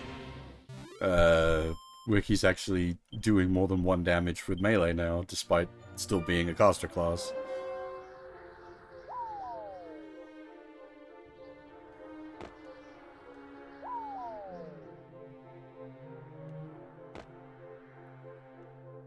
Alright, so we're still just looking for a couple more packs of the triple golden dragon. Get a couple more levels for Wiki, and then we'll move on. Double golden dragon, that is acceptable.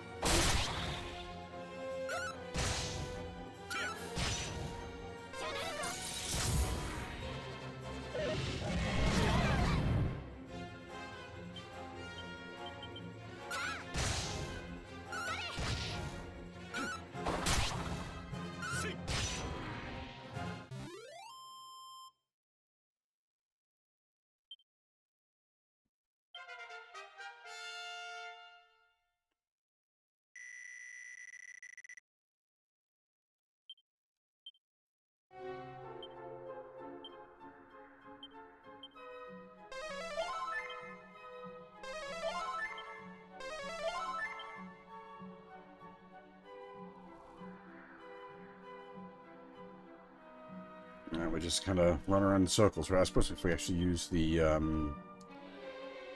encounter rate up item.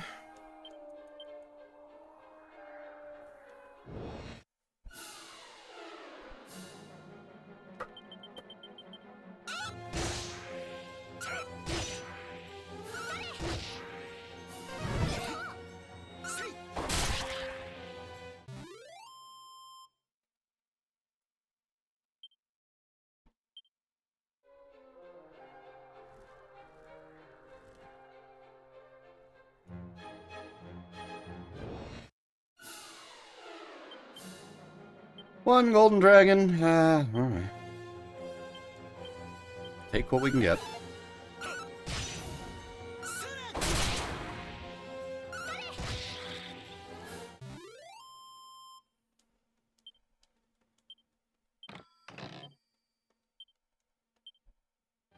We got a setup item at some point that we haven't used, didn't we?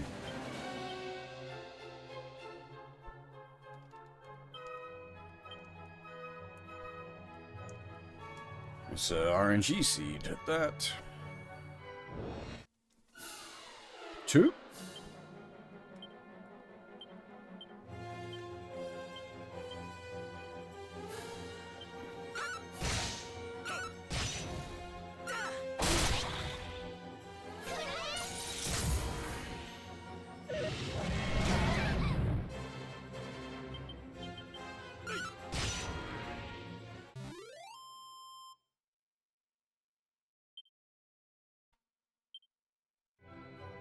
Yeah, as I said a few times, the triple is the best for us because it gives it's like 800 and something XP.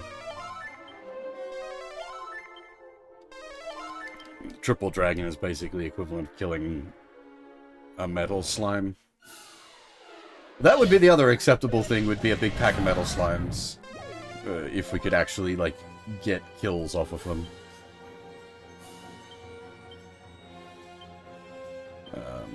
Much more consistent to get kills off of gold dragons, though.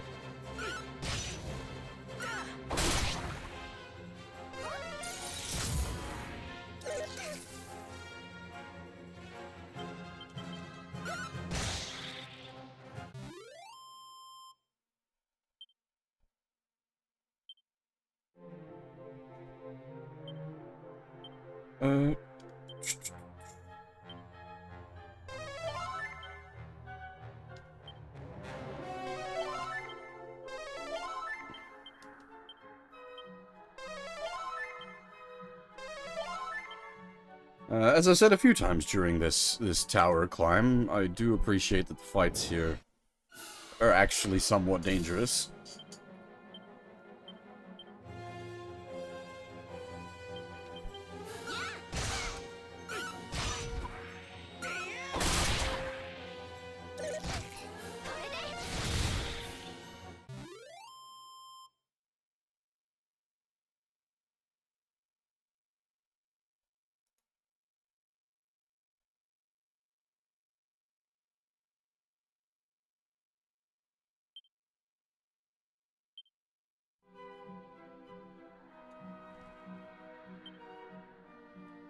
I was hoping to get Wiki up to about level 15, but that might be a bit impractical. Maybe we'll pull out at, like, level 13. The levels have slowed down fairly considerably.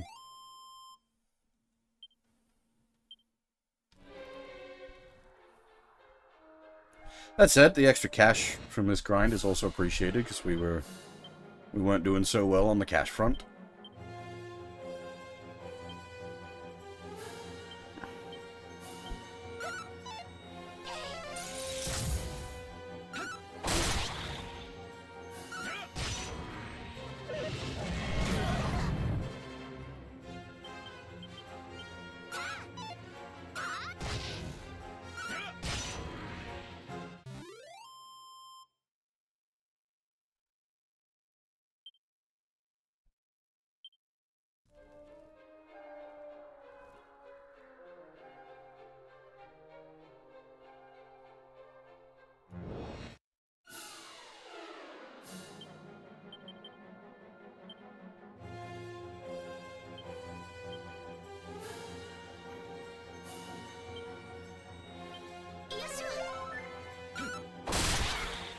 That the meteor armband on half still paying off, keeping her agility well above the line, so she gets first act. It's always nice to have safety heals on acting first.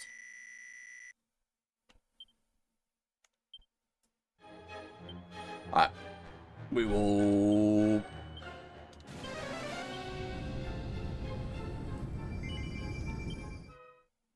pull out here.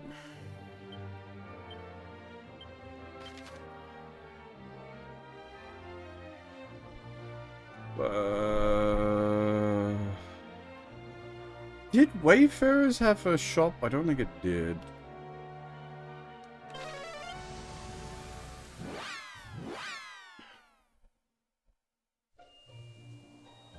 Oof!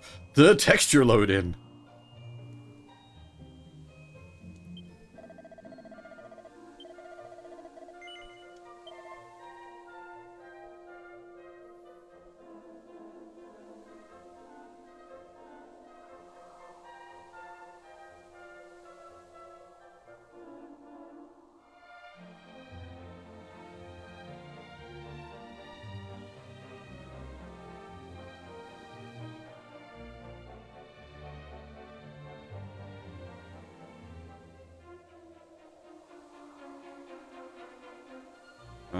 We might grab that.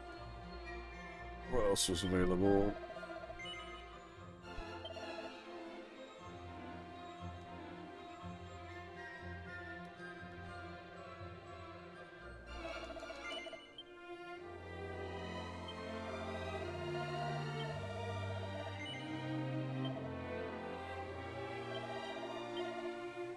Ah, shit. Just short. God damn it.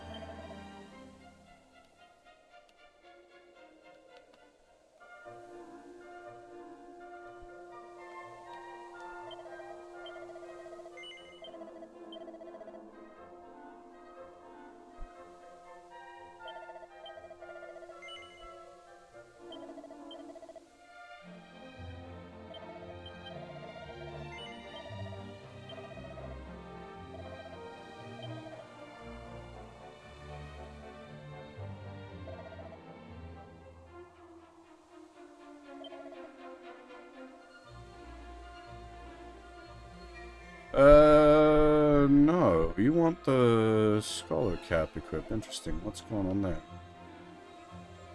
Curious. Oh, it's probably just done when we did the class swap. It probably just did like an optimal equip.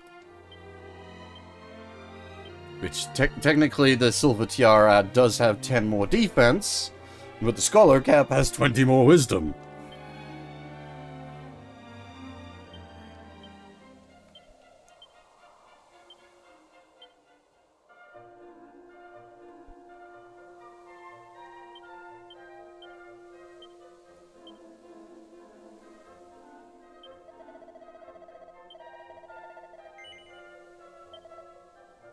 Okay, yeah, that one.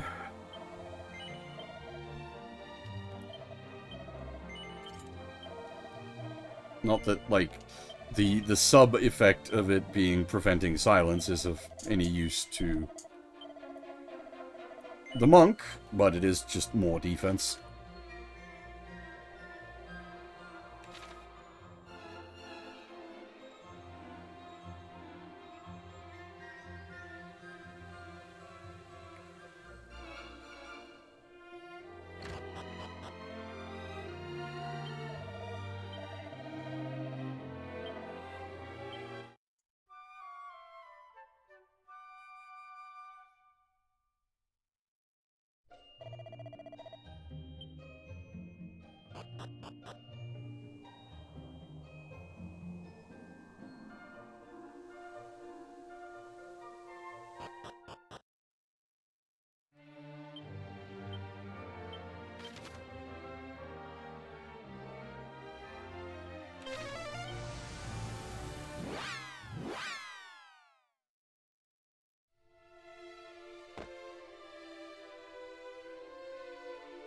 Is there a priest or something over here? There is not. Yeah, never mind. Alright. We'll just use this as our staging ground to head upward.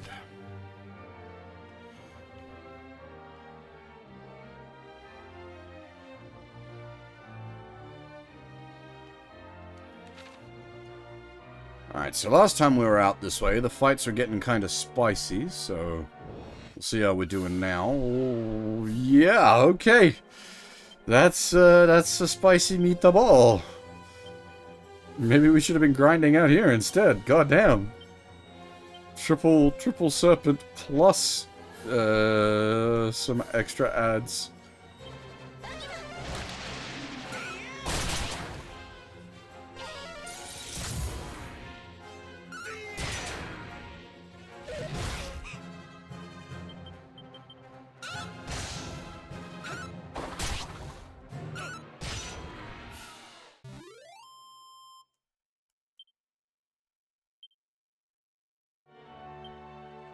Alright, if the fights are gonna be like that, then the XP's gonna flow out here.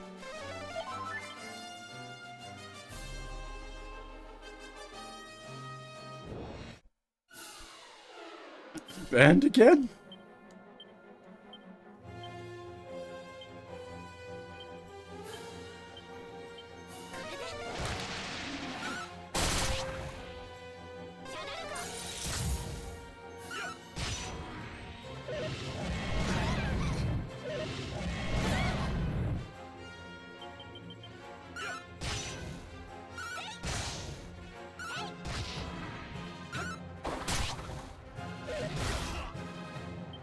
Ow.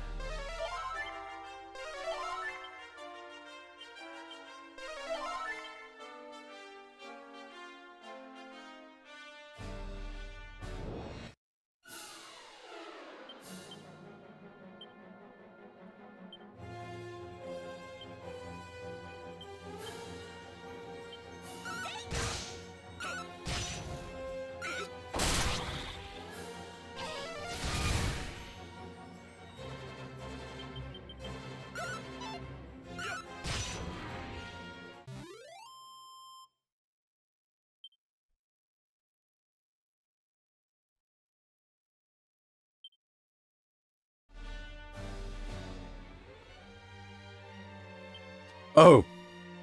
I didn't realize encounter rate up was still on. Fair enough.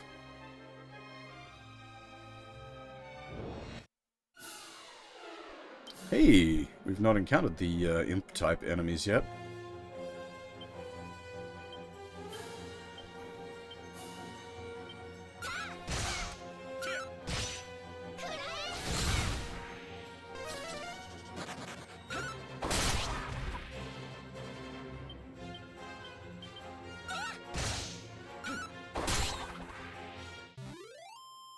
I wonder if they have some sort of like MP drain ability that they need to do to then charge up their MP cast ability.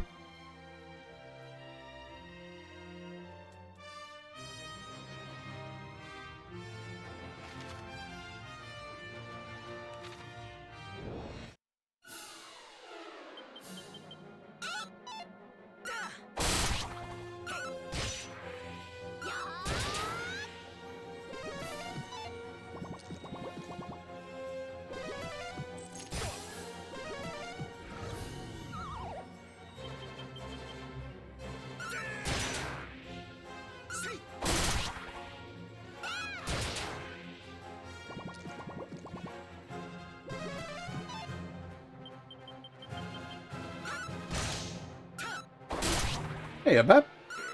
I'd say welcome and take it easy, but if you're getting ready for work, you probably can't take it so easy.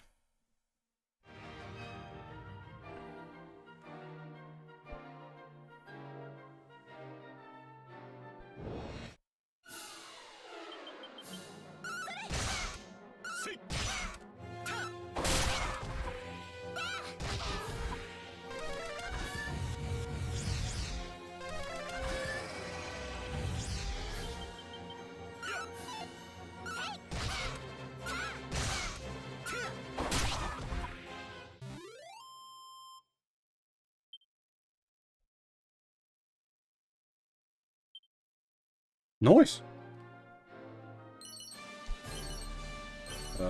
I've only got the PS5 version, but I got a physical copy of it.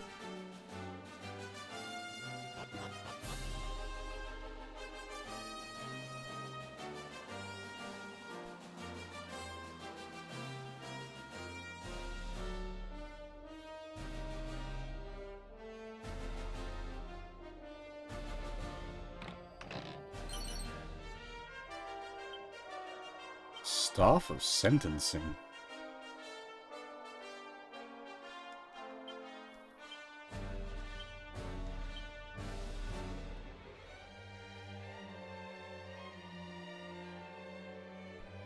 Okay. And it is just a stronger staff, anyway. Ah, nice. Since it's about to switch to evening, we'll hang around this secret spot and do a quick swing through the evening in case there's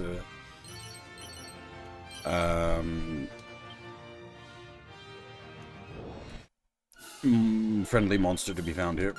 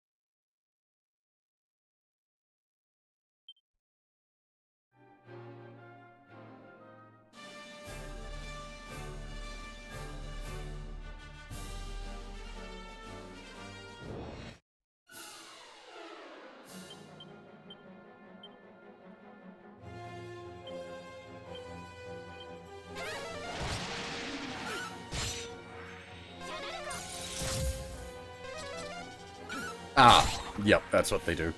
Attempt to cast. Camera cast. I see.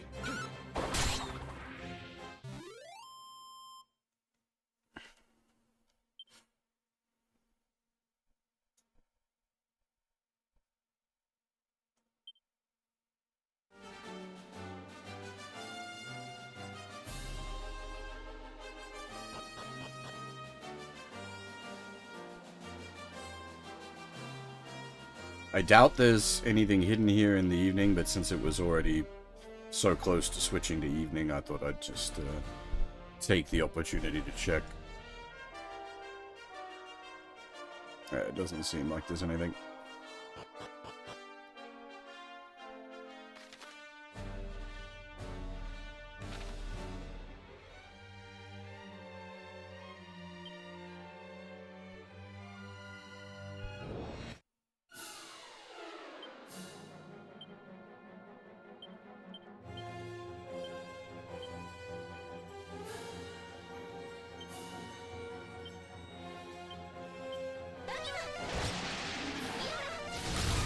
No worries, Bap. Hopefully work isn't too bad.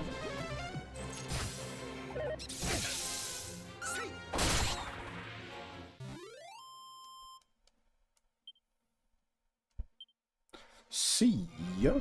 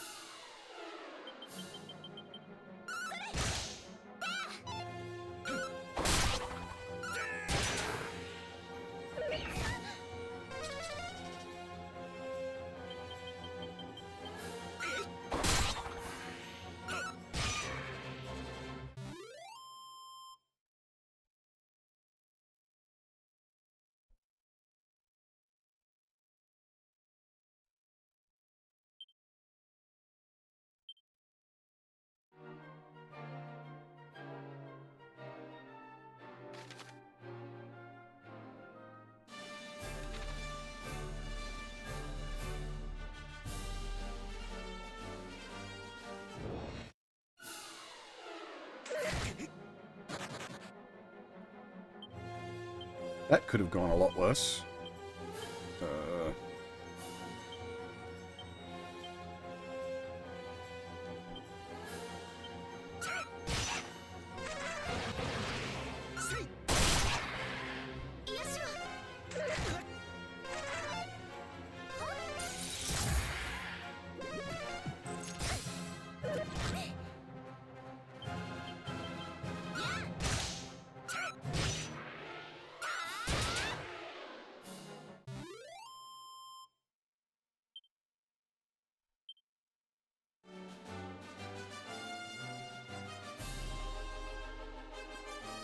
We'll tag this village just as a teleport point and then go back to exploring. I'm not going to futz around this village yet.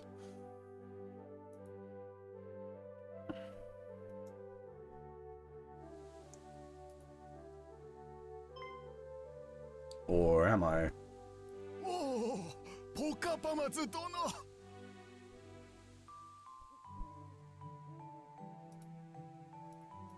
The what? Muoru.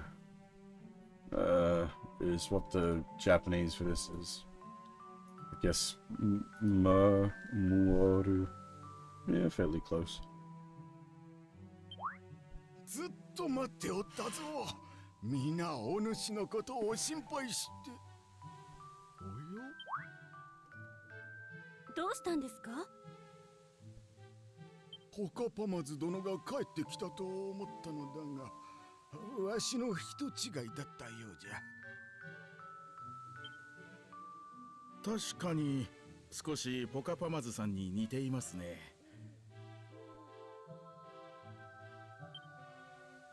申し訳ありません。父は少し目が悪いのです。Yeah, so these guys aren't speaking stupid in Japanese, they're just speaking normally.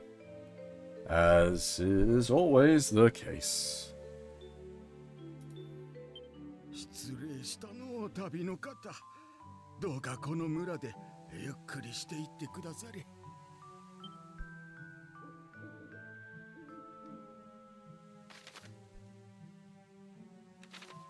We'll be back here later. We've got more of the world map to explore first. I just wanted to tag it so that it was on the map properly and listed as a point we could teleport to.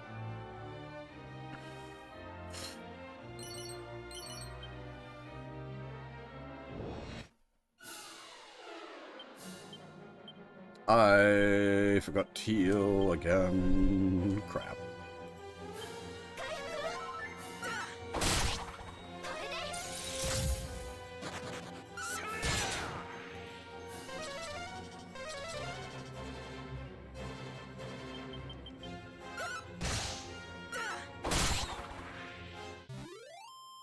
Welcome back, Kuro.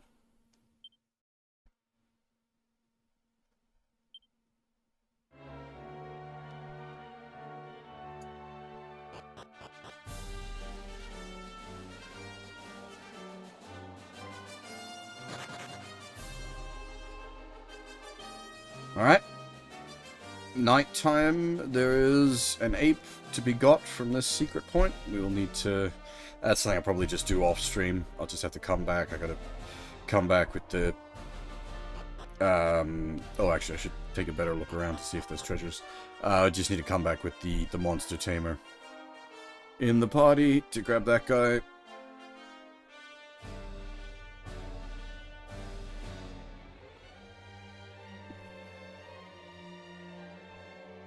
Yeah, it doesn't seem like there's any items up here.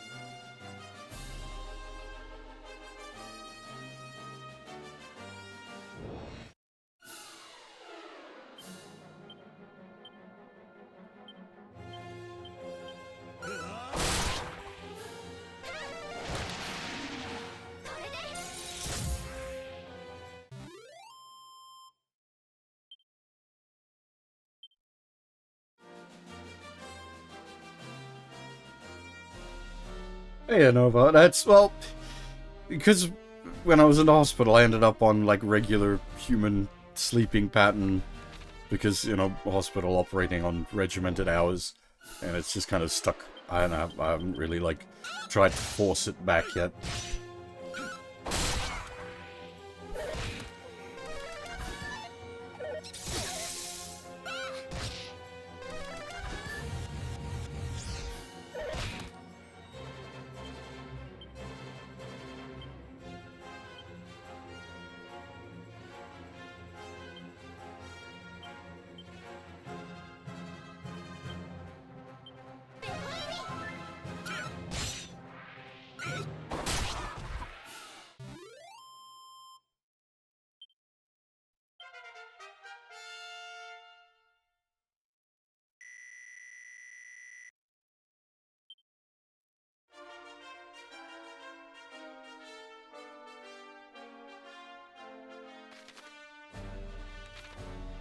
I'll probably, well, like once I get back to work, obviously it'll be forced back.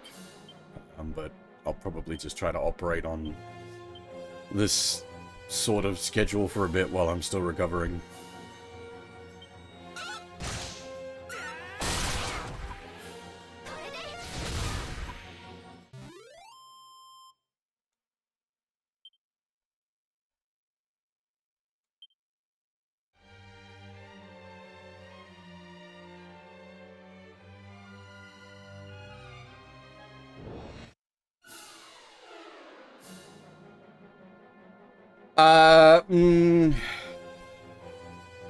Hero, monk, sage, cleric now. Fighter and monk are different. The fighter class is we don't have any of them. I didn't really see the point. They're like tanks, sort of, but the main character kind of fills that role. So I didn't really see the point in making a like another character to do that. I'd rather have a DPS character. We also have like a bunch of additional party members that I've made that are currently bench forming. We've got a thief, a merchant, and a monster tamer.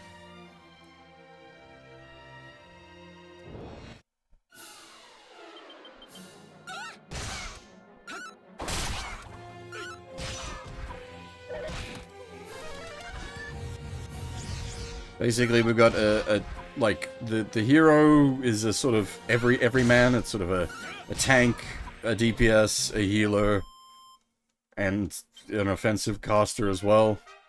The monk is pure physical DPS.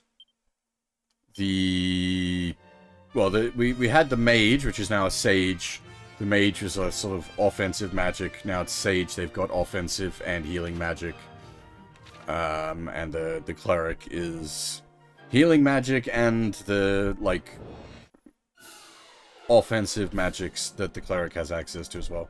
Yeah, so the monster tamer we need for collecting friendly monsters, which is the thing they added for this version of the game. The merchant we need for a specific point in the main story. You have to have a merchant to be able to progress the main story. And the thief, I was initially trying to get the thief up to get the pad foot ability, which would have allowed us to sneak up on certain friendly monsters, and then I found out that the monster tamer class just skips all the requirements and you can just get the friendly monsters, so the thief is just kind of extra.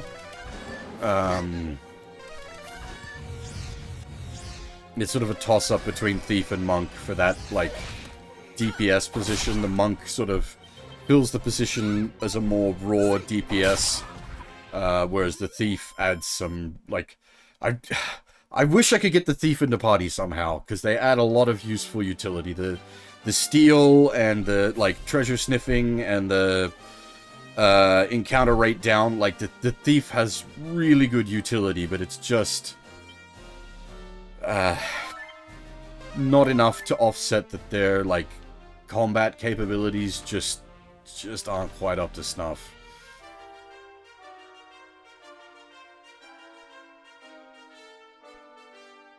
It's like, the utility is nice, but at the end of the day, the bad guy's gotta die.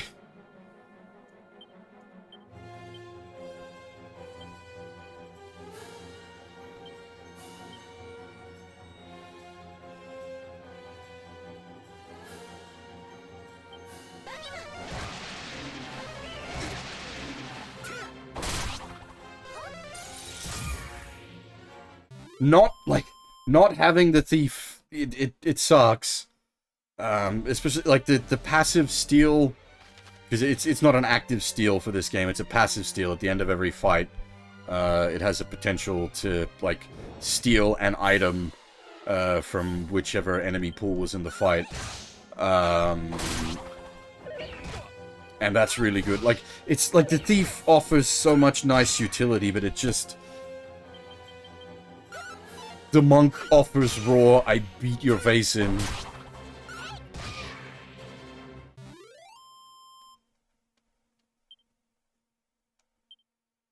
And, like, there is a consideration of, like, I could reclass the monk through thief and then back to monk again, but you don't get the steal. You only get the, like, the abilities, you don't get the passive. At least as far as I'm aware. We haven't got up to, boss troll yet. Last dungeon we did was the, Tower of... something, Tower of hang on, I check, what's it called? Tower of Transcendence, which... There wasn't a boss in there, just all the fights throughout there were pretty spicy. We got the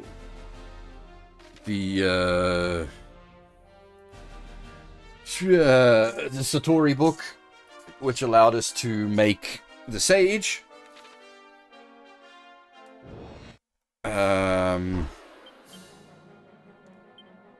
Yeah, that's sort of where we're at.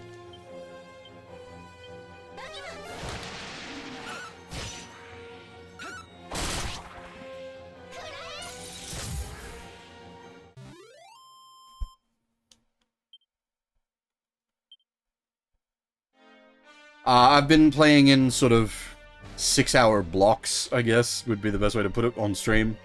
Every time I've stopped, I do want to keep playing more, but, I felt it best to just stop at the 6 hours and not, like, overtax myself.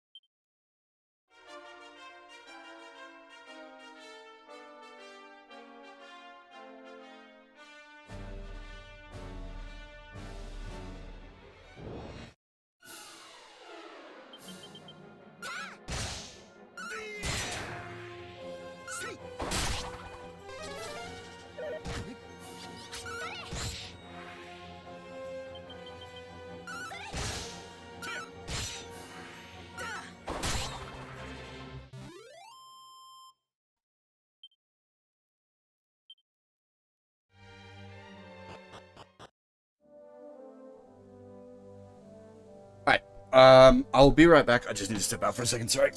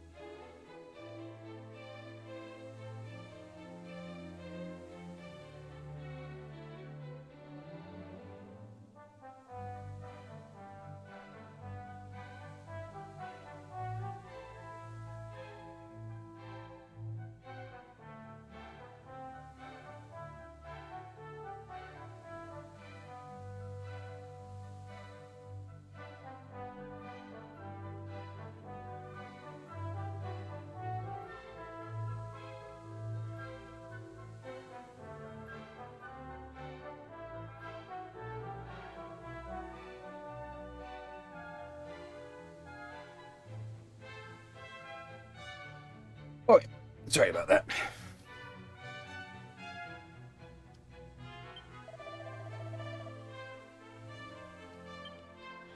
I don't know if dusk affects, like, NPCs at villages. I don't think it does. I think it just affects the possible, like, friendly monster stuff.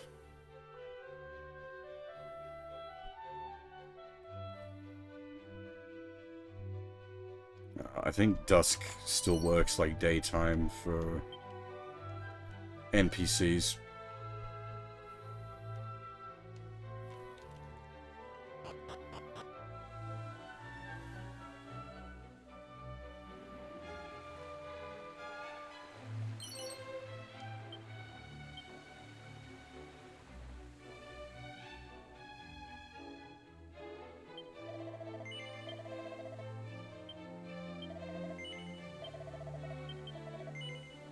Ah! Buttons.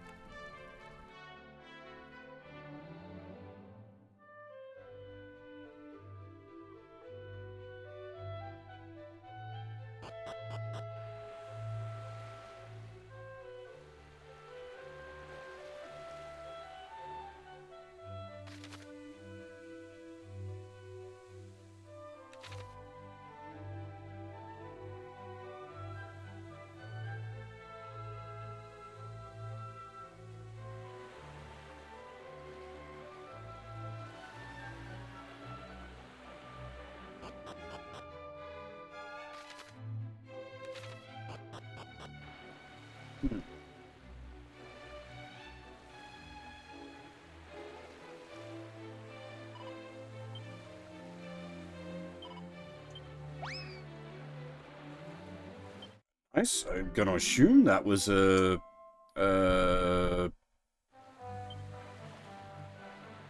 needed to be in the, like, the dusk time. So the friendly monsters are all time sensitive, I think.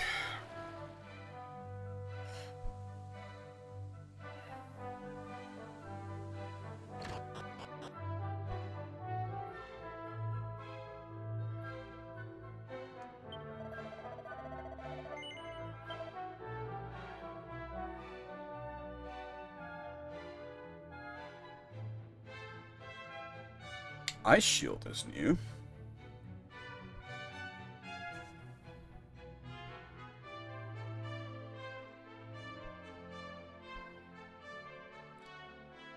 Okay, might get some Hermes hats for the casters. Oh, that's also real good caster gear as well. Oh no, pretty good on half. Actually, very significant defense increase.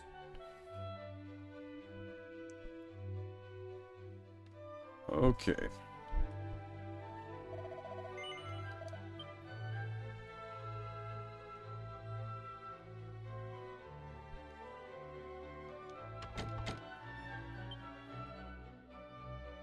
Wait.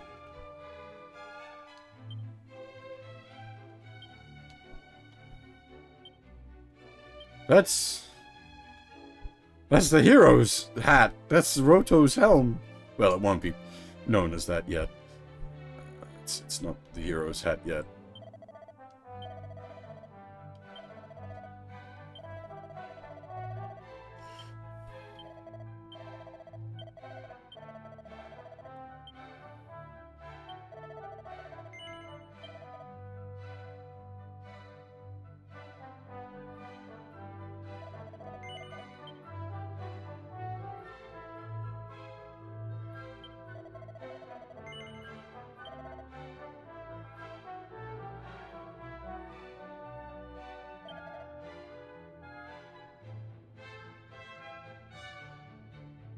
Why does that sell for so much? That's nuts. What's going on there?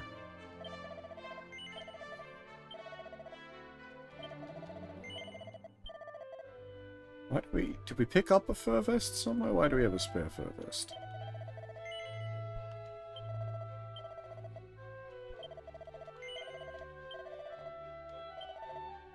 I don't think anyone else can equip one, so...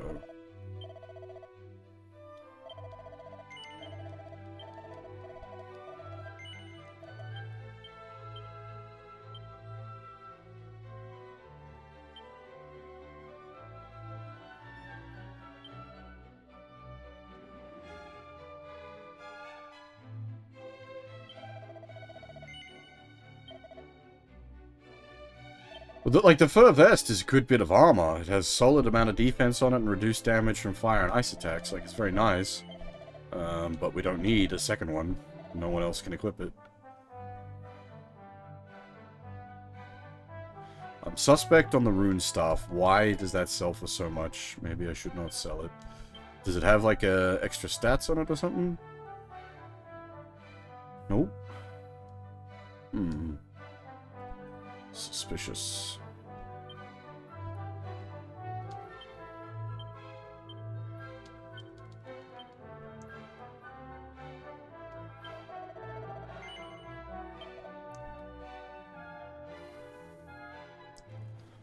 Okay, so the magic robes would be great for both casters since it gives that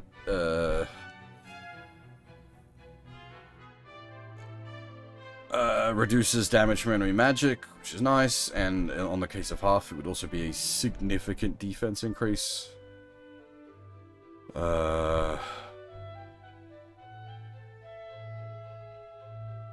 extra defense on the Hermes hat, but they've both got Scholar's Caps, which give 20 wisdom, so probably not worth that for a step up. The Ice Shield would be nice, but 6 extra defense is not huge.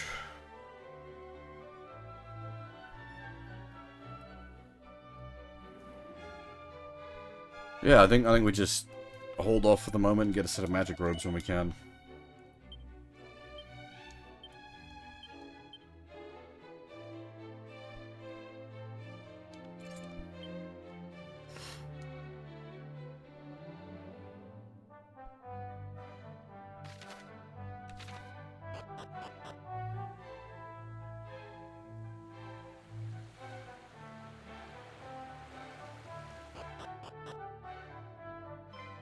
Oh, 旅のお方、来てくれたのじゃな。先ほどはすまなかったの。ほう、ポカパマズ殿について教えてほしいと。もちろん構いませんぞ。ポカパマズ殿はこの村を救った恩人でのう。まだ孫のポポタが幼い頃のことじゃ。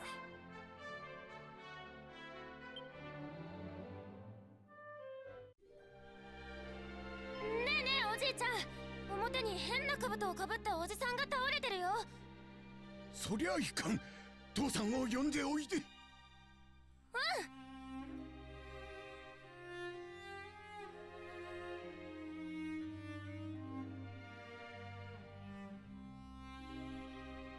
Yeah, unsurprisingly, 'tis Otosan Ortega. おお、気がつかれたかな。俺は動いてはいかん。まずは体を休めるのじゃ。そうですよ。お怪我が治るまでこの村でゆっくりなさってください。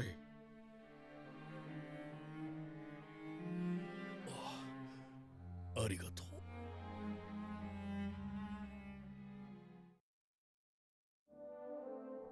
う。しかしポカパマズ殿の怪我が治りきらぬうちに村に魔物が現れてな。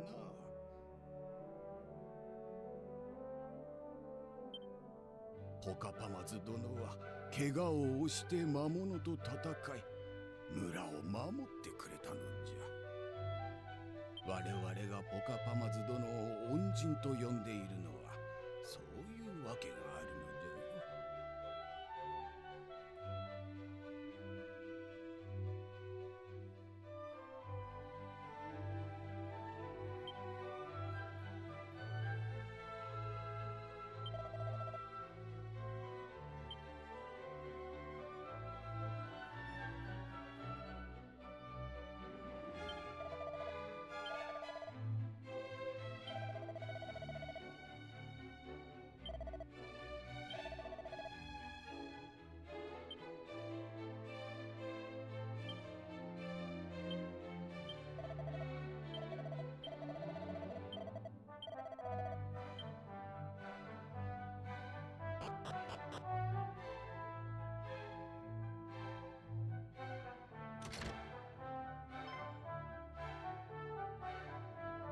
よ。どちら様？僕はポポタ。君は旅人かな？アリア藩から来たって？なあ君、故郷でポカパマズさんって名前を聞いたことはないかい？昔この村にいた男の人なんだけど、アリア藩から来たみたいなんだ。僕はその人に助けてもらったことがあってね。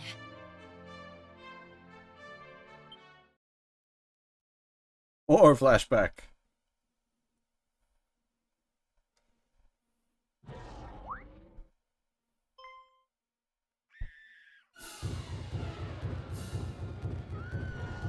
That's a pretty significant monster force. Jesus Christ.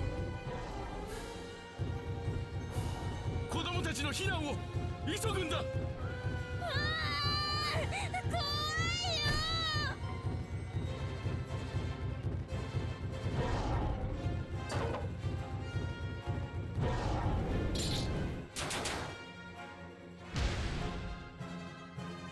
みんな下がってくれ。いけません。まだ傷が。一人で戦うつもりですか？これ以上迷惑をかけることはできぬ。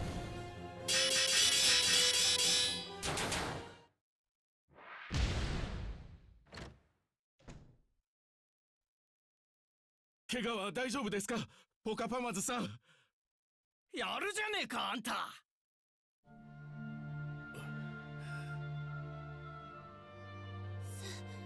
すごい、ポカパマズさん。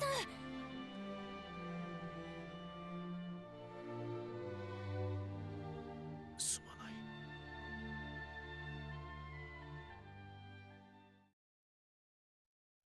その後しばらくしてポカパマズさんは村を出て行ってそれきり戻ってこないんだ。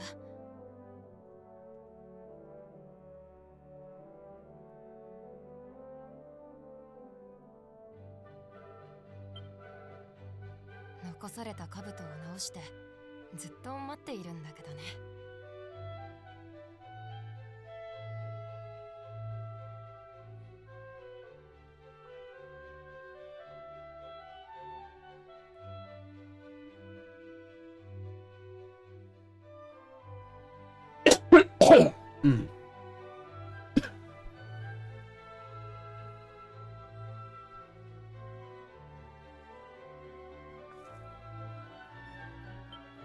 もしどこかでポカパマズさんに会うことがあったら伝えてもらえるかな。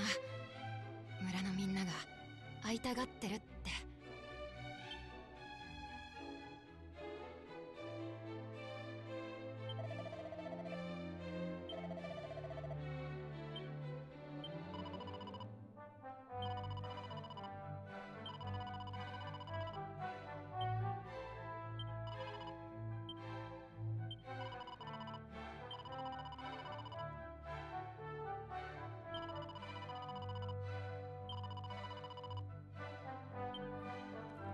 Yeah, I've pointed out a few times, but like what they're saying, like they're speaking just normally in Japanese. They're not speaking in whatever, like I don't even know what do you call this. It's not even really an accent. It's just like broken English. Whereas in Japanese, they're just speaking perfectly legible Japanese.「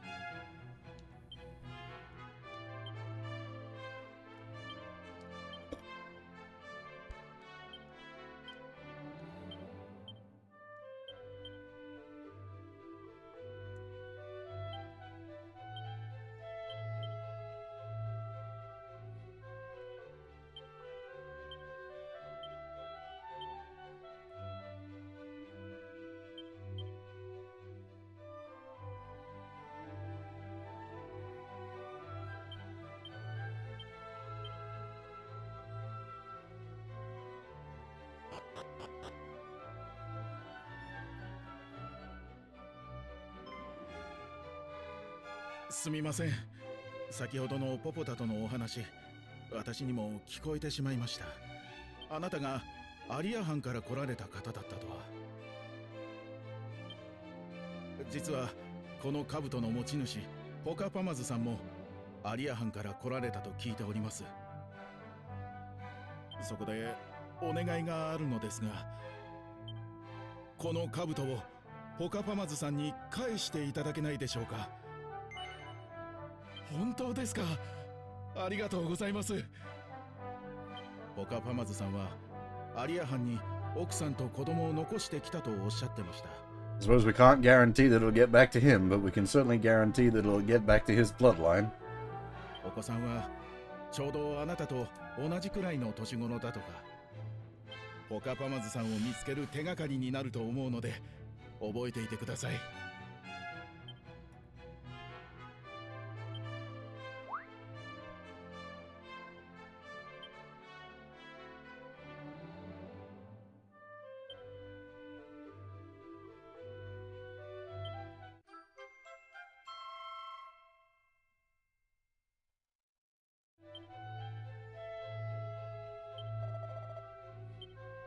Are we allowed to equip it? Holy shit, we are.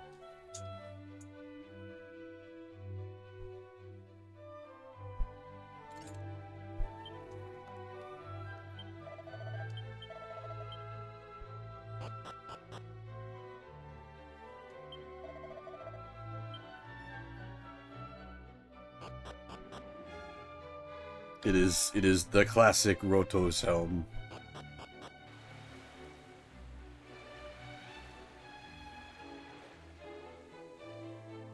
Feels like we're getting it a bit early, though.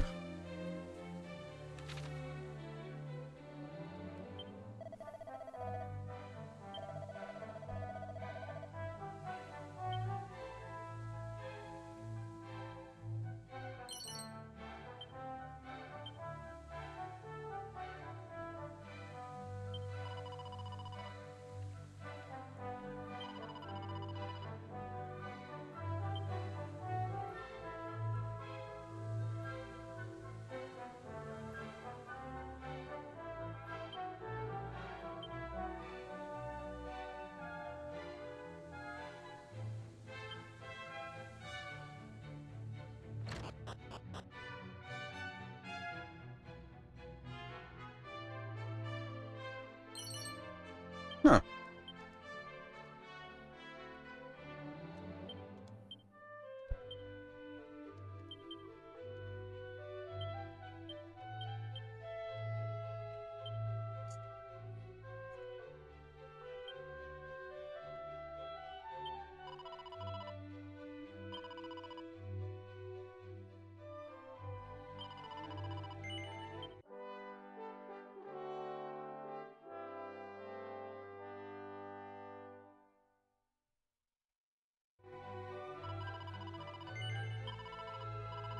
Alright, we'll switch the area here over to nighttime and just have a poke around the town at night and see what it's like.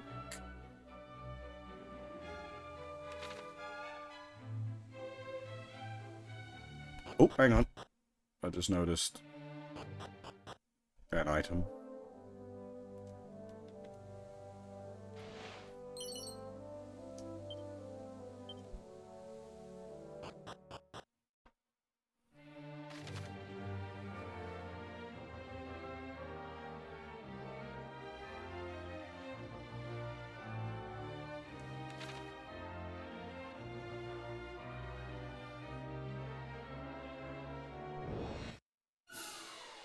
Ooh, a whole lot of metal. This is basically just down to luck if we get anything with it.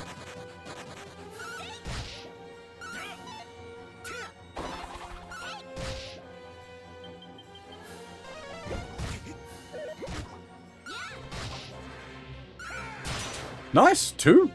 Alright, not bad.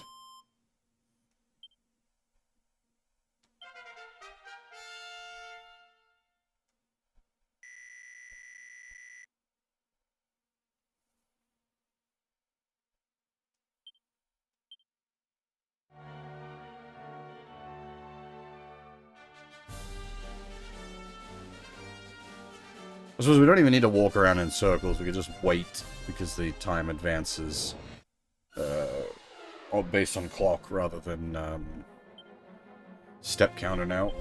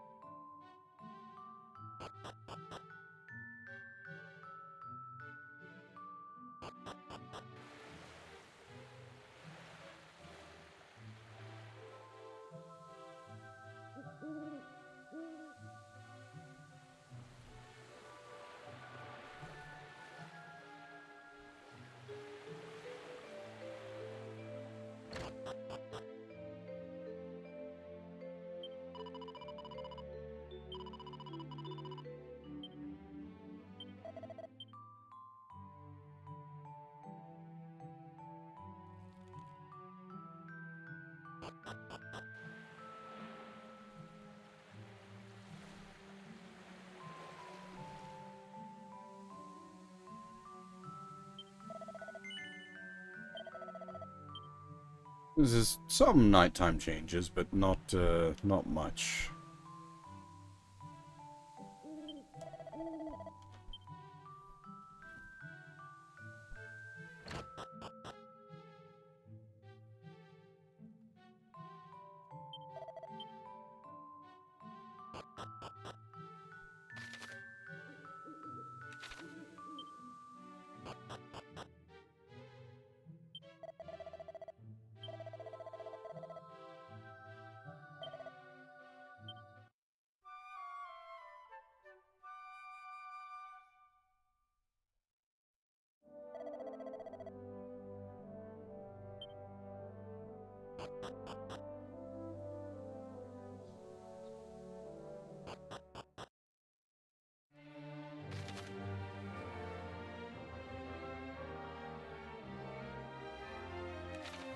Okay,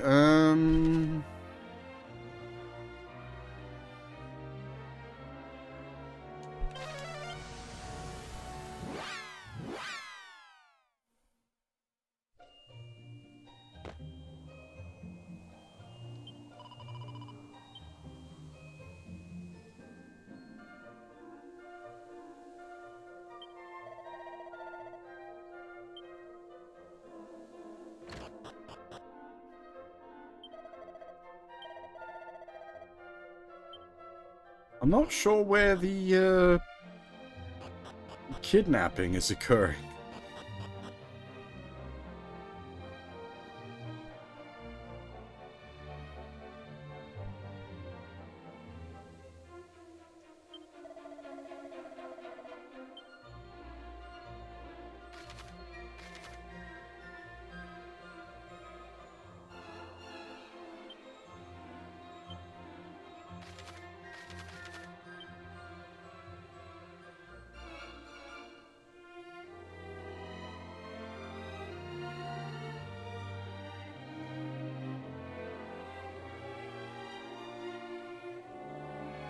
Maybe I missed something somewhere.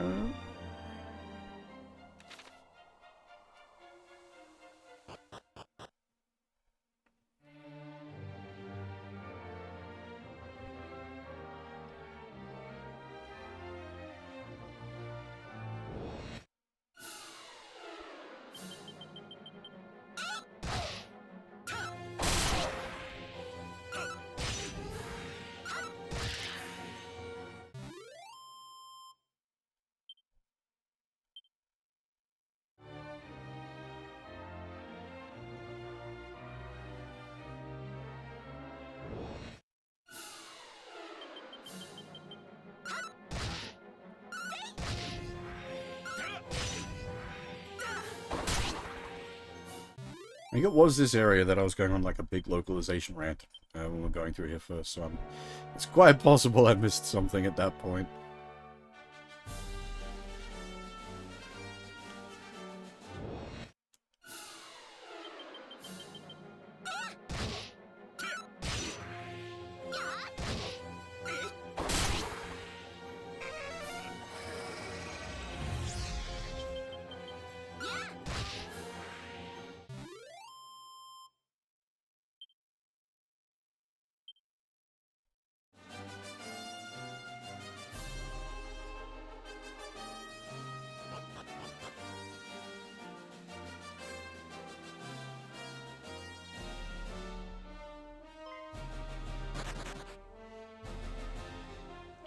Well, that one we can do just by using an item. I don't need to go fetch the monster tamer, thankfully. Okay, we have been here before, since the item has been collected. We probably came here at nighttime, which is why the monster has not been collected.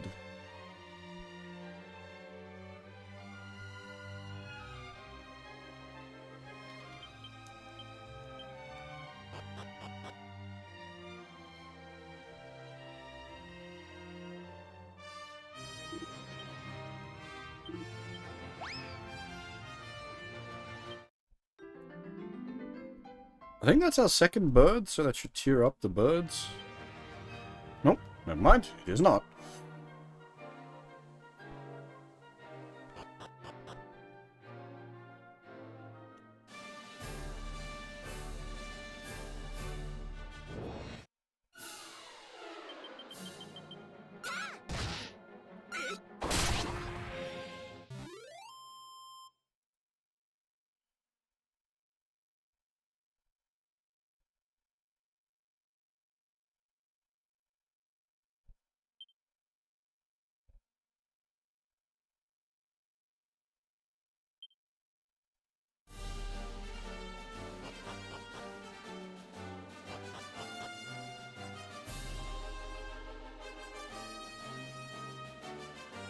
Just keeping an eye on the time because we're going to stop shortly.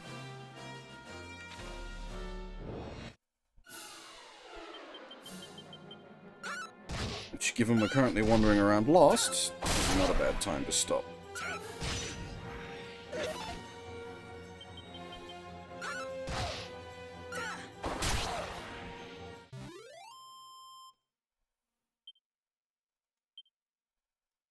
The NPC is related to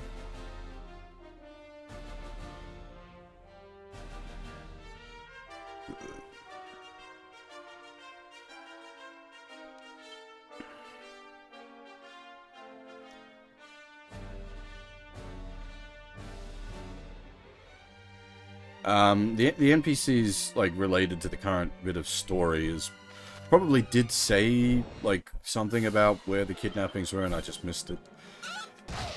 I'm feeling all right.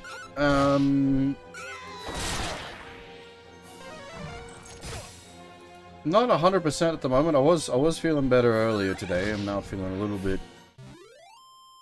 not as great, but nothing like concerning or anything. Just a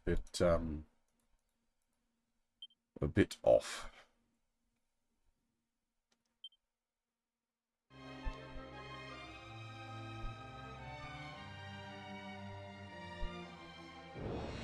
Yeah, proper lunch should probably be the right call. Though, it's 3 o'clock, you're getting closer to dinner at that point.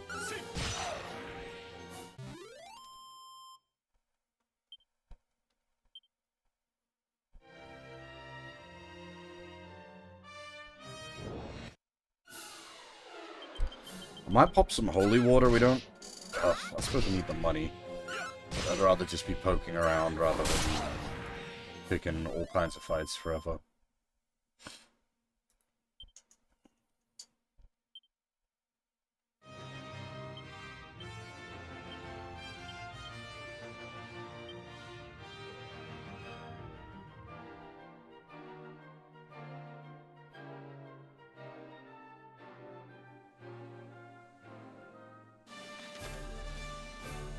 Oh! We maybe never went across this bridge. Cave. Yeah, we're looking for kidnappers. Cave is probably what we're after. Yep, there we are. We found what we missed.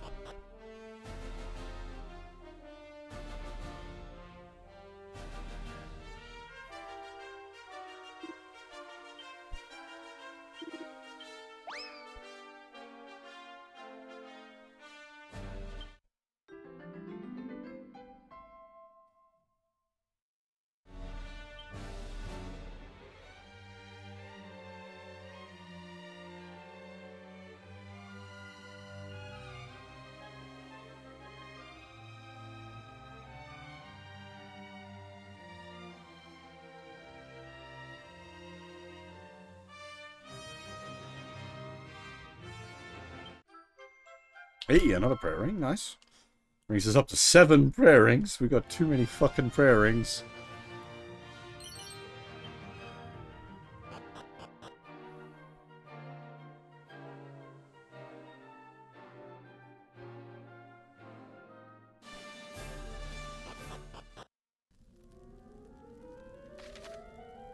Oh, interesting. But yeah, we are about to hit the 6-hour mark. So I'm not going to start this dungeon right now. What I will do very quickly, however, is... Was it Isis? Yeah, I think it was Isis. I'll go have a look at the monster arena if we've got a decent monster stack now and we can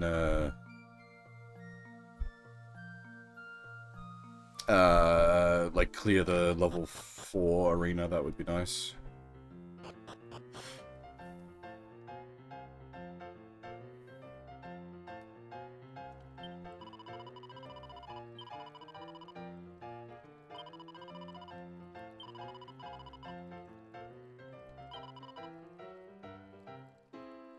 Yeah, that's right, we got the tier up cloud, that's going to be handy.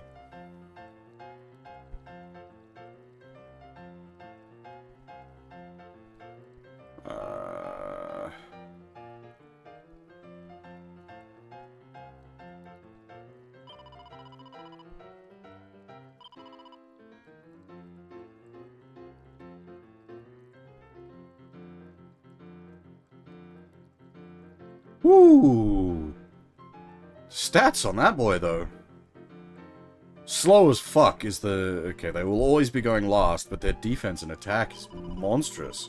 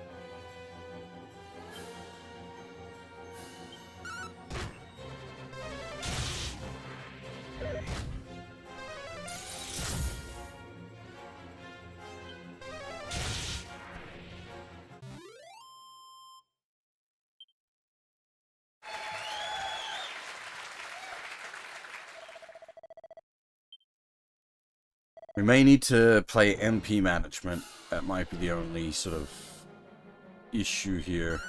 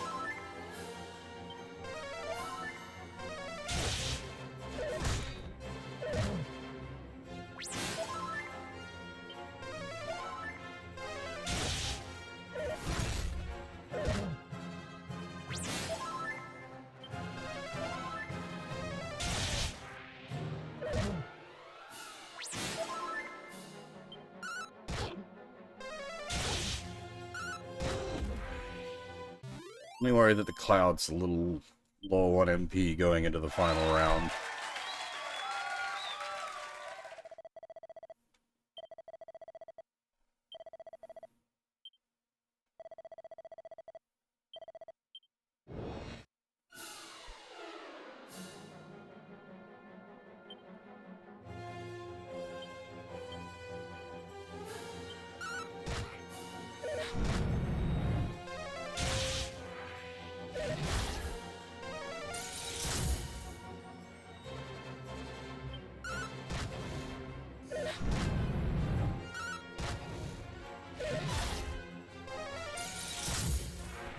So the main worry there was that they cast like multiple multi-hit, but they did not, and we won pretty convincingly. Nice.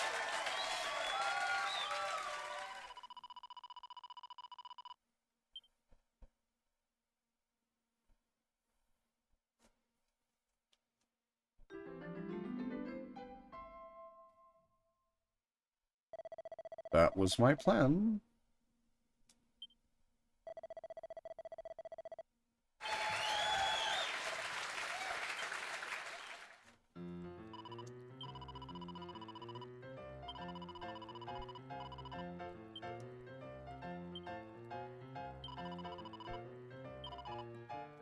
Now, does that open up round 5 right away?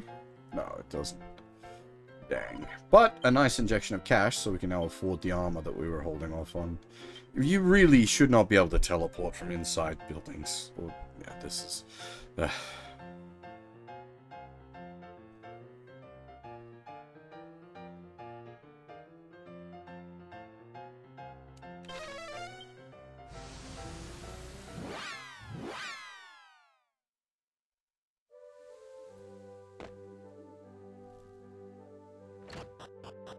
to be daytime, so we can go shopping.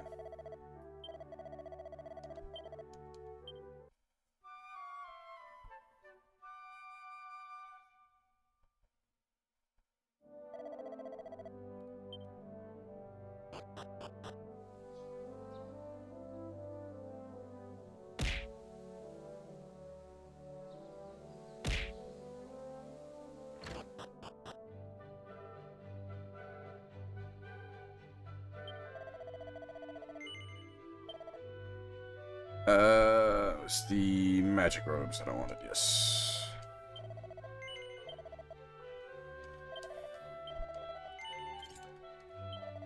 And since we've got the spare cash, we can get the ice shield for the main character. Which gives him...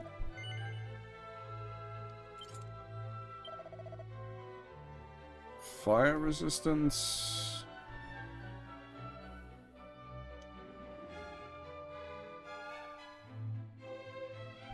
And now we're pretty much broke again.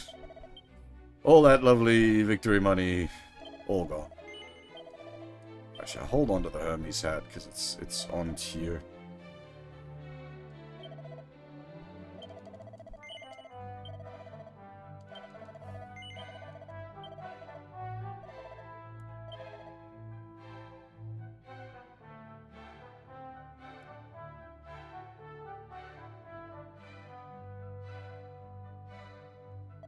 Alright.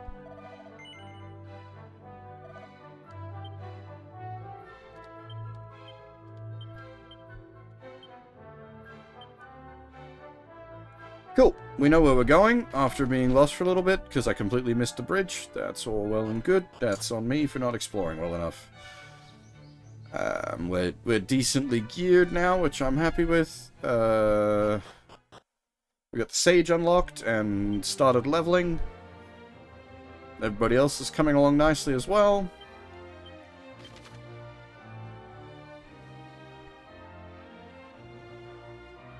Oh, you can't actually warp to the cave? Huh. I guess it is just cave. Where was it then?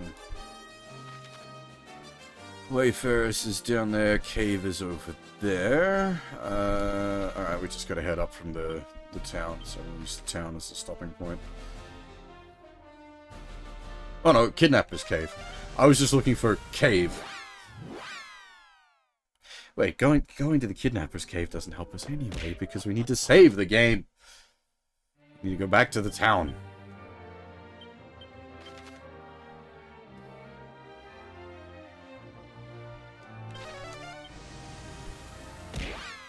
I'm gonna save, and I'm gonna stop. Alright, where's the church?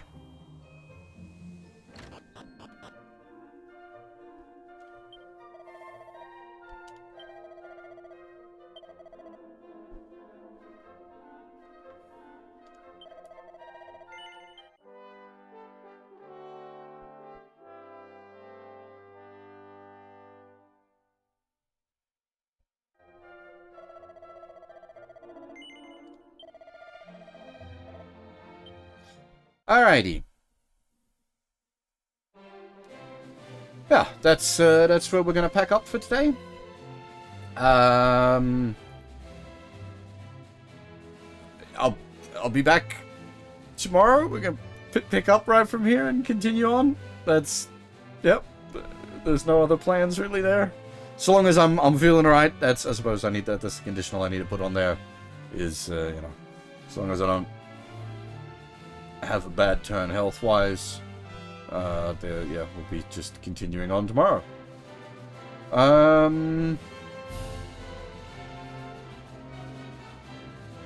Yeah, that's all really.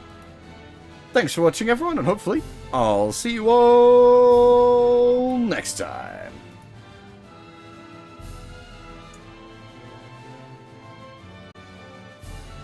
Bye-bye.